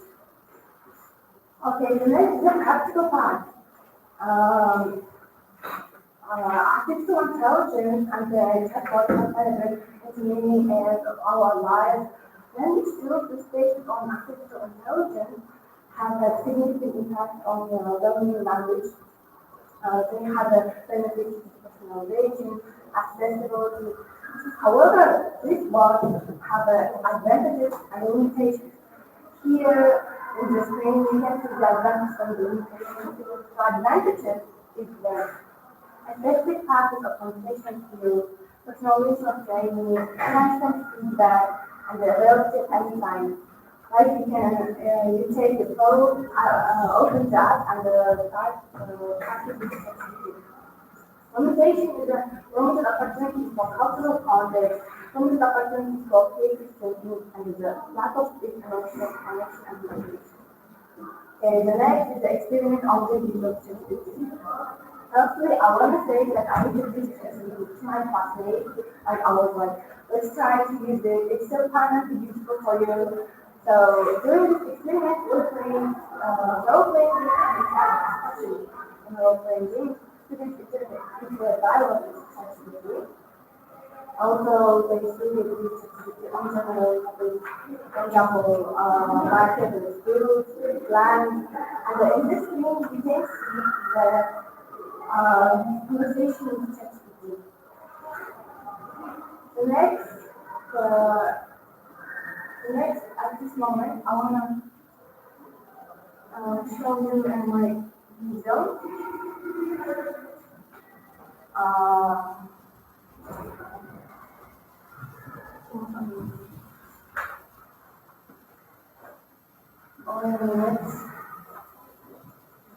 Hi. Hey there, how's it going? I'm good. Okay,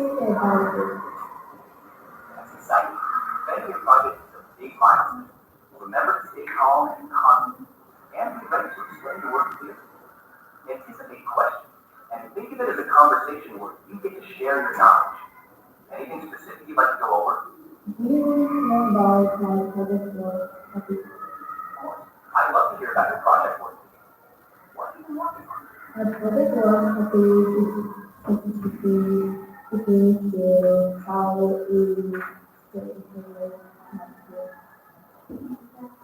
Fascinating topic. Exploring how ChatGPT can enhance speaking skills is really relevant. actually now speaking more speech, but after reading the instruction.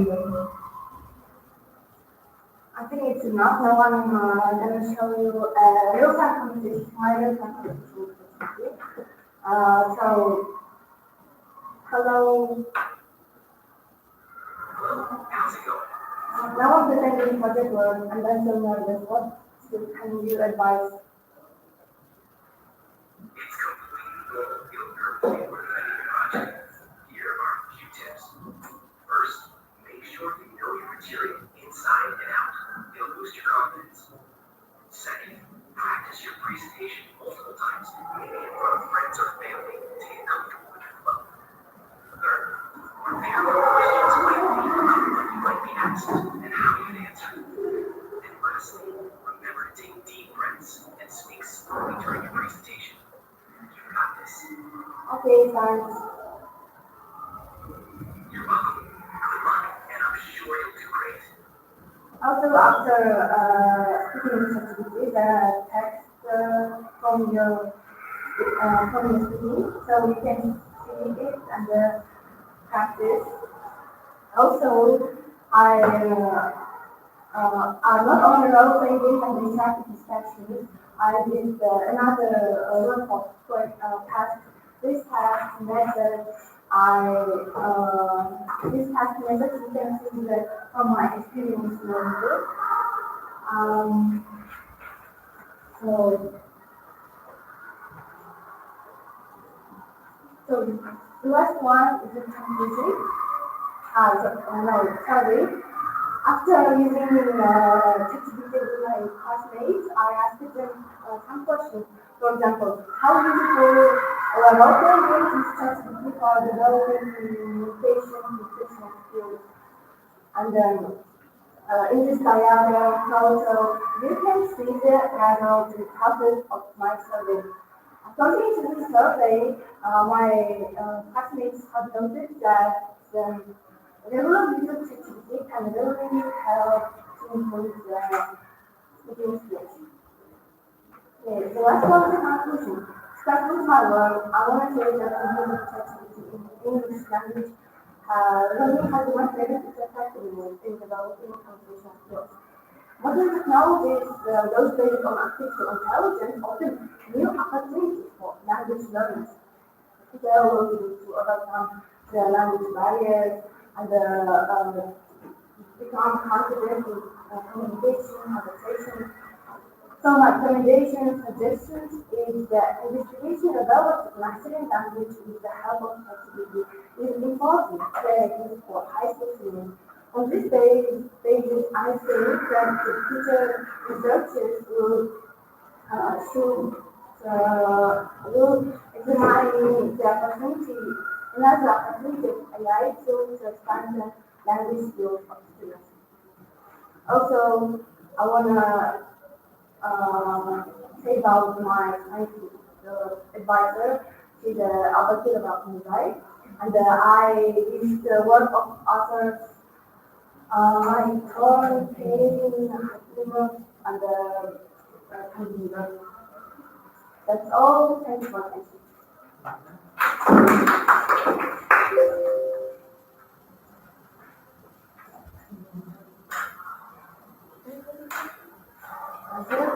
Everybody else is using ChatGPT to enhance our speaking skills. Thank you. Are there any challenges or difficulties in using ChatGPT to enhance our speaking skills? Oh, actually, firstly, I want to say that there are two good speaking skills. First, you should develop your vocabulary, because vocabulary you can like speak it's obviously. So I think it's not like a big problem, but it's practice is one.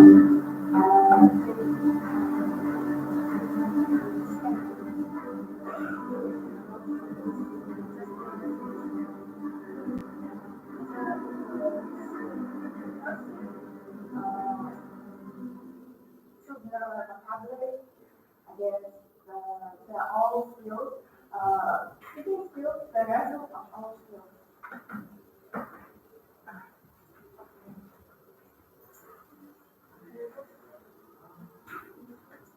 Now next speaker.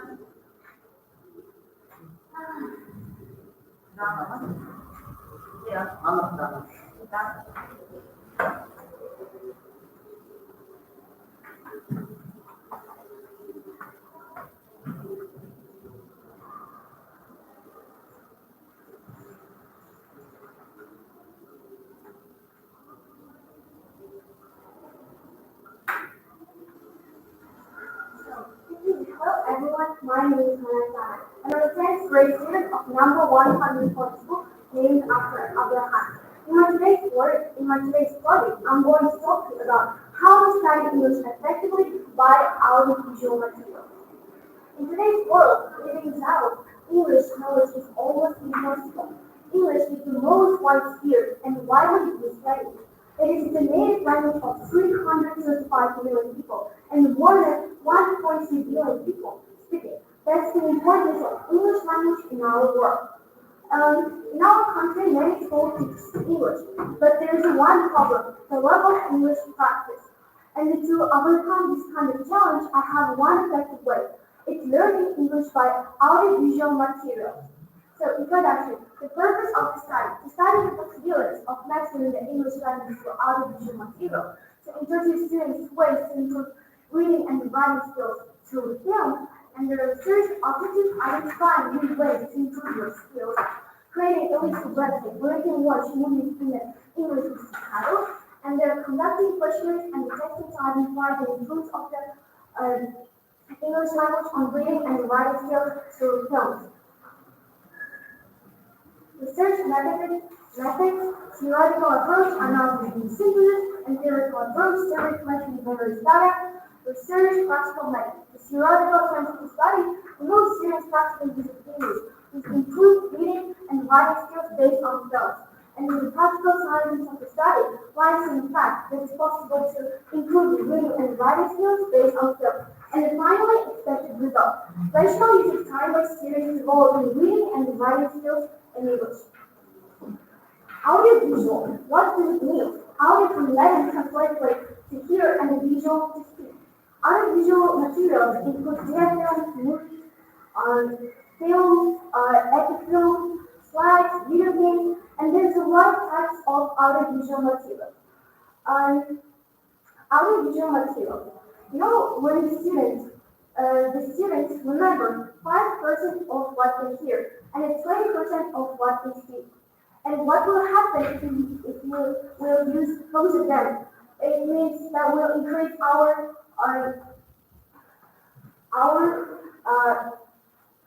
learning English more effectively. We'll increase this percentage up to 50%. And it's a really, really good result to save our time and learn English effectively.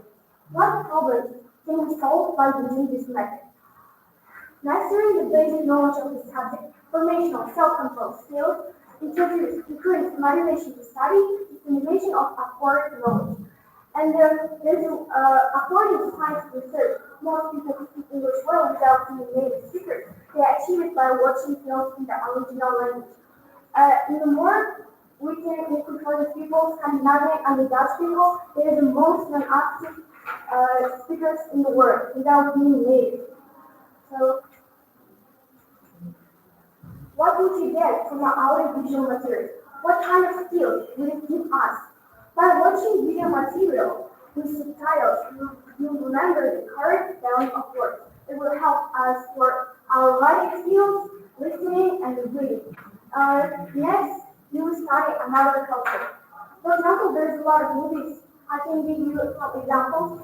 Home Alone, Thanks for the Day. By this movie, we learn a new culture, a culture of America. From Home Alone, we all know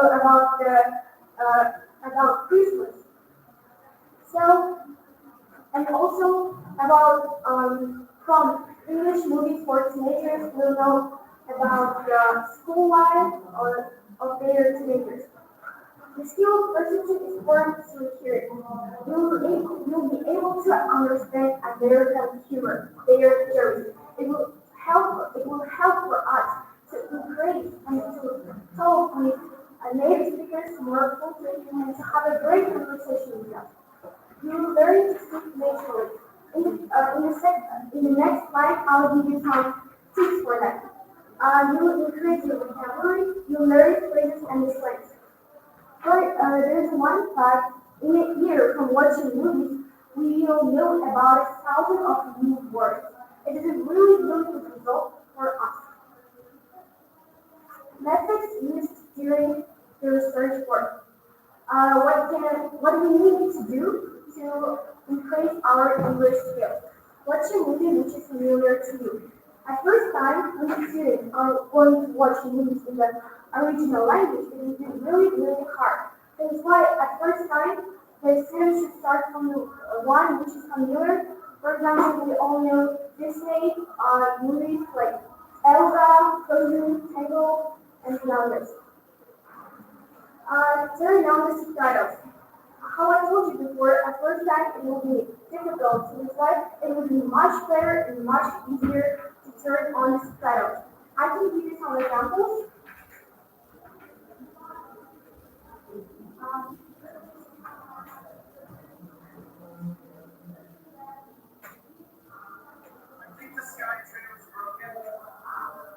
There's one segment from a movie, Robotics. So at first, let first time let's watch this sound.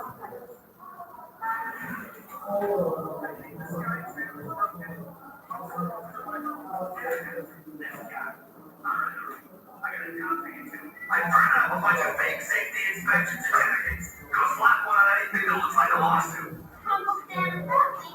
When there's no cops around, everything's legal. So, let's our dog tank coming along. So, let's watch this. I think the sky trim is broken. Also, most of my bones. This guy. Alright. I got a job for you too. I burned up a bunch of fake safety inspection certificates. Go slap one on anything that looks like a lawsuit. When there's no cops around, anything's legal. So, let's our dog tank coming along. So you see the difference, yeah? It's much easier to watch these subtitles. Next, write down the words you know. Of course, when watching a movie, we won't be able to understand every word. So that's why the words you know, just write down on the paper.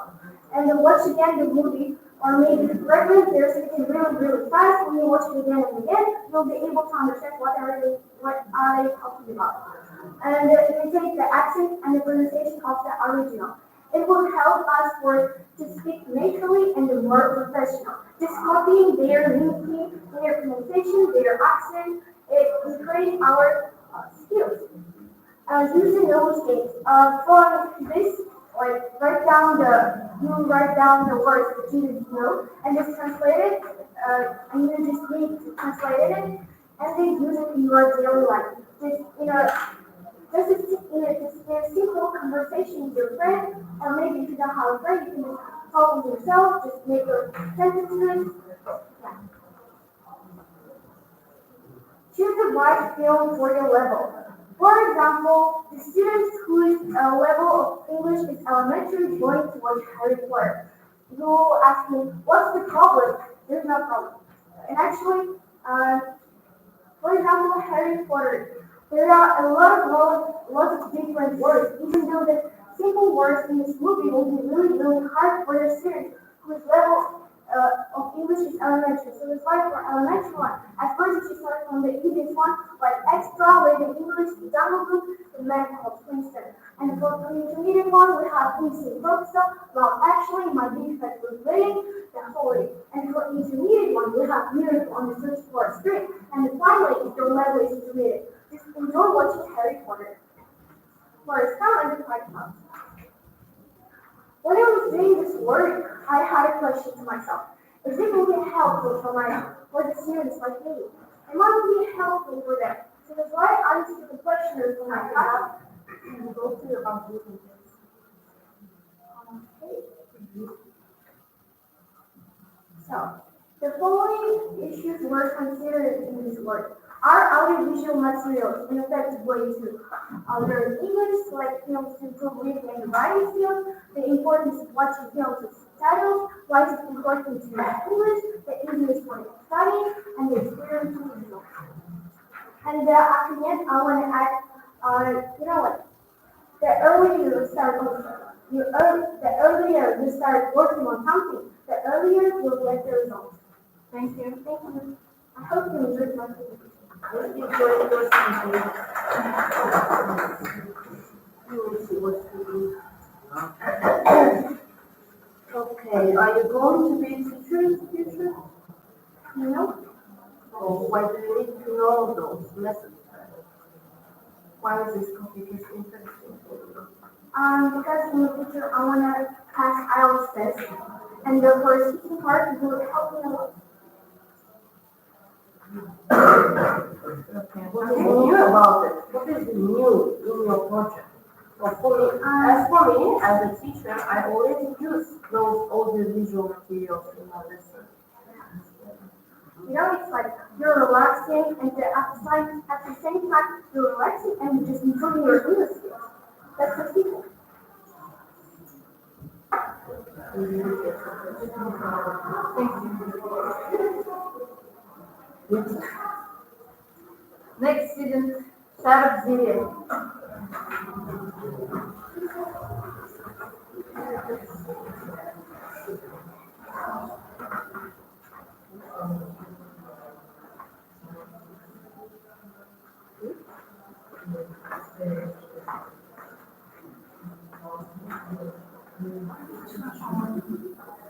Hello students, first of all, I want to introduce myself. I'm a 10th grade student, and I study at 124 school, named after Kazakhstan. And my project is called the theme of the research project, the inclusive features of colors in English and Kazakh languages. The objective of this research project. So next is my purpose of the project. My purpose of the project is to explore the cognitive features of colors in English and the Kazakh languages and to determine what role they play from a cultural, psychological, and linguistic perspective. The next is the relevance of this project. The expression of colors in languages affects a person's ability to think, culture, and worldview. And studying these differences can help avoid misunderstanding and improve your language communication. Hypothesis. Cognitive features of colors in English and Kazakh languages differ depending on culture and the worldview. And these features have a significant impact on their use in our life. And their practical significance. This project aims to improve your language communication by taking into account the cultural significance of colors in English and Kazakh languages. So, introduction. Cognitive features of colors in English and Kazakh languages is a fascinating research project to me. The colors are not only visual phenomena for the environment, but also have deep cultural, emotional, and but also symbol meanings that vary across the languages and the cultures. So, it is evident from research because the colors play an important way in human cognition, perception, and emotions. For example, red is often associated with love, passion, and energy in many cultures, while in some Asian cultures, it's associated with luck and spirituality. In the context of the language, colors affect a person's ability to think culture. For example, in English, blue is blue associated with a sense of calm and serenity, while in Kazakh, it's associated with spirituality and infinity. There are several major theories and concepts that are used to understand the cognitive features of colors. The first of all is Berlin and Case theory. This theory investigates how color names are shaped by different cultures and suggests that color names are developed in a certain order. The next is Sapir-Whorf theory, linguistic theory. In this theory, it is said that the presence or absence of colors in language affects the way people perceive those colors. And initially in Kazakh culture, initially people used only two colors, and in Kazakh region, the concepts of white and black were used opposing concepts, such as heaven and earth, light and darkness, male and female, happiness and unhappiness. So as societies evolved, the range of colors have expanded, becoming a large form of society in their own right. So, for example, black color is a sign of sadness, failure, and evil. Then in poetics, it is involved combinations such as black goat, black drum, black pot.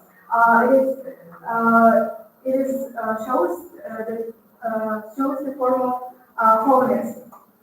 So, but Kazakh people saw black as a sign of sadness. If someone died in a particular house, the woman there should wear black. Should work in black, and we have these words: black voice, black house, black day, and so on. They are also some age-related traditions, such as when a middle-aged man dies, his wives take off their jewelry and cover their shoulders with black. And if this is a young man, their women should tie red shawls, and if this is a older, women should tie white shawls. And in addition, the woman whose husband dies had to dress in black. So the next color is white. White is precious color to Kazakh people because it is a sense of justice, honesty, purity, and all positive emotions. And we have these, for example, yell women in high regard, and they refer to them to be the model of white enmity. And also, they were also tying the white ribbon to the cradle in which the baby lies. It's the ritual of long life. Let the road be white. And also national drinks, most meal food have all become sacred concepts. And what about the English? English culture used colors to convey emotions, themes, and symbolic meanings. They reflect the Western literary and its roots in Christianity. So the first color is red. Red is one of the most significant colors in English literature.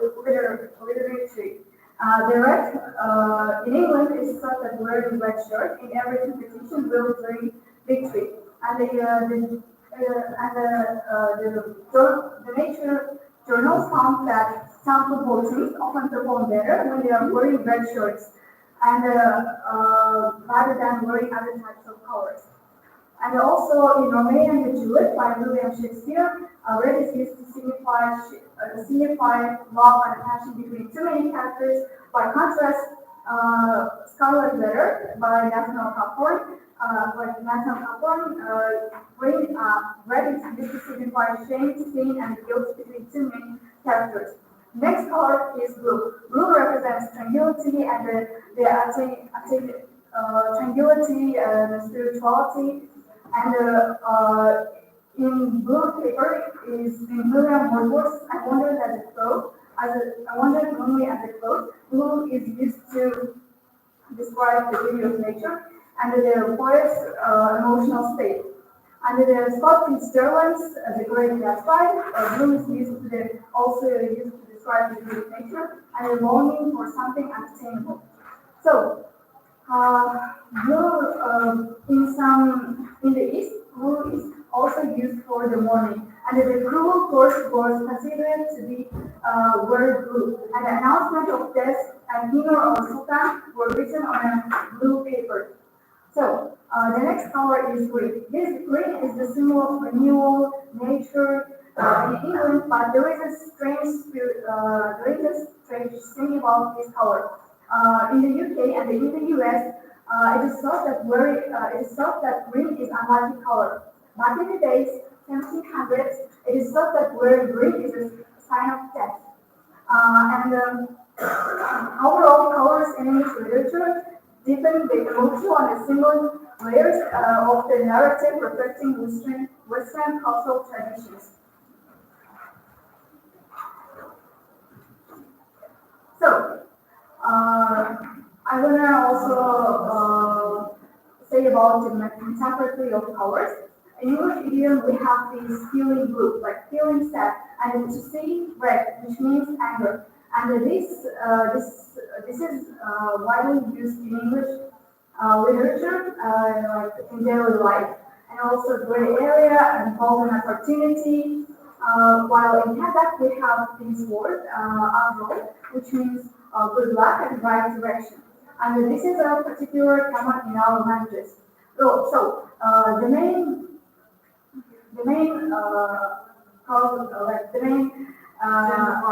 yes. Why did I choose? I forgot about information. So I played a podcast video on my YouTube channel, and there I described this project. So if you ask me why did I choose the podcast video, like we listen to podcasts in everyday life while you are on the bus, or maybe you are when you are walking, or maybe cooking, and this is available in many ways. I can show you if you want.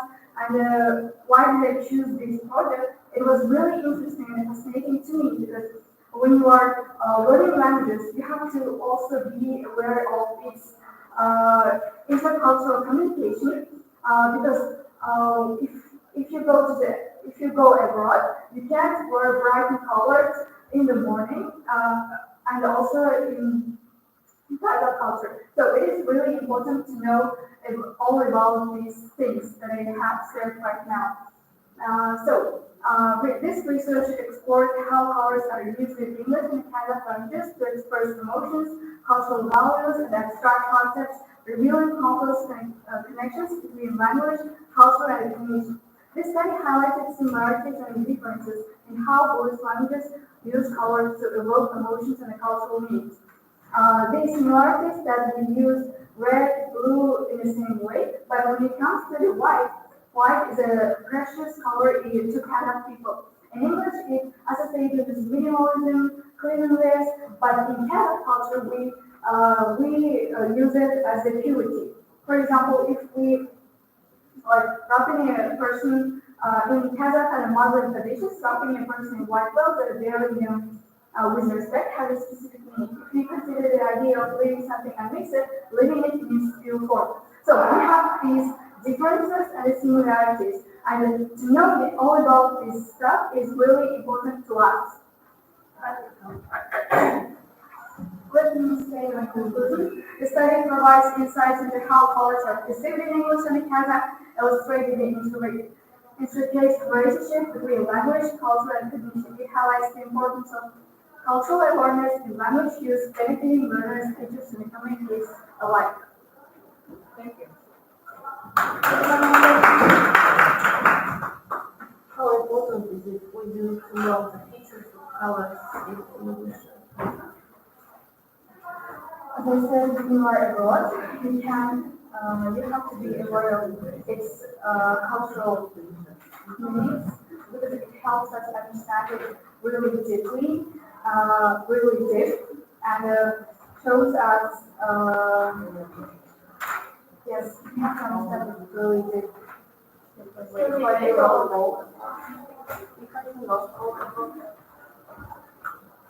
But you're learning English, right? So if you are learning English, then you also have to know its traditions, beliefs, and social norms of society, not only the words, descriptions, translations, is also important for us, I think. And why I choose why I have chosen this project. Who is your project work helpful for? Who is your project work helpful for? For everyone, especially students or the school leaders, they get to know all about it, and it broadens your horizons. Thank you. Next student. My name is Ansaya.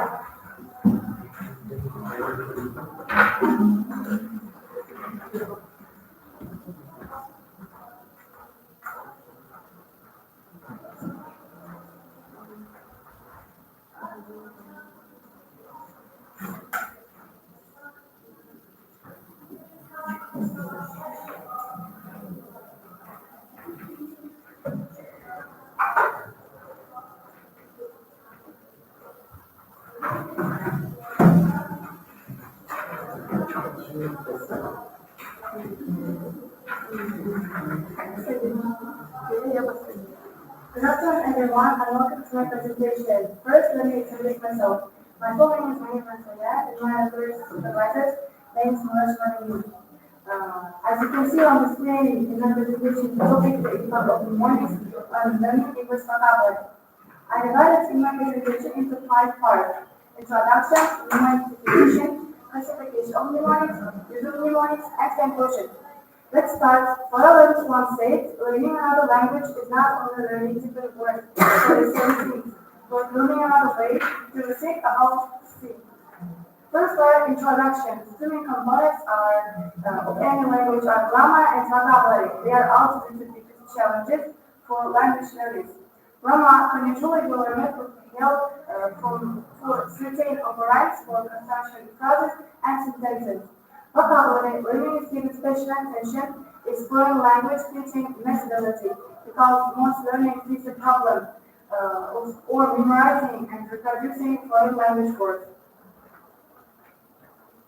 These are special designed methods and techniques of memorizing information without broad learning and in the shortest possible time. Visuals show a picture in front of their eyes, visual identify sound association, garden and gut. And kinesthetic will be able to feel the words emotionally passing from a particular meaning. In turn, the method of mnemonics contains a variety of ways to memorize information. Auditoristics to memorize more when they take in information by listening. Visualistics, students memorize information using vision. And practitioners, a group of students for whom practical actions are the dominant factor for memorizing. Inmain team and general team mnemonic. Mnemonic is a set of techniques that improve for the process of memorization.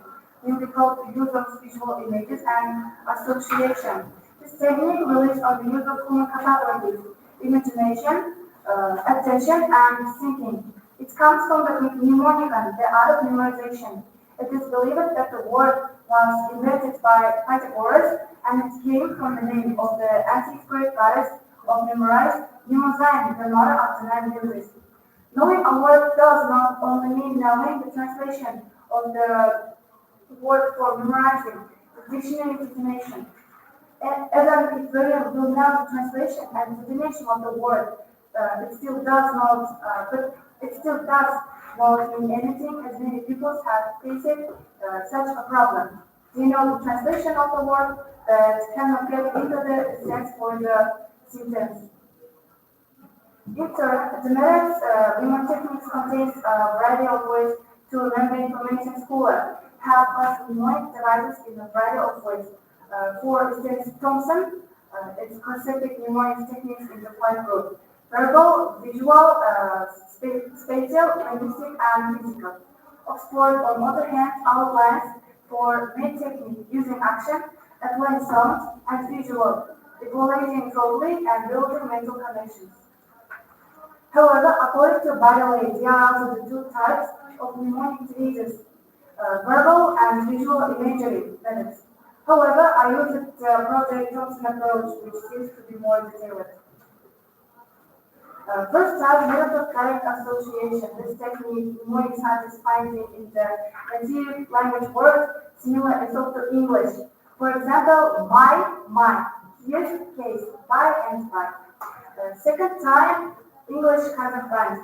This is a large number of rhymes which are able to memorizing the basic grammatical concepts in words from the without foreign concepts. For example, words aim and can, and for example, sentences, she aimed the ball at the target. We played a game of class, and what's your name? Next, third type, word-to-wish translation. This easy type. For anything, this technique can work associatively depending on the learner's imagination. For example, water and melon, safe and running, play with fire, face and book. Fourth, learning the words from word groups. The article using mnemonic to memorize English words presents an interesting example using the word tea. The learning can memorize not only the noun tea, but also tea, to pour tea, to pour sugar, to drink without sugar, to stir with a spoon, green and black tea. These are techniques which are considered common and are advised by most teachers in scientific papers and intelligent results. This type cards of flow, memorizing words, making memory cards, thinking, and learning the words in context. If, for example, the word fair is encountered and it means added, then it's not fit the context, and then I give the word combination: a fair mask, a fair price, a fair wizard, and a fair board. And in this diagram, you can see 53% for question, do you read books in English? Answer is no, I don't, and don't interest in reading books, doesn't reading interest in English books. But students and pupils, 46.5%, 7%, yes, I do, and interest in English words, books, and reading words of daily. Conclusion. We have our objectives, including finding of the most effective memorization method and building a winning strategy for interacting with a foreign language word. It is recommended to set a clear goal in the form of the number of words to be memorized, choose a memorization that is a 3-year memory type, and carry out the learning process according to the rules of the chosen method. Thank you for your attention.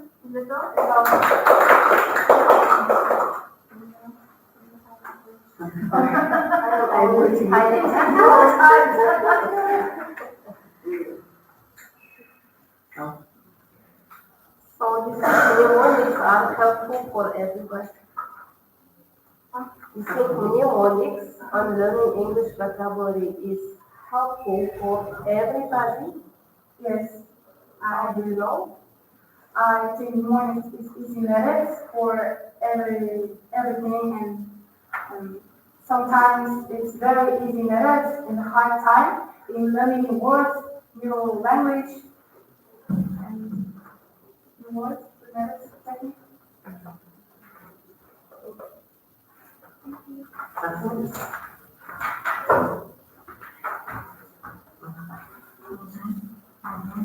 It is next student. Amina, yes? Question one.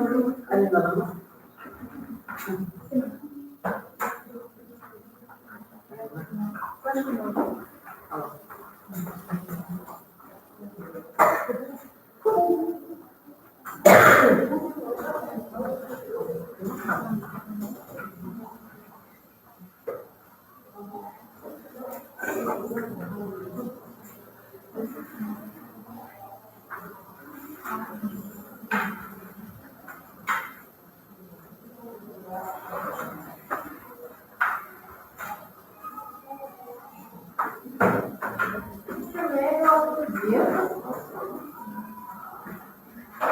Good day, dear judge. My name is Becky Vanina. I am from Kazakhstan. Study at book number 187. Name is in 9th grade. The theme of my job is the photos of Kazakh and the English languages is about tourism in Kazakhstan. The relevance of this project lies in the fact that tourism in Kazakhstan, including Kazakhstan, is not developed. The object is tourism in Kazakhstan. Aim of work is to develop tourism in Kazakhstan by using the basic of Kazakh English languages. Tourism is an activity to entertain and relax. Therefore, our country offers many types of tourism. There are nature tourism, historical and cultural tourism, state tourism, and urban tourism. I just want to say that tourists don't come to our country. Come, but they know about Almaty, Kazakhstan well. Kazakhstan is also a beautiful city. There are a lot of historical and interesting places of cycling. It will develop tourism in Kazakhstan, in Kazakhstan, with the involvement of the population and the citizens of near and far abroad, who will be able to raise the country's economy. I want to talk about practical part of my role because I have so many time. I'm a guide list for tourists where they can find some information about Kazakhstan. In one side there is an interesting fact about one man. In our side there is a native travel who succeed at national level. In the middle of the letters there are icons with QR code. This is the photo icon with QR code. When you scan it, you can see the list of hotels and their addresses. This is the transport icon with QR code. When you scan it, you can see the list of transfer, the taxis and their account numbers.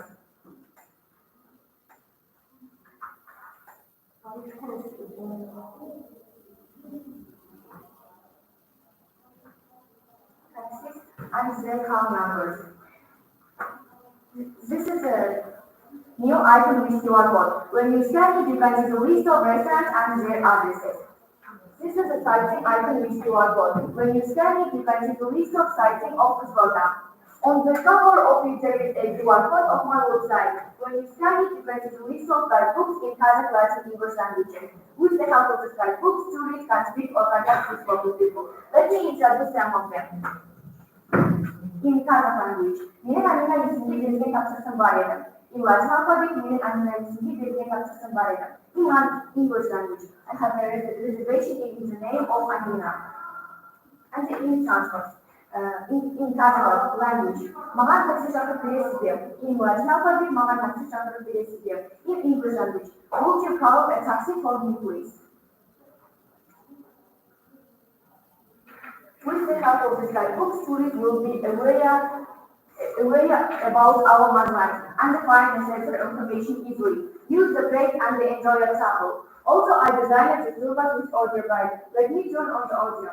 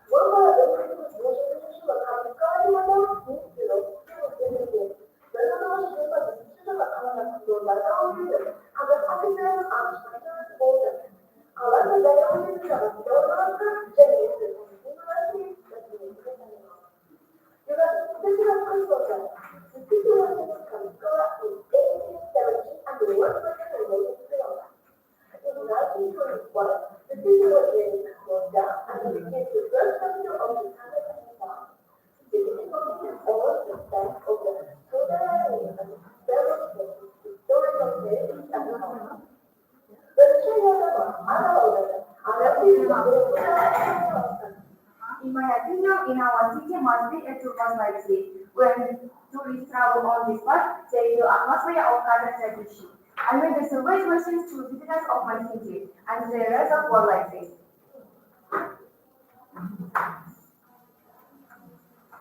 Question number 1. Do you support the development of tourism in Kazakhstan? 36 people said yes.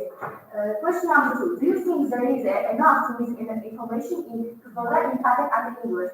8 people said yes, and 28 people said no, and etc.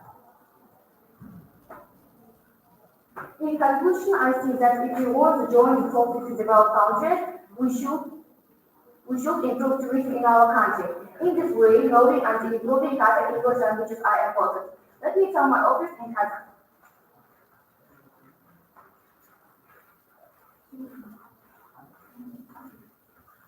Бірінші ұсынысым. Осы жасаған гайд Google мен гайд текстімді әуежайдан бастап қолданысқа енгізсем. Екінші ұсынысым. Біздің елімізде кинотеатрларда ағылшын тілін көріп және дәрістік білетін оқушылар өте көп. Соларға арналған кинотеатрларда сеанста аптасына бір егер болса осы ағылшын тіліндегі фильмдерді сеансқа енгізсем. Үшінші ұсынысым. Қаламызда бір британика атты ресторан болу деген. Осындай ресторан қайта ашылып, онда ағылшын тілін меңгерген қызметкерлер жұмысқа алынса. Төртінші ұсынысым. Облыстық деңгейде қазақи нақыштағы автобус іске қосылса. Яғни бұл автобус Жаңақорған ауданынан бастап Байқоңыр ауданына дейін барады. Қазір көріп тұрғандарыңыз дайын Қармақшы ауданындағы қорықтарға кестесіне тоқтап тұр. Is it all? Thank you for attention. Thank you.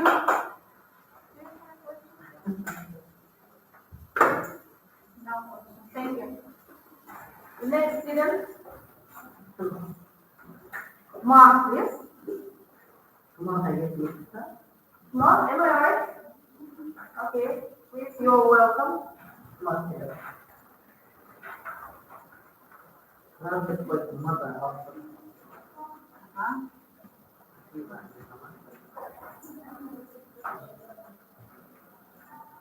Hello everyone, my name is Mark. I'm studying 9th grade, school number 2011. By today is my science work.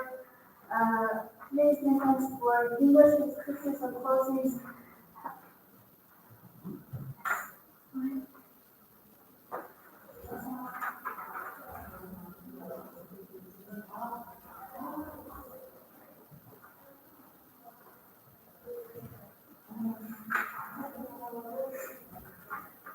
Today is my science work, English encryption composing and they includes on the culture of school children.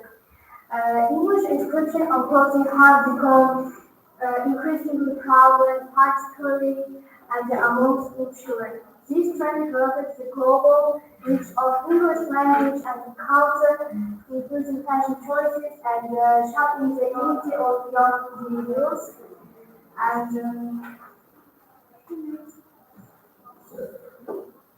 Brighter introduced the topic. English encryptions and closings such as slogans, quotes, or have become increasingly present in recent years. For example, this picture, I didn't know what to wear today, so I passed on to decide to serve. And this trend is particularly prevalent among school children who are influenced by social media, pop culture, and global fashion trends. Objective of the result to explore the popularity and the prevalence of English inscriptions and clothing among school children. Why is the topic important? Understanding the English inscriptions on children's clothing can reveal insights into language use, cultural assimilation, and ability communication. Why have English inscriptions become popular among school children? This question so easy to learn. Yes, for me, it's social media. Social media platforms like Instagram and TikTok and showcase the global trends where English characters are often used, making it desirable and cool for young people. The influence of globalization and the English language culture on daily life. English has become the lingua franca in many domains, including fashion, entertainment, and technology.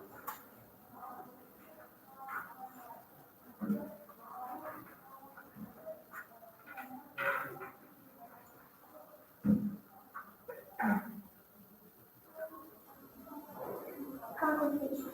English inscriptions and clothing are more than a fashion statement. They reflect broader cultural and linguistic trends, including globalization. Today is my look of today. It's t-shirt, write about success isn't something you get if someone you are attaining and the cup. And the cup write about the time dreaming. And the little closing thing write about and that write about as a girl and this closing write about this.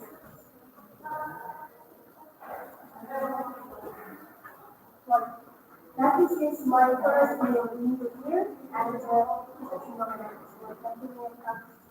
it's for Portugal. That's all.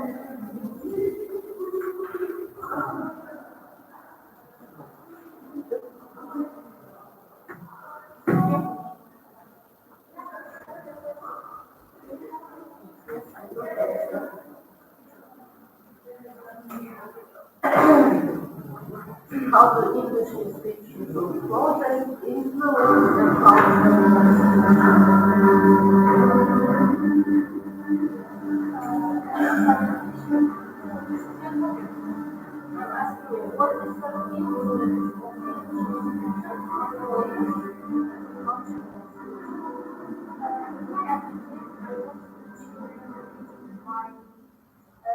My closing on the descriptions and to think and be interested in what and kind be interested in English language. Just английском Ну, ты говоришь на культуру, в своей теме ты говоришь культура учеников. То есть это влияет на культуру учеников. Как это она влияет? Что ты имеешь в виду под культурой? Что общего?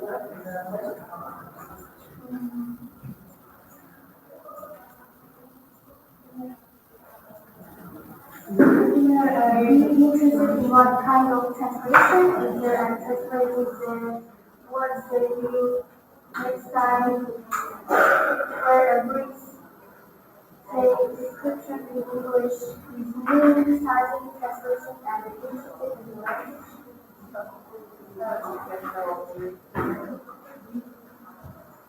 Okay, thank you. Next student. Is Bilama. You're welcome.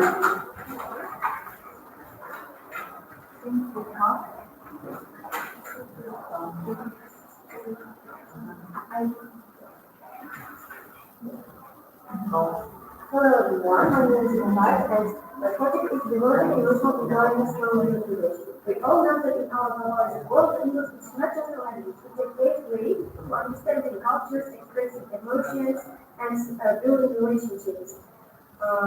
Through my project, I aim to show how learning English can become a tool, enhance emotional intelligence, which is crucial for personal and professional success. And here's a mini booklet of my project.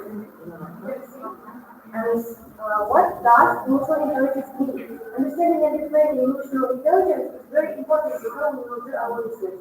Emotional intelligence is measured as emotional content, the positive capability to recognize, complicate, and to regulate our other emotions, as well as to recognize, understand, and influence the emotions of others. It plays a pivotal role in how individuals interact socially and make personal decisions that achieve positive results. So this art concept of emotional intelligence is typically broken down into 5 basic components. So there are self-awareness, self-regulation, social skills, and thinking. These 5 basic components are very important in our life, and we have to improve these skills to prepare for the people life. And we can improve these 3 components by learning English because emotional intelligence and language are deeply necessary and deeply interconnected. And I can prove it by this section. Practical projects and debate. Practical projects that aim to develop emotional intelligence by learning English, offers an activity way to combine language development with social and emotional growth. And debates, meanwhile, such debates as on emotional charged topics, like expert dilemmas, can help students learn to manage disagreements respectfully, and the role of authentic naturals. By integrating authentic natural people into learning, education creates an emotionally rich lesson that not only improves language learning, but also fosters emotional intelligence and equipping learners to navigate social and emotional skills on world communication. And theater. Our school has a theater club, and I can say that theater-based activities like role-playing games and live performances or film discussions can help people to recognize and interpret the emotions, use the rich emotional language, and leads to the better understanding and feelings of parents, both others and themselves. And also, by the way, in our schools, we have been able to revise well, the but I think I'll show this video if I have extra time after the presentation. And next, I'd like to draw your attention to this pie chart. On the eve of the new academic year, students were given a test with the marginal emotional intelligence levels. And by the results, we take first pie chart, and this pie chart highlights that while many participants have moderate emotional intelligence, the majority of them fall within low or developing emotional intelligence, and with no participants achieving higher emotional intelligence. And following the administration of this test, students were engaged in various English language activities to implement their English studies. These activities included debates, role-playing games, theater-based productions, textile presentations, and discussion fields that they used to perform. And after that engaging and participation in various events, the same emotional intelligence test was administered once again. And however, this time the results were different, and the difference showing the possible progress on emotional intelligence level. We can see that there are a majority of participants have moderate and high emotional intelligence, and no participants have low emotional intelligence degree. So nowadays, a lot of people pay attention to the artificial intelligence, and emotional intelligence remains a little like on the sidelines. But it's important to remember that emotional intelligence is just as important because just imagine the world where all people have high emotional intelligence. A world full of mutual understanding, contact, acceptance, and tolerance. How awesome would that be? And to draw the conclusion, I would say that English is more than mastering vocabulary or grammar. It is about understanding diverse perspectives and connecting with others, express emotions effectively. And by linking the emotional intelligence with learning English, we unlock a powerful tool for both personal growth and global communication.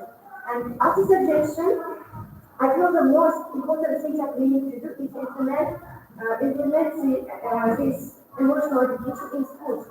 Like I also wrote with my game or experiment. The main thing that at the beginning of the lessons, at the beginning of the English lessons, both students were choose one part of this. There are some conditions and characters, and after they choose the characters, they will become a code to raise the C as character. For example, I took a fortune teller, and I became like fortune teller. Like I'm a fortune teller on the stage, and I can see your future, and I will tell your future like your love for only $1. And while looking in my hand, I see that this slide tells me that my project has degree in global world, and this one tells me that today is my life today, and the success is waiting for me. And I think it's enough. And by doing some activities like this, and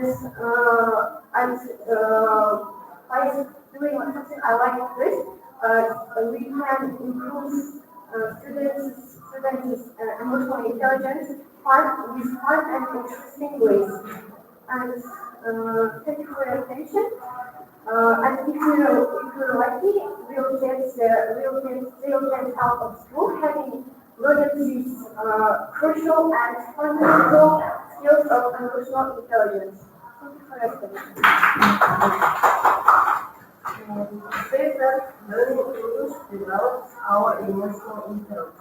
Yeah. In what ways? In what ways?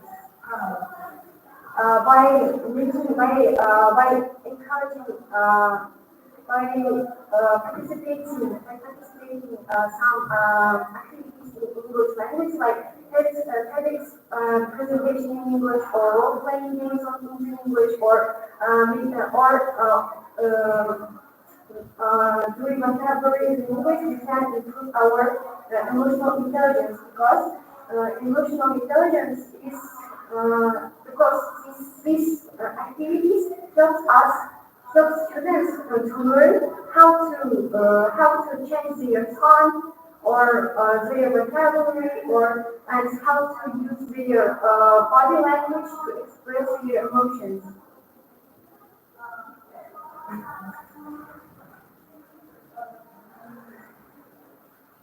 How do you develop empathy, for example? Empathy. We can discuss films or see the characters, and when we are recognize the characters' feelings, and when we recognize that feelings are can be sadness or joy, we can understand, and we are understanding these feelings. That authentic confidence is achieving for us. Thank you.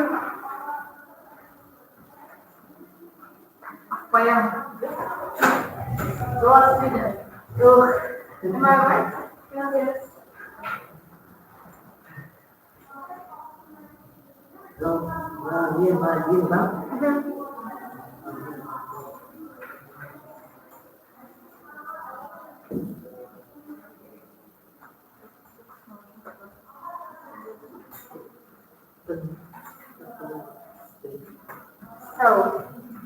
hi everyone, my name is Jean-Legend Akbayan. I'm from school 218. My theme is shortest and the unfinished stories in a literature. The shortest and the unfinished stories in a literature quickly capture the reader's attention and leave a deep impression. The aim is to research the importance of a six-word story in the world of literature. Objects: to collect popular six-word stories, conducting contextual analysis, to study the impact of six-word story on a reader. Research part is linguistics, and methodology is contextual analysis.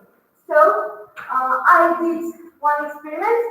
I asked some students what they feel or think when they hear six-word story for sale, maybe choose their word.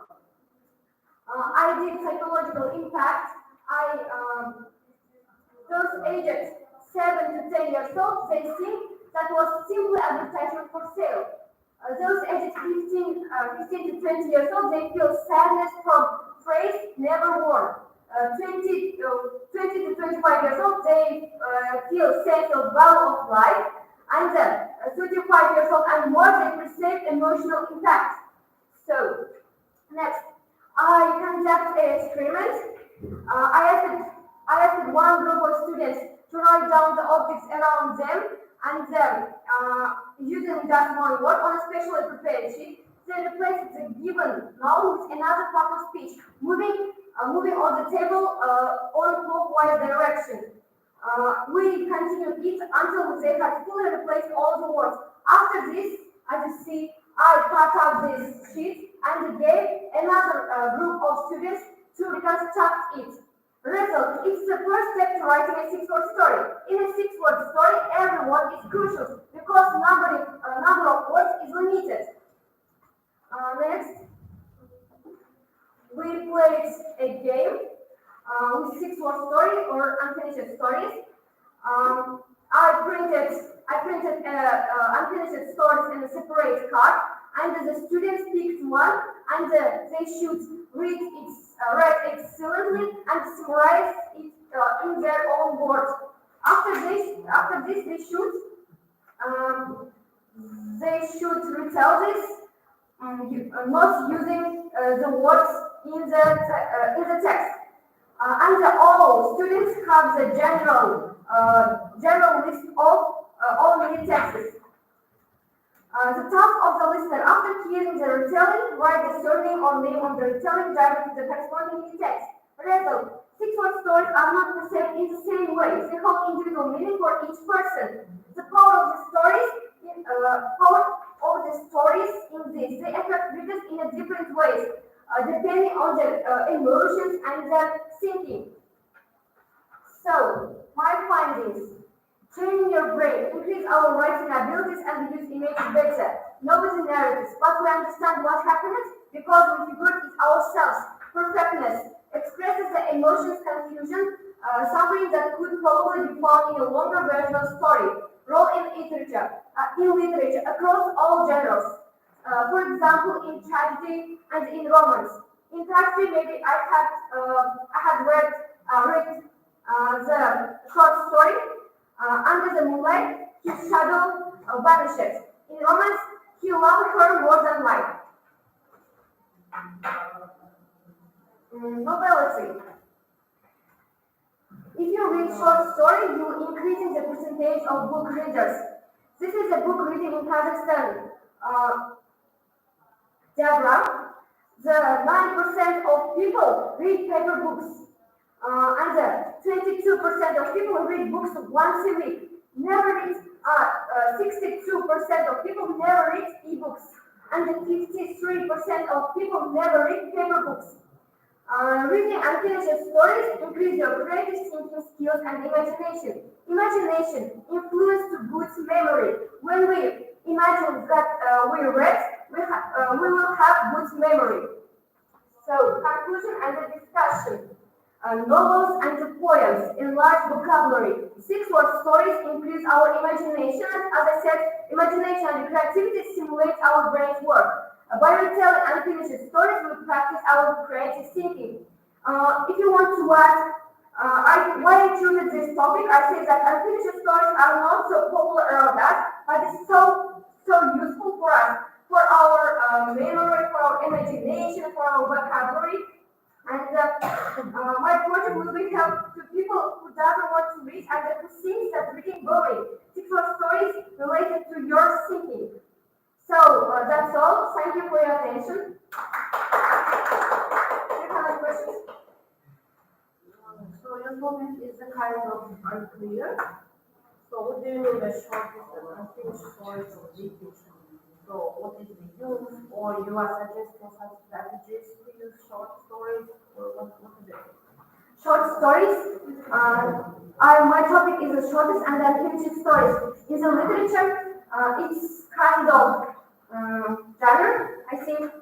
For example, For sale, baby shoes never worn. It's unfinished story or the short story, and each people thinks, each person thinks differently, and it depends on their thinking, and it doesn't have the same meaning. So you are telling me the same thing. I'm asking you, what are you suggesting us? What new thing suggesting? To read unfinished stories, to develop your vocabulary and the imagination.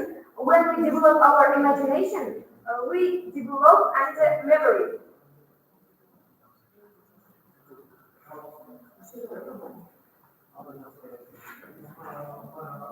So I can read just books, not short stories, to develop my English. Why should I read short and unfinished stories? For your no, I think some people